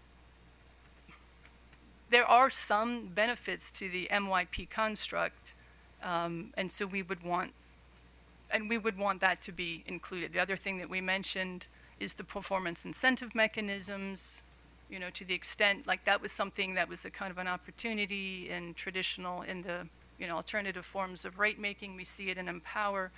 And so it's kind of a new paradigm. And so, no, we're not wanting to go back to just, traditional. It's just traditional and there's no new steps forward. If the MYP process can allow a way to align with climate goals, incentivize very specific, hard to incentivize things such as resilience and reliability in Justice 40 communities, that would be a good opportunity. And so I think we don't love them, but we're open to ways to make them much, much better. OPC is coming after us, and I think that one of what they concluded in their comments is, we don't like it, get rid of it, but if you do it, the safeguards have to be very, very, very tight and specific. And I think we would really lean on that second part. If you are going to do it, make the safeguards very, very, very tight and specific for transparency, stability, caps, spending, and make sure ultimately we are benefiting customers, all customers. Okay, and then when you look at some of the slides from the utility proposal today, do you feel like they've heard some of the stakeholders and that they are in good faith reaching out to try to address some of those issues that you're describing? Sure, on the slide, and I think I also heard them say today that, hey, this is just a start, right? And so that's a start. That's like, hey, we're willing to talk about some of this, and that is, that is a start. But the safeguards, in terms of meeting, in terms of the AIF filings, in terms of how much data are we getting, we need metrics, we need cost-benefit analysis. Like it's pretty onerous, the amount of detail that would be needed to actually see in these reconciliation filings if they're prudent. So I think it's a start, and that I would really, make that a process with the other stakeholders who are in there and in the weeds on all of these rate cases. Not necessarily defer to them, but the heavy hitters who are there scrutinizing every single filing day after day, year after year. Terrific. Great. Thank you very much. Thank you. Mr. Chair. So I'm assuming you heard my conversation with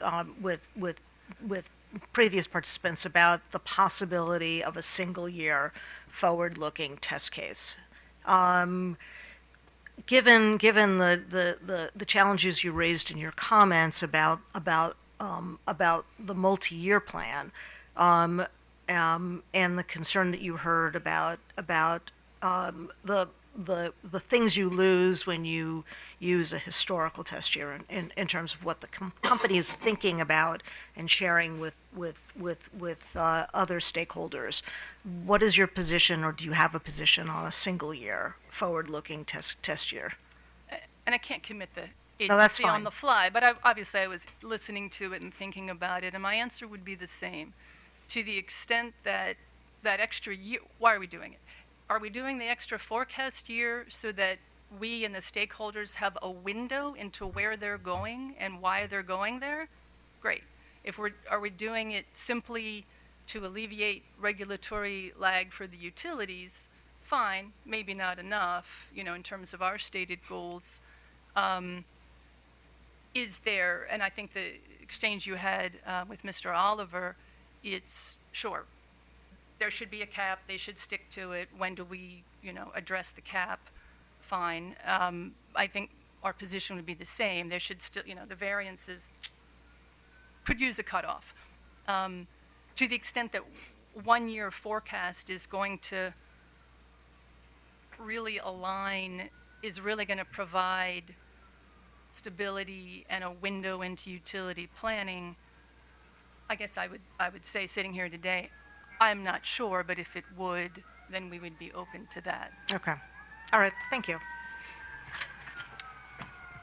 So when this was originally adopted, and I wasn't here, at least sitting up here, part of the deal was that in return for the company getting this ability to recover in rates quicker than the historic test year process, that one of the things that would happen is that the state would get a benefit from their activities in support of the state's climate goals, environmental goals, energy goals, etc.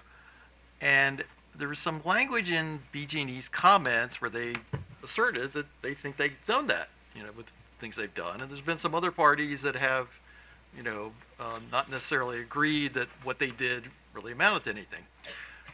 So I'm not going to ask you to comment on whether they have or they haven't, but going forward, if we keep this process, what would you want them to do to make a substantial contribution to the state's energy goals, environmental goals, climate goals, in return for them maintaining this rate recovery process, which aids them financially?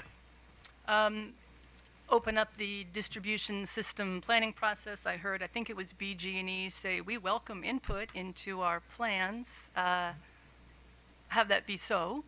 Truly so. I'm not saying they're not, but that's a really important part of what's happening. And then I think on a maybe perhaps a smaller level, and to the extent that they've said, we have the Drive Act coming, we have time of use, we have quite a few things that are coming down the pike. If there's meaningful stakeholder engagement in some of those preliminary ideas, preferably through the distribution system planning process, because it's transparent, it's not just calling MEA or staff and saying, what do you think? Then that would be beneficial. And is specifically for beneficial electrification, EVs, some of the things that we know are coming. Well, where are you going to incentivize DER penetration? And where are, target electrification, where is it going? Does it, so some of those things in 7802, I think a really meaningful integration of DSP and the rate cases open to as many stakeholders and as much feedback as possible. And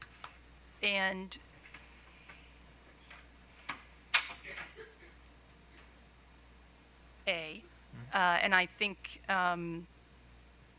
B is really affirmatively describing why these projects are necessary and really helping do some of the legwork, do some of the cost benefit, do some of the metrics. I mean, we at MEA, we give out money, and so we need metrics. And so I think those things would be very, very helpful. And yes, we're in the work groups, and we talk about this, but not all the parties are in the work groups. And I think really having some of those goals be very transparent, with metrics, cost benefit, here's what we need, here's why, I think would be helpful.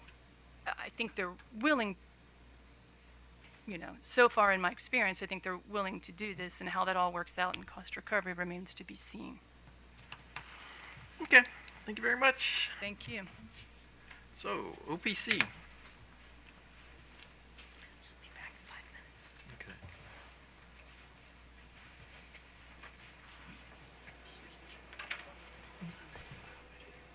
Yeah, so actually, why don't we take a 5-minute break to 3 o'clock, just so.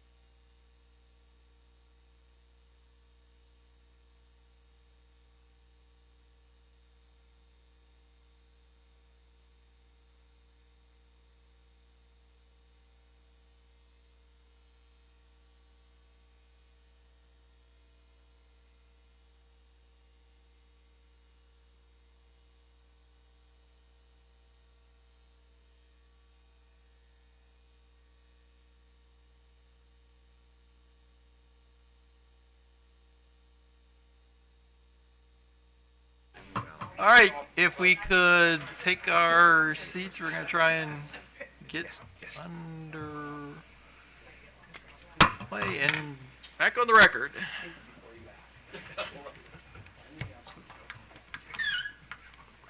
Good afternoon, Chair Hoover, Commissioners. Thank you for the opportunity to speak here today and for holding this proceeding.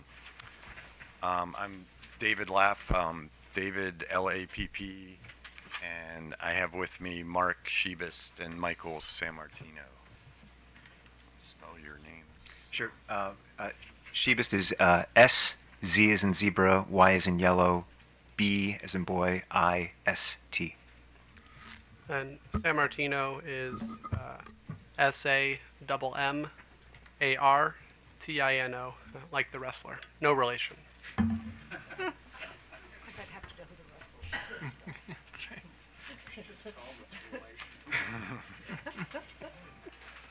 I wanted to start just by asking the question or framing the issue as what the problem is that we're trying to address with MRPs. When the Commission authorized the MRP pilot in Order 89226, it suggested that MRPs could be useful in helping with some discrete issues: cost recovery, predictability in utility revenue and in rates, rate shock, and administrative burdens. Noticeably absent from the Commission's list was state policy, which the Commission in that order said it would need additional time.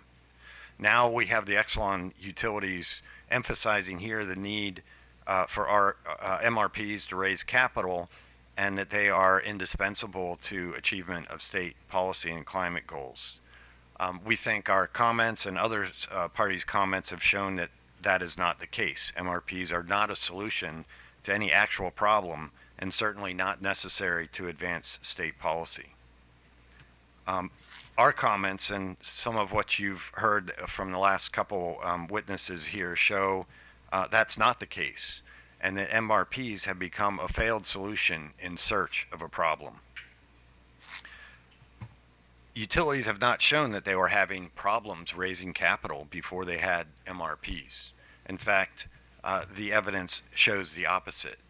At page 33 of our initial brief, we show the illustration of PEPCO's historic rates of growth in electricity demand, where in early years it was 9%, much higher percentages, and you have your own electrification study that shows much smaller rates of growth. And BGE in its comments essentially asks you to disregard that study and go back to the E3 in 1998 study that really are refuted by the Commission's own study. We know that in around 2011, BGE met a summer peak of more than 7,500 megawatts. That's substantially higher than the peaks it is facing today.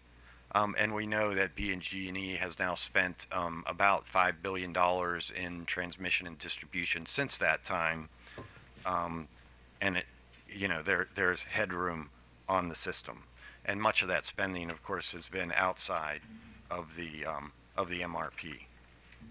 We also know that the state has made significant accomplishments in reliability after the General Assembly passed legislation, and the historic test year rate making enabled the utilities to make substantial gains in reliability metrics following that legislation and the Commission's implementation. Projected rates present inherent challenges. And for proof of those challenges, one need look no further than the reconciliations that you're dealing with, where we're looking at numbers that are far higher than the projections. And a lot of what we're trying to do here are address problems that are really created by those problematic projections and the challenges in making those projections. Caps, sharing mechanisms, additional reporting, these all address symptoms of the problem, which the root cause of which is the inherently fraught projections. I believe it was Commissioner Suchman last week in exchange with staff witness Val Caringi that observe that in predicting the challenges in predicting what's going to happen next year or the year after. And the staff witness responded that the problem is conditions change, costs change, and they're going to have an impact. And BGE's reply brief acknowledges this. It says, BGE must always be flexible to ensure that it prioritizes work that will be most beneficial to customers and to respond to significant externalities that can reshuffle work priorities. So MRPs are inherently complex, and those challenges are the largest for stakeholders like our office, and largely because they're coupled with asymmetric access to customer information. It's us that faces the challenges in these cases. We get, in the initial cases, we get wish lists of projects. Those lists require substantial resources to review plans that are likely to change. The utilities describe them as work plans, but we don't actually see plans. We get lists of projects that represent the end of a planning process into which stakeholders have little visibility. We don't have the context, we have the project lists. And so why is it that projected spending is an inherently problematic way to set rates? We think it's largely because the PSC does need to leave utilities flexibility and not hold them strictly to what they originally proposed in an MRP. They have to be reactive to ongoing circumstances. And that need for flexibility necessarily undermines the value of any extensive review of utility projects and budgets at the beginning of the MRP process. I want to touch a moment on prudence review and sort of supplementing some of what you heard from Mr. Oliver from AOBA. Prudence review is seriously undermined under MRPs.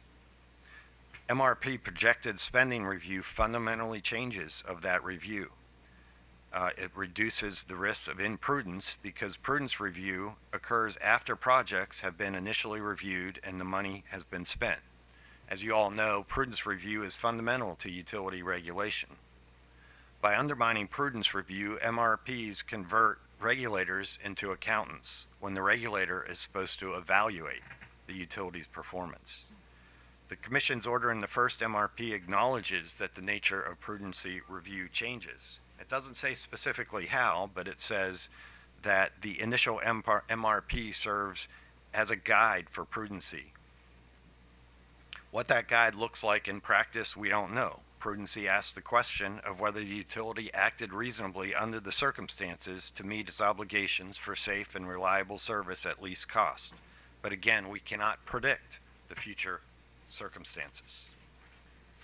If we consider an example of evaluating a simple decision of the utility to replace a vehicle, the utility would be imprudent if it paid $75,000 for a vehicle with a market value of $50,000, if it bought a fancy sports car when a Ford Escort would safely and reliably perform the needed service, or if it purchased extravagant options that unnecessarily inflated vehicle cost.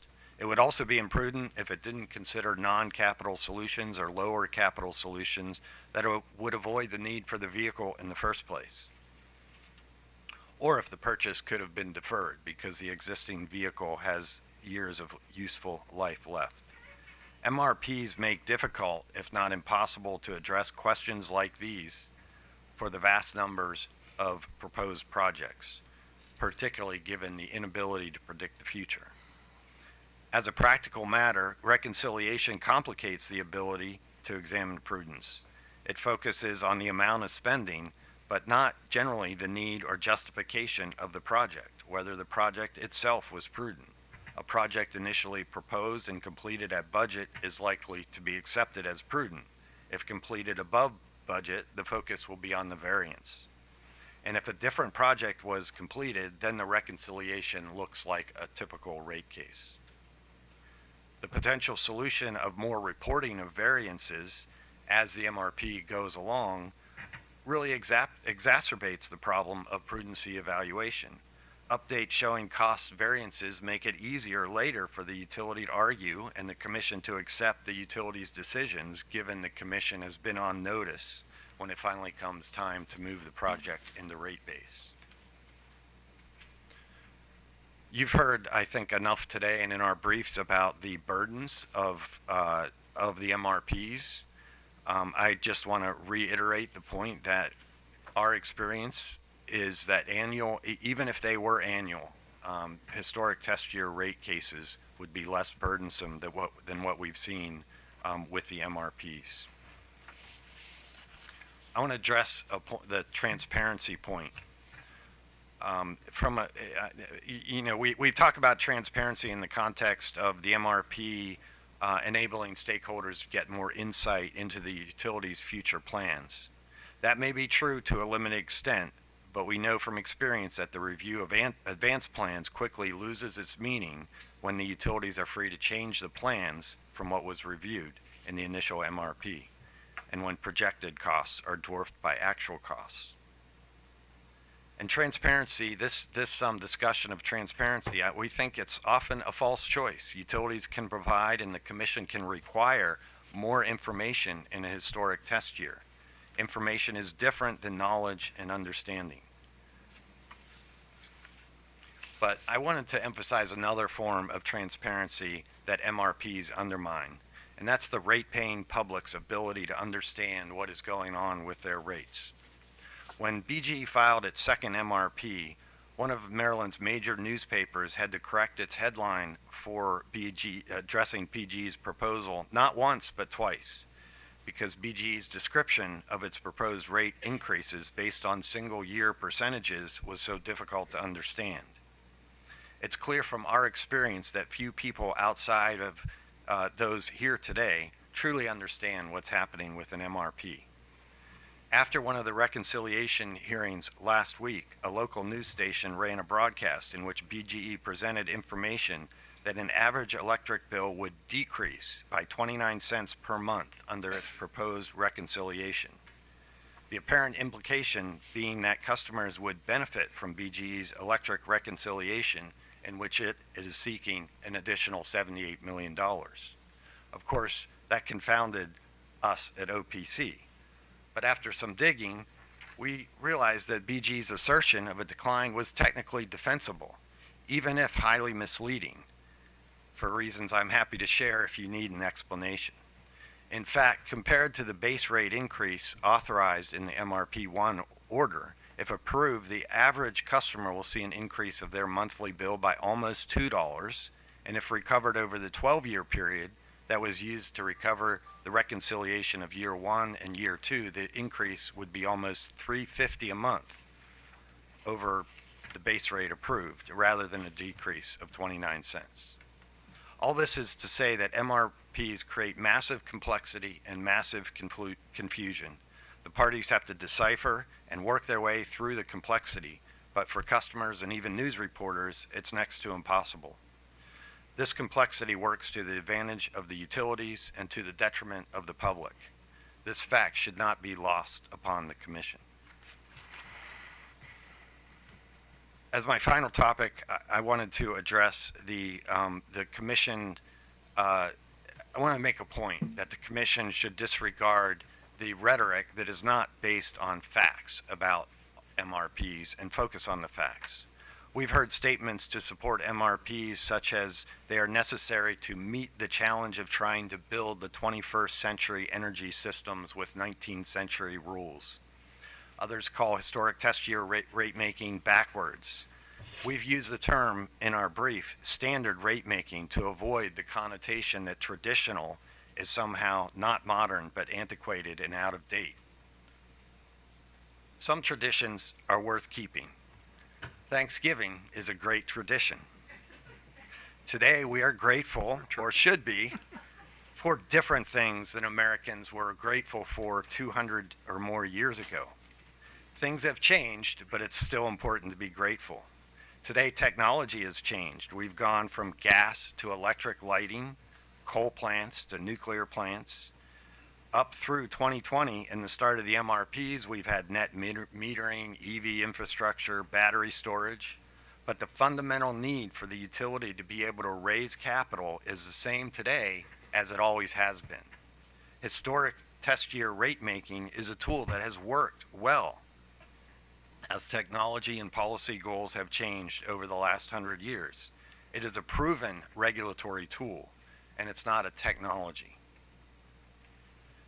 Likewise, broad statements about how many states have adopted MRPs or A4s, alternative forms of regulation, should be viewed with skepticism. They likely confuse surcharges and programs like Empower and Stride that do not supplant but supplement historic test year rate making. This point just highlights that the Commission has options to address particular issues without a wholesale departure from historic test year rate making. On regulatory lag, the utilities talk about it as a bug, but it's not a bug. It's actually an important feature of historic test year rate making. That delay in cost recovery, which is largely controlled by utility decisions about when to file a rate case, that delay is what gives utilities a reason to be efficient and to keep costs down, and therefore it protects customers. If they aren't efficient, they will not realize their authorized return. Historic test year rate making structurally promotes efficiency and cost effectiveness. MRPs, on the other hand, have no structural mechanism that promotes cost efficiency. They allow utilities to earn their authorized return despite not being efficient or keeping costs down. The Commission should not entertain these rhetorical efforts as a substitute for analysis. The rhetoric substitutes a failure to make the case as to why historic test year rate making is flawed. If it ain't broke, don't try and fix it. Historic test year rate making is in fact time-tested, constitutionally supported, and well-designed. It is true that it places more risk on the utility, but it is the utility that is best positioned and has the best information to mitigate those risks. It's built the impressive infrastructure that supports us and serves us well today. To conclude, we need to look at the big picture of what's going on with MRPs. The higher rates, the high levels of spending leading to higher rates, the massive litigation burdens, the impossibility of predicting the future, the continued accounting for historical costs and the reconciliations, variances, and now we're talking about caps and shared earnings and additional reporting, among other things, all in order to gamble again that MRPs might turn out to be beneficial for parties other than the utilities. We have a ready answer. The state has accomplished great things with historic test year rate making. We can't afford to jump to another experiment. We should stick with what we know. We're not opposed to talking, but in the meantime, we should go back to what we know. With that, we're available here, and I have Michael and Mark here to bail me out on specifics, but thank you. Commissioner Sushman. Good afternoon. So first I wanted to talk to you about prudency, and I assume you heard my my ranting about my concerns about prudency. And so I actually wanted to talk about a point you just made about the fact that in the initial authorization order there's guidance on how the Commission will look at prudency in terms of the projects that were sort of listed and proposed by the company. And what is your sense of how prudency changes when there are deviations? How does I mean, if the initial authorization order is to be looked at as guidance for prudency, how can we use guidance when the project lists change and there are deviations in projects? So do you understand what I'm asking? Yes, but I'm not sure that we have a good answer. Okay. But which I guess is an answer in and of itself, that it confuses prudency when we use something for guidance that doesn't end up serving any purpose. Yeah, I think we don't have a lot of insight into what that meant in the order. That that's an order from a few years ago, but what that guidance means. Our understanding has been that the commission is not making sort of like Stride. The commission is approving project plans, but it's not approving prudency. But when the utility goes forward and spends that money, it becomes inherently challenging for the commission to do a full prudency review And to try to claw back and what to try was and, spent. exactly and try and claw that back. I don't know. Yeah, Commissioner Sussman, I yes. think there's two components to prudency. There's whether the project was necessary and needed to be pursued, and then how the project was executed. And so I think in our reading of Order 89226 89226, it's kind of unclear to us, whether if the review if the initial review is to serve as guide to prudency, is the final prudency review concerning only the execution of the project, or is it looking at the circumstances and the need and justification for that project as well? It's kind of it's a little bit unclear.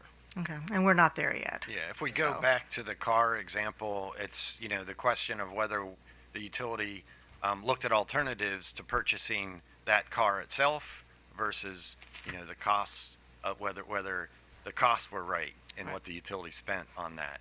And we think MRPs leave it all ambiguous and make it all inherently challenging because, as you pointed out, the need to claw back.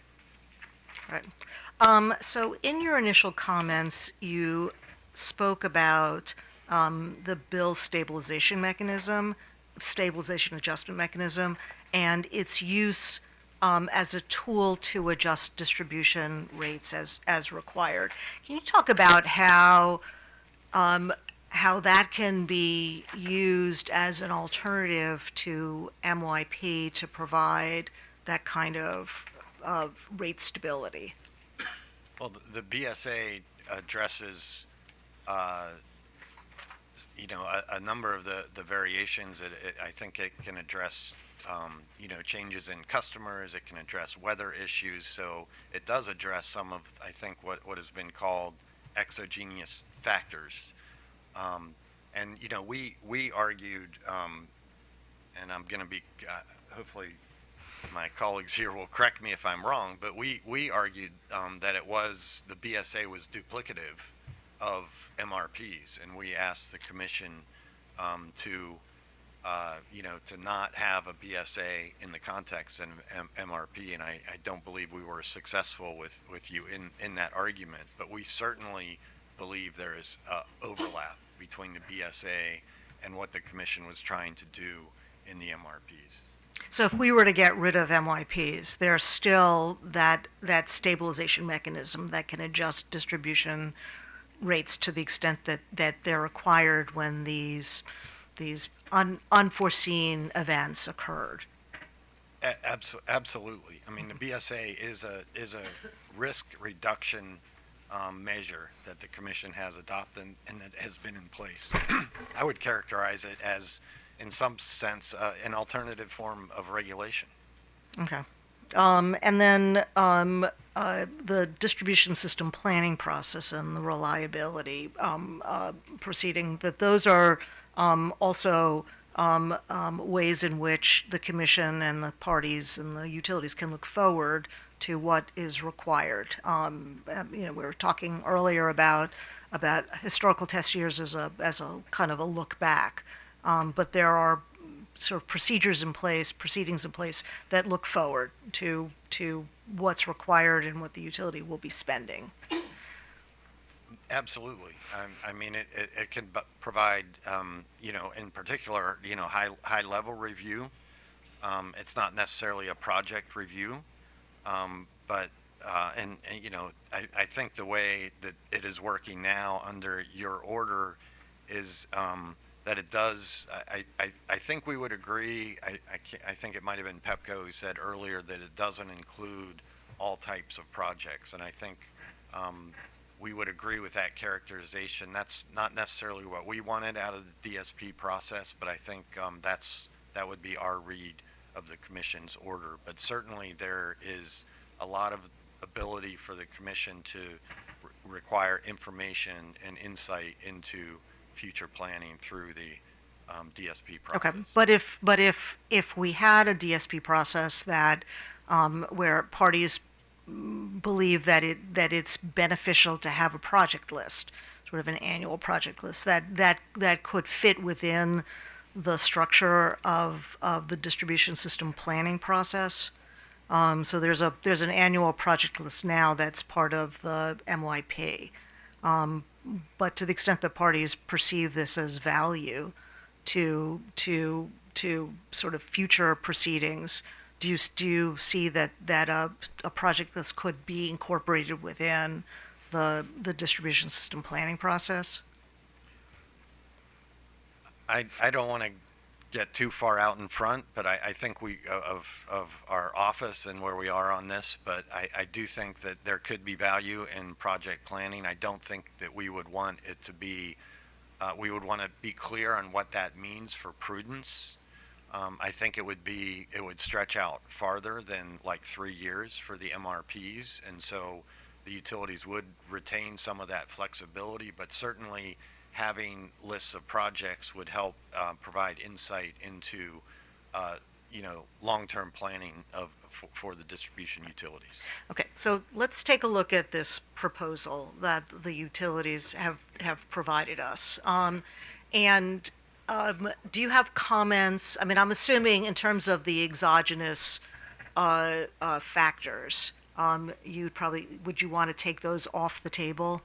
I mean, so their proposal is to create a regulatory asset for unanticipated costs, for storms or state law changes.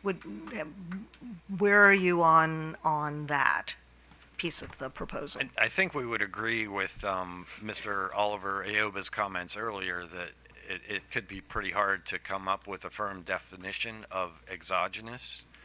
I guess the point that that we would be concerned about with this is that it really doesn't address the more inherent problem of projected costs and commission approval of projected costs. Even maybe I'm getting this confused with the future, 1 year future. Maybe you haven't gotten to that. Haven't gotten there yet. Okay.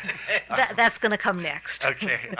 So sticking with this, I guess, you still have the utilities wish list coming forward. So the problem is a lot of these numbers, I mean, we're seeing it, in terms of in the current MRPs of projects switching accounts. It's very hard to track. I think somebody used, referenced like a roadmap to the different projects and how they're moving in different places. But the utilities have discretion in terms of when they complete a project. So when it goes into rate base, they can move parts. I don't want to accuse them here of manipulating things, but there's a lot of... Well, and I'm assuming the prudency issues remain a challenge when you have something like this, because you're still not dealing with the question about what does it mean when you have that initial authorization and then you change the projects and you've got new projects, and when does determinations of prudency come into effect? That's right, and you still have, even if there is a sharing, you still have the utility incentivized, potentially incentivized. I mean, if it were one way, I believe Massachusetts or one of the states has a one way, so one way sharings mechanism, so utilities or customers would not bear a consequence if the utility was under earning. Okay, so it's only gonna go towards the situation where utilities are over earning. That's right. Okay. I believe that's the case in Massachusetts. So I mean, this could be an improvement, but we're still skeptical that it doesn't address some of the underlying problems, because the utilities can still propose a wish list of projects. They can still propose projects that are designed to get an end result that, reflects, Exelon's, commitment to its investors to, to capital spend and grow rate base. You still have that in the initial filing, in this case. Right. I'm assuming getting rid of reconciliation, though, will be less of a burden on your office, or do you see the burden just sort of switching to the out years? I think we would see burden shifted to the out years, but certainly we are burdened by the reconciliation process. It's also unclear to me from your exchange with Mr. Oliver, and I think we're all still thinking this through, and I heard Mr. Valcarengi last week say he spent months trying to figure out, how an earnings mechanism would work. So, we're not going to have the answer here today, but it's not clear that it addresses, the fundamental problem of, anticipating projects, evaluating long lists of projects that are geared toward, perhaps meeting investor goals. Okay. So what about a single year? I'm assuming that will present less of a challenge just because they would be forecasting for just 1 year as opposed to 3 years out.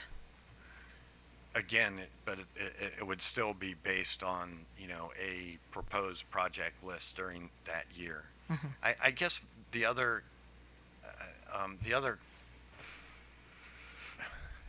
issue, again, that we're thinking through, I actually haven't even been able to talk about this with others, is when you have that, if you're just setting a cap and the utility for some reason has to spend, a bunch of money because of some factor, and maybe it's taken care of as an exogenous factor, but the utility, we have constitutional law. The utility has to invest in capital to service its customers. It's entitled to an opportunity to get a return on that. And so, if you you have a future test year and a cap or some sort of this is it, and the utility has to spend that money, I'm not sure how you can legally deny an opportunity to earn that. I guess the question is so you heard testimony earlier about the challenges in being able to implement state policy, sort of being forward thinking in terms of a utility, perhaps even putting in place PIMs that we would approve. If we went back to a historical test year, can you speak to why a historical test year will still allow all of these kind of forward-thinking opportunities? Sure. Thank you, Commissioner Suchman. I can start to answer that, and then, excuse me, Mr. Lapp and Mr. San Martino can chime in.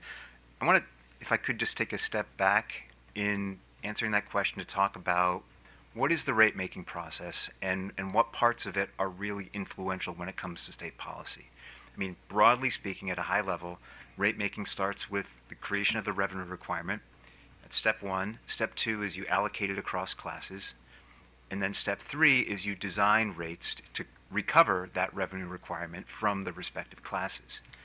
The one part that we know is really important in terms of implementing state policy goals is rate design, right? The Commission deals with this all the time with respect, for instance, to time of use rates, with respect to development of EV rates for multifamily buildings. The Commission has a rate design work group. Rate design issues are coming up in the EV work group. So clearly there are many issues that have to be dealt with respect to how do we design rates in order to, at worst accommodate and at best advance state policy objectives. But MRPs don't engage with that part of the rate-making process at all, really. Or to the extent they do, it's only by taking the work product from the work groups where things have been worked out. MRPs really go only to the first part of the process, the creation of the revenue requirement. They change the factors that you're using to determine that requirement and the pace at which it's recovered. But those don't really have anything to do with state policy. When this whole process began, it was recognized by the Commission that some forms of alternative forms of rate making could be conducive potentially to achievement of state policy objectives. That came into the conversation because of a discussion around performance-based rate making. But ultimately, the Commission decided not to go with performance-based rate making and instead elected to go with multi-year plans for the reasons that have been discussed today. More, faster cost recovery, in theory, more stability of rates, in theory, less administrative burden. In that discussion, the achievement of state policy objectives sort of became confined to performance incentive mechanisms. And Mr. Lapp described in the initial order establishing the MRP pilot, the Commission said, well, we need to continue to work on how we align rate making with state policy objectives, tasked a work group to continue thinking about that. The work group said, well, how about PIMS? And the Commission approved PIMS and said, okay, we're going to allow PIMS to be proposed both in multi-year rate plans and in standard rate cases. So ultimately, the mechanism for advancing state policy through rate making became the PIM, which is not confined to the multi-year plan. It is able to be proposed in both standard rate cases and in multi-year plans. We'd also point out that, I think MEA pointed out in their testimony that in some states, whether through statutory law or Commission orders, the achievement of state policy objectives are formally tied to the development of alternative forms of rate making. That's not the case. It potentially could be if the Commission were somehow to link the distribution system planning process with rate making, whether through standard rate making or through multi-year plans. But, in terms of the Commission's decisions approving multi-year plans, it has not used the capacity of a project to advance state policy objectives as a decisional criteria. I think, before this hearing, I looked back at the Commission's decision in BGE's second multi-year plan. I think there were two projects which the Commission, in relation to which the Commission discussed state policy. ZVAC, where the Commission denied a PIM, but approved a budget for the operations. That was one. And the Middle Mile Fiber Grant, where the Commission said, yeah, if you make these investments, that could accommodate DERs and other clean energy objectives. But essentially, there's nothing with respect to state policy that utilities are doing now that they can't also do under the standard rate-making proceeding. Because as I think we've also discussed today, often when the legislature tasks utilities with doing things, the details are worked out in separate proceedings, whether it's an EV bus proceeding, whether it's the storage proceeding. And in some of those cases, the Commission even develops budgets for those proceedings, which are then sort of just folded into the MRP process.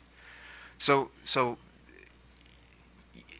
I think that what you've heard from the companies today is that the MRP sort of affords this unique opportunity to align company spending and plans with state policy objectives. But we don't think there's really any evidence of that. There are sort of saying, well, we have these objectives and our spending is aligned with them. But when the legislature decides or the Commission decides we want you to undertake a certain particular policy advancement, whether it's EVs or storage, that can all be worked out and in fact has been worked out in these separate proceedings. And OPC continues to think that that is where it should be worked out. And when it comes time for utilities to recover the money that they've spent on those proceedings, that can be dealt with as well in a standard rate case as in a multi-year plan and with much less administrative burden. Okay, so actually that sort of comes to my next question, which is, if we went back to historical test year, how do you see that impacting the burden on your office? Do you see less of a burden? Do you see more of a burden? I think we see less of a burden. Okay. Yes. And I want to just to follow that up real quick. I believe Commissioner Richard asked BGE or Mr. Case today for a specific example of a policy initiative, and I believe the response was all the projects we do. I mean, we're not getting a specific answer to that question. Instead, we're getting just high level, we need this to advance state policy, and we don't think that answers the question. Okay. That's all I have. Thank you. Sure, Richard. Thank you, Mr. Chairman. And thank you, gentlemen, for your testimony and this afternoon. I guess just two questions I have. You had a chance to listen to Maryland Energy Administration, and I'm assuming you had a chance to read their testimony as well. As you heard, they don't love MYPs, but they think with some, I guess, mitigating factors such as, for reconciliation, a variance cap. Talked a little bit about aligning it with the system, grid system planning work group, and also looking at PIMS. Do you see, I take it very clear from your testimony, you do not love them either, but are there mitigating things, factors that, or processes that we could consider that would make them at least tolerable to continue as far as your mandate in the People's Council? I mean, I guess fundamentally we think there's some inherent flaws that we think are very difficult to overcome. We don't want to, rule out the possibility of figuring out, and some of the things that we've talked about here, I think would be modest improvements, but wouldn't address the underlying problems. I should just add that, in BGE's brief, I think it was BGE's, they refer to comments that we filed in 2019 in the proceeding. And those comments, if you read the beginning of those comments, they take as a given the Commission's decision that already made. We're going to go forward with an alternative form of regulation. And so, a lot of that is in that context. The Commission had already decided they're going to do something, so we talk about different things, including and point out some of the issues with the earnings, sharings mechanisms, not really addressing the problem, but acknowledging that there are better ways, that some ways are better than others. So. Right. Yeah, no, I definitely remember that there was a lot of interest in the legislature at that point in doing some kind of a pilot. I guess the only other question I have is really, are there any transition issues that you see we would need to consider as far as a work group process that would, if we were going to go back to just historic test years, is there anything that we would need to consider as far as just moving things back in that direction? I guess we do think it would take some thought. We do think that you would have the authority. I mean, the rates have only been improved subject to reconciliation. So the Commission has not really found that the base rates approved in the MRPs are the just and reasonable rates. So we think that does leave you some room that you could decide, say, to end BGE's MRP at the end of this year. But certainly, you could, do the off-ramp. Do you have anything to add on that? Yeah, I think, I guess, I know in the utility filings, I think their first MRP cases, they were required to describe some sort of off-ramp procedure. I think one way to do it would be, take BGE's MRP, for instance. The 2024 rate could become the going forward rate, with expenditures made during 2024 only. To just know what the Office of People's Counsel position on that would be. So, thank you. Thank you, Mr. Chair. Commissioner Barbe. Well, all 5 of my questions have been asked, but since I have the microphone, AOPA made the statement that oftentimes they were the only party that was there that among she said that, typically the people who would be there would be government agencies, the OPC and others, but that there was generally a dearth of participation from private organizations like hers. Is that something you've observed as well in a lot of these work groups? I'm not sure if the reference was to rate cases or.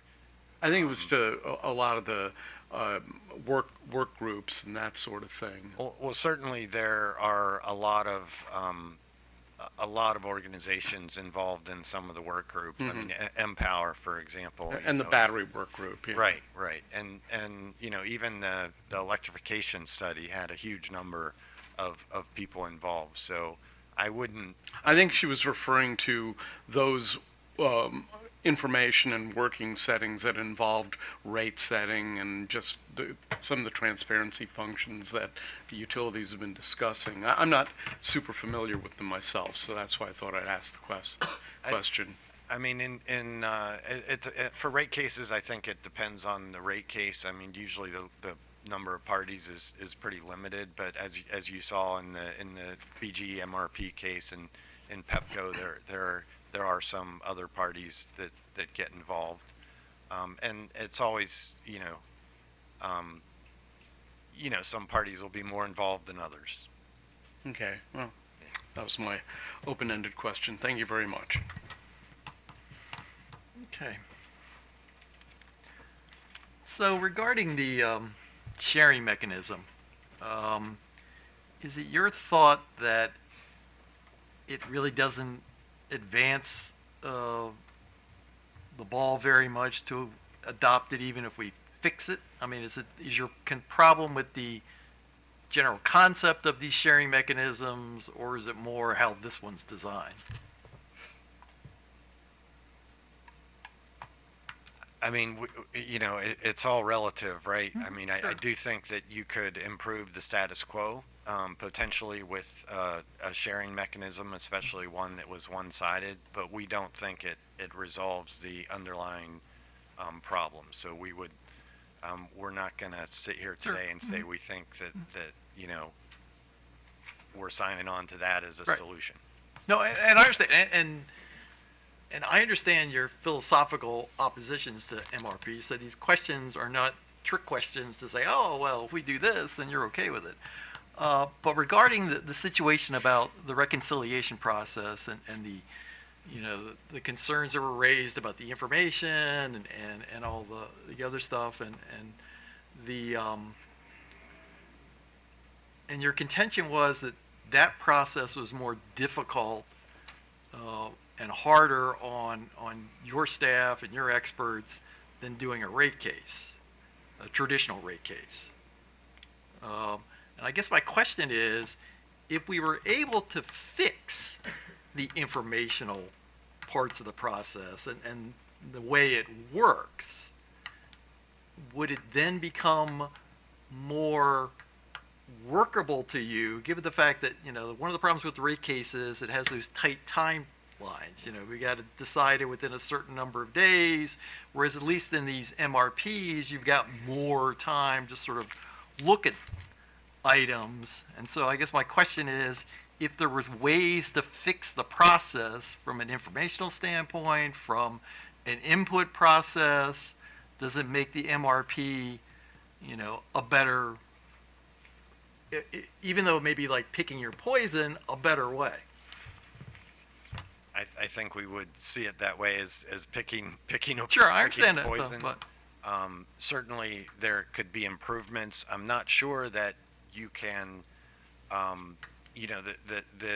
information, the access to information, the information asymmetry is inherent in all of these, and in these processes. Like, the utilities are making, decisions even if there were more information, if they're switching out projects, if they're, some projects that were going to be, in service in 1 year or moved to another year, stretched out longer.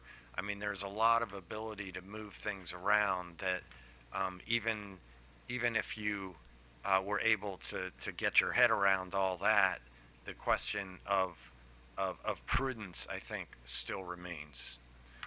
You still are, focused on moving costs and not evaluating decisions as you do in a prudence determination in a historic test year case. I think that would be our concern, and then you're also not addressing, of course, the moral hazard of the initial plan, being a wish list of projects with a hope that they get a certain amount of projects in the projected spend. Now, earlier in the presentation, there was comments regarding this sort of two-step analysis when it comes to prudency about, first off, was this even a good idea to do this in the first place? And the second thing is, well, it was a good idea, but it was just done in a imprudent way, so to speak, and so the evaluation is obviously different in those situations. But again, there's sort of ways to sort of improve the participation by staff and by you and by AOBA in the process of both of those decisions that can give some assurity that the prudency decisions will be, or the imprudent actions will be avoided, either from imprudent projects or imprudent ways of accomplishing a project. Yeah, I think you could improve it with clarity. However, I'm not sure you can overcome the sort of the clawback issue that Commissioner Suchman was referring to either.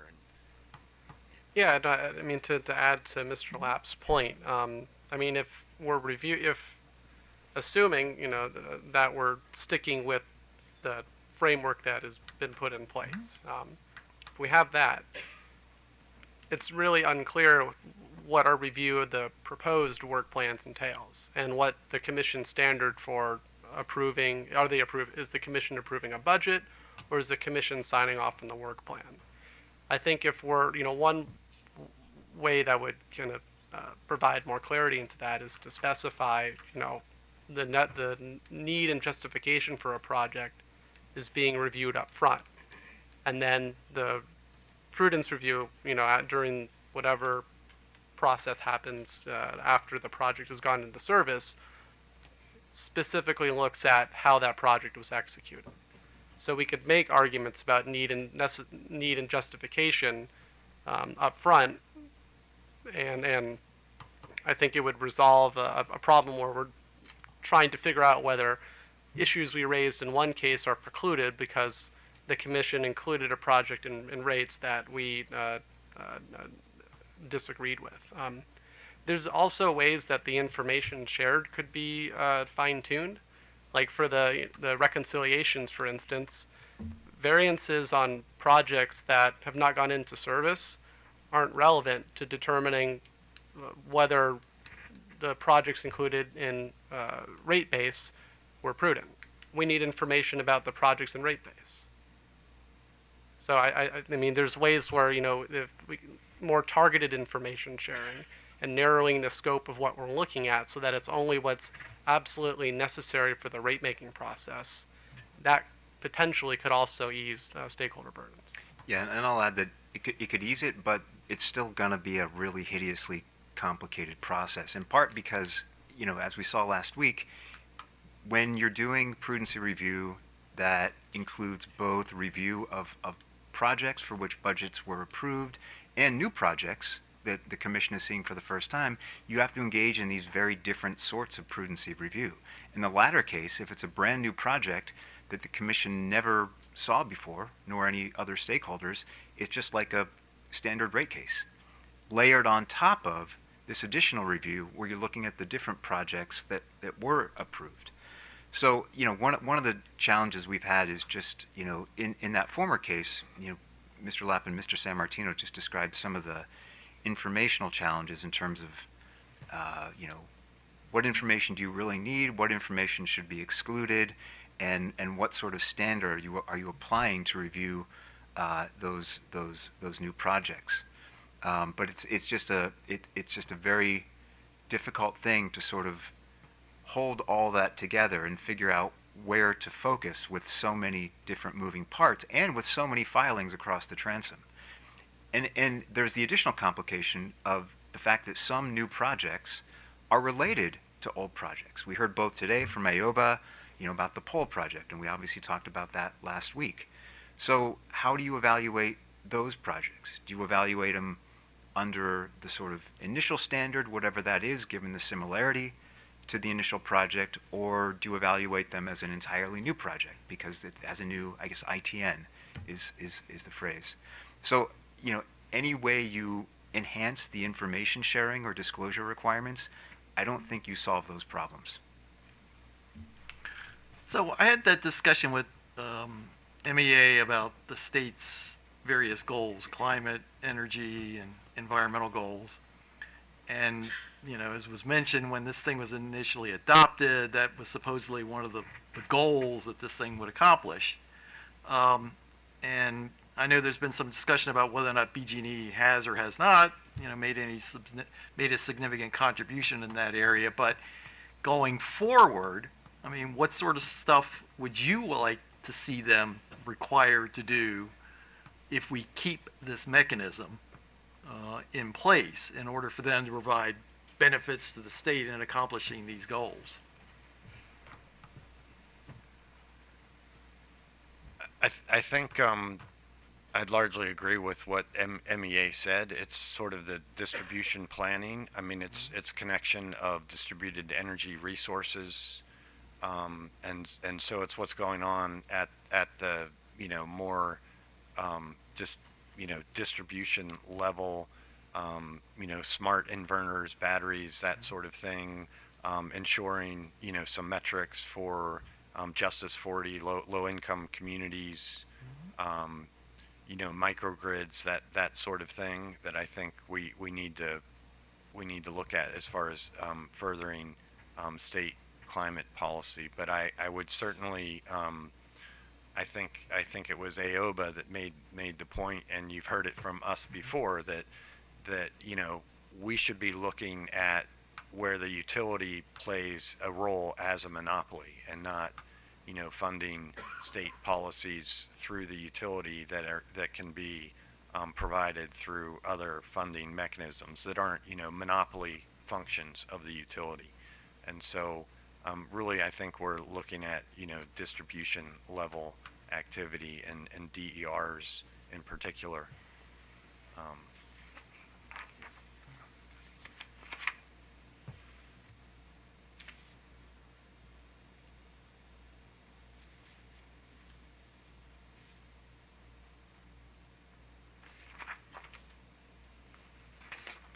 So you had a section at the end of your comments about the concerns about transparency. And I guess what I'd like to hear is maybe a little more explicit detail about how it could be improved or what the problem is when it comes to the transparency issue.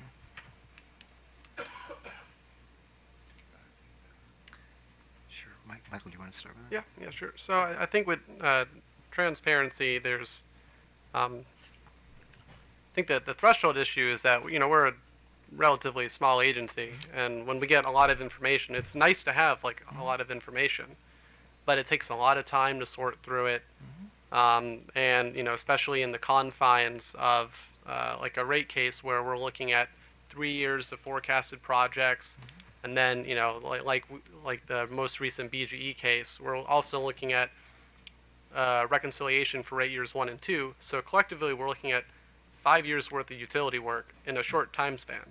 And then we have to figure out and prioritize where do we want to put our resources. Do we want to focus our resources on the projects that are proposed to go into base rates and will form the basis of customer rates for the next 3 years?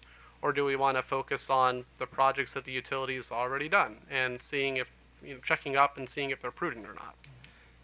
That's kind of like it's an unfortunate choice for us because we'd like to be able to put the same amount of resources into looking at all of the projects. So I think, there's the benefit of that additional transparency and all the information that we get is kind of swallowed by the resource limitations we have and the potential impact that there's imprudent spending that we haven't been able to uncover because of how burdened we are. That goes into customer rates, and customer rates wind up being higher than they otherwise should be. I think there's also, like Mr. Lapp said in his remarks earlier, there's this false choice that the utilities are presenting us, which is, whether we want to continue with transparency and having MRPs, or go back to standard rate making and with none of the transparency benefits. Like we appreciate the opportunities we get to engage with the utilities and to hear what they have to say to us when they reach out to us. We appreciate seeing, informational updates that, for the commission.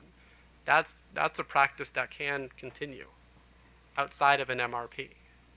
Like there's, I think we don't have, we like the transparency benefits, but those benefits don't really pass through to the customers.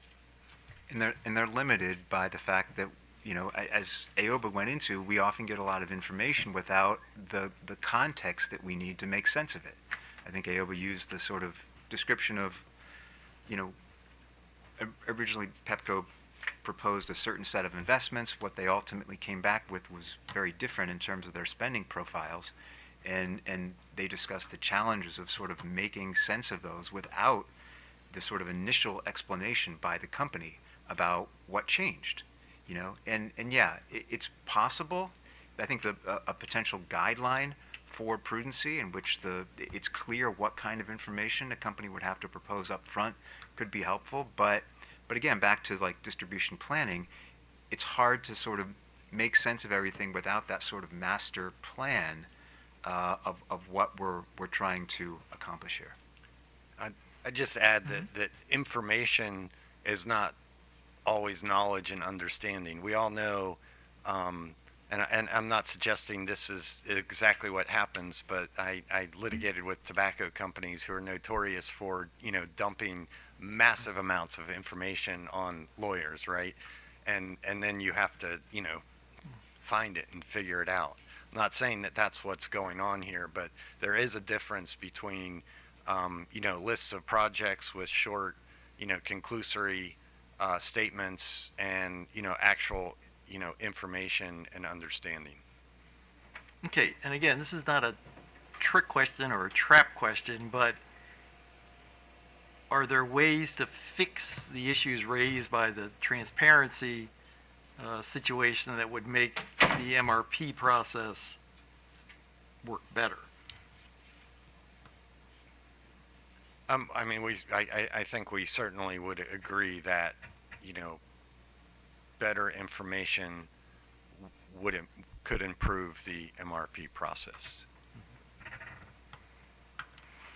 Okay. I'm sorry, Commissioners, or Chairman, if I could just go back to where Mr. Lapp started, but I think ultimately we bring it back to, could there be improvements around the edges that reduce the administrative burden to some extent? Yeah, I think there certainly could be, but the sort of main threshold question is, are MRPs achieving benefits that can't be achieved without MRPs? Right. Because if that's not the case, then even if you reduce the burdens associated with MRPs, you still have greater burdens than you had in the traditional or standard rate-making process. Right, and I understand that there's different philosophical positions on the value of MRPs between you and the folks that we started with this morning, but and that's something we have to figure out between those two philosophies. But the second part of that is is there ways to fix this process, to make it better if in fact we decide to keep it going forward. So It would address, perhaps a symptom. yeah, I agree. From our perspective. Okay. Thank you very much. All right. Well, thank you, attention. and we will see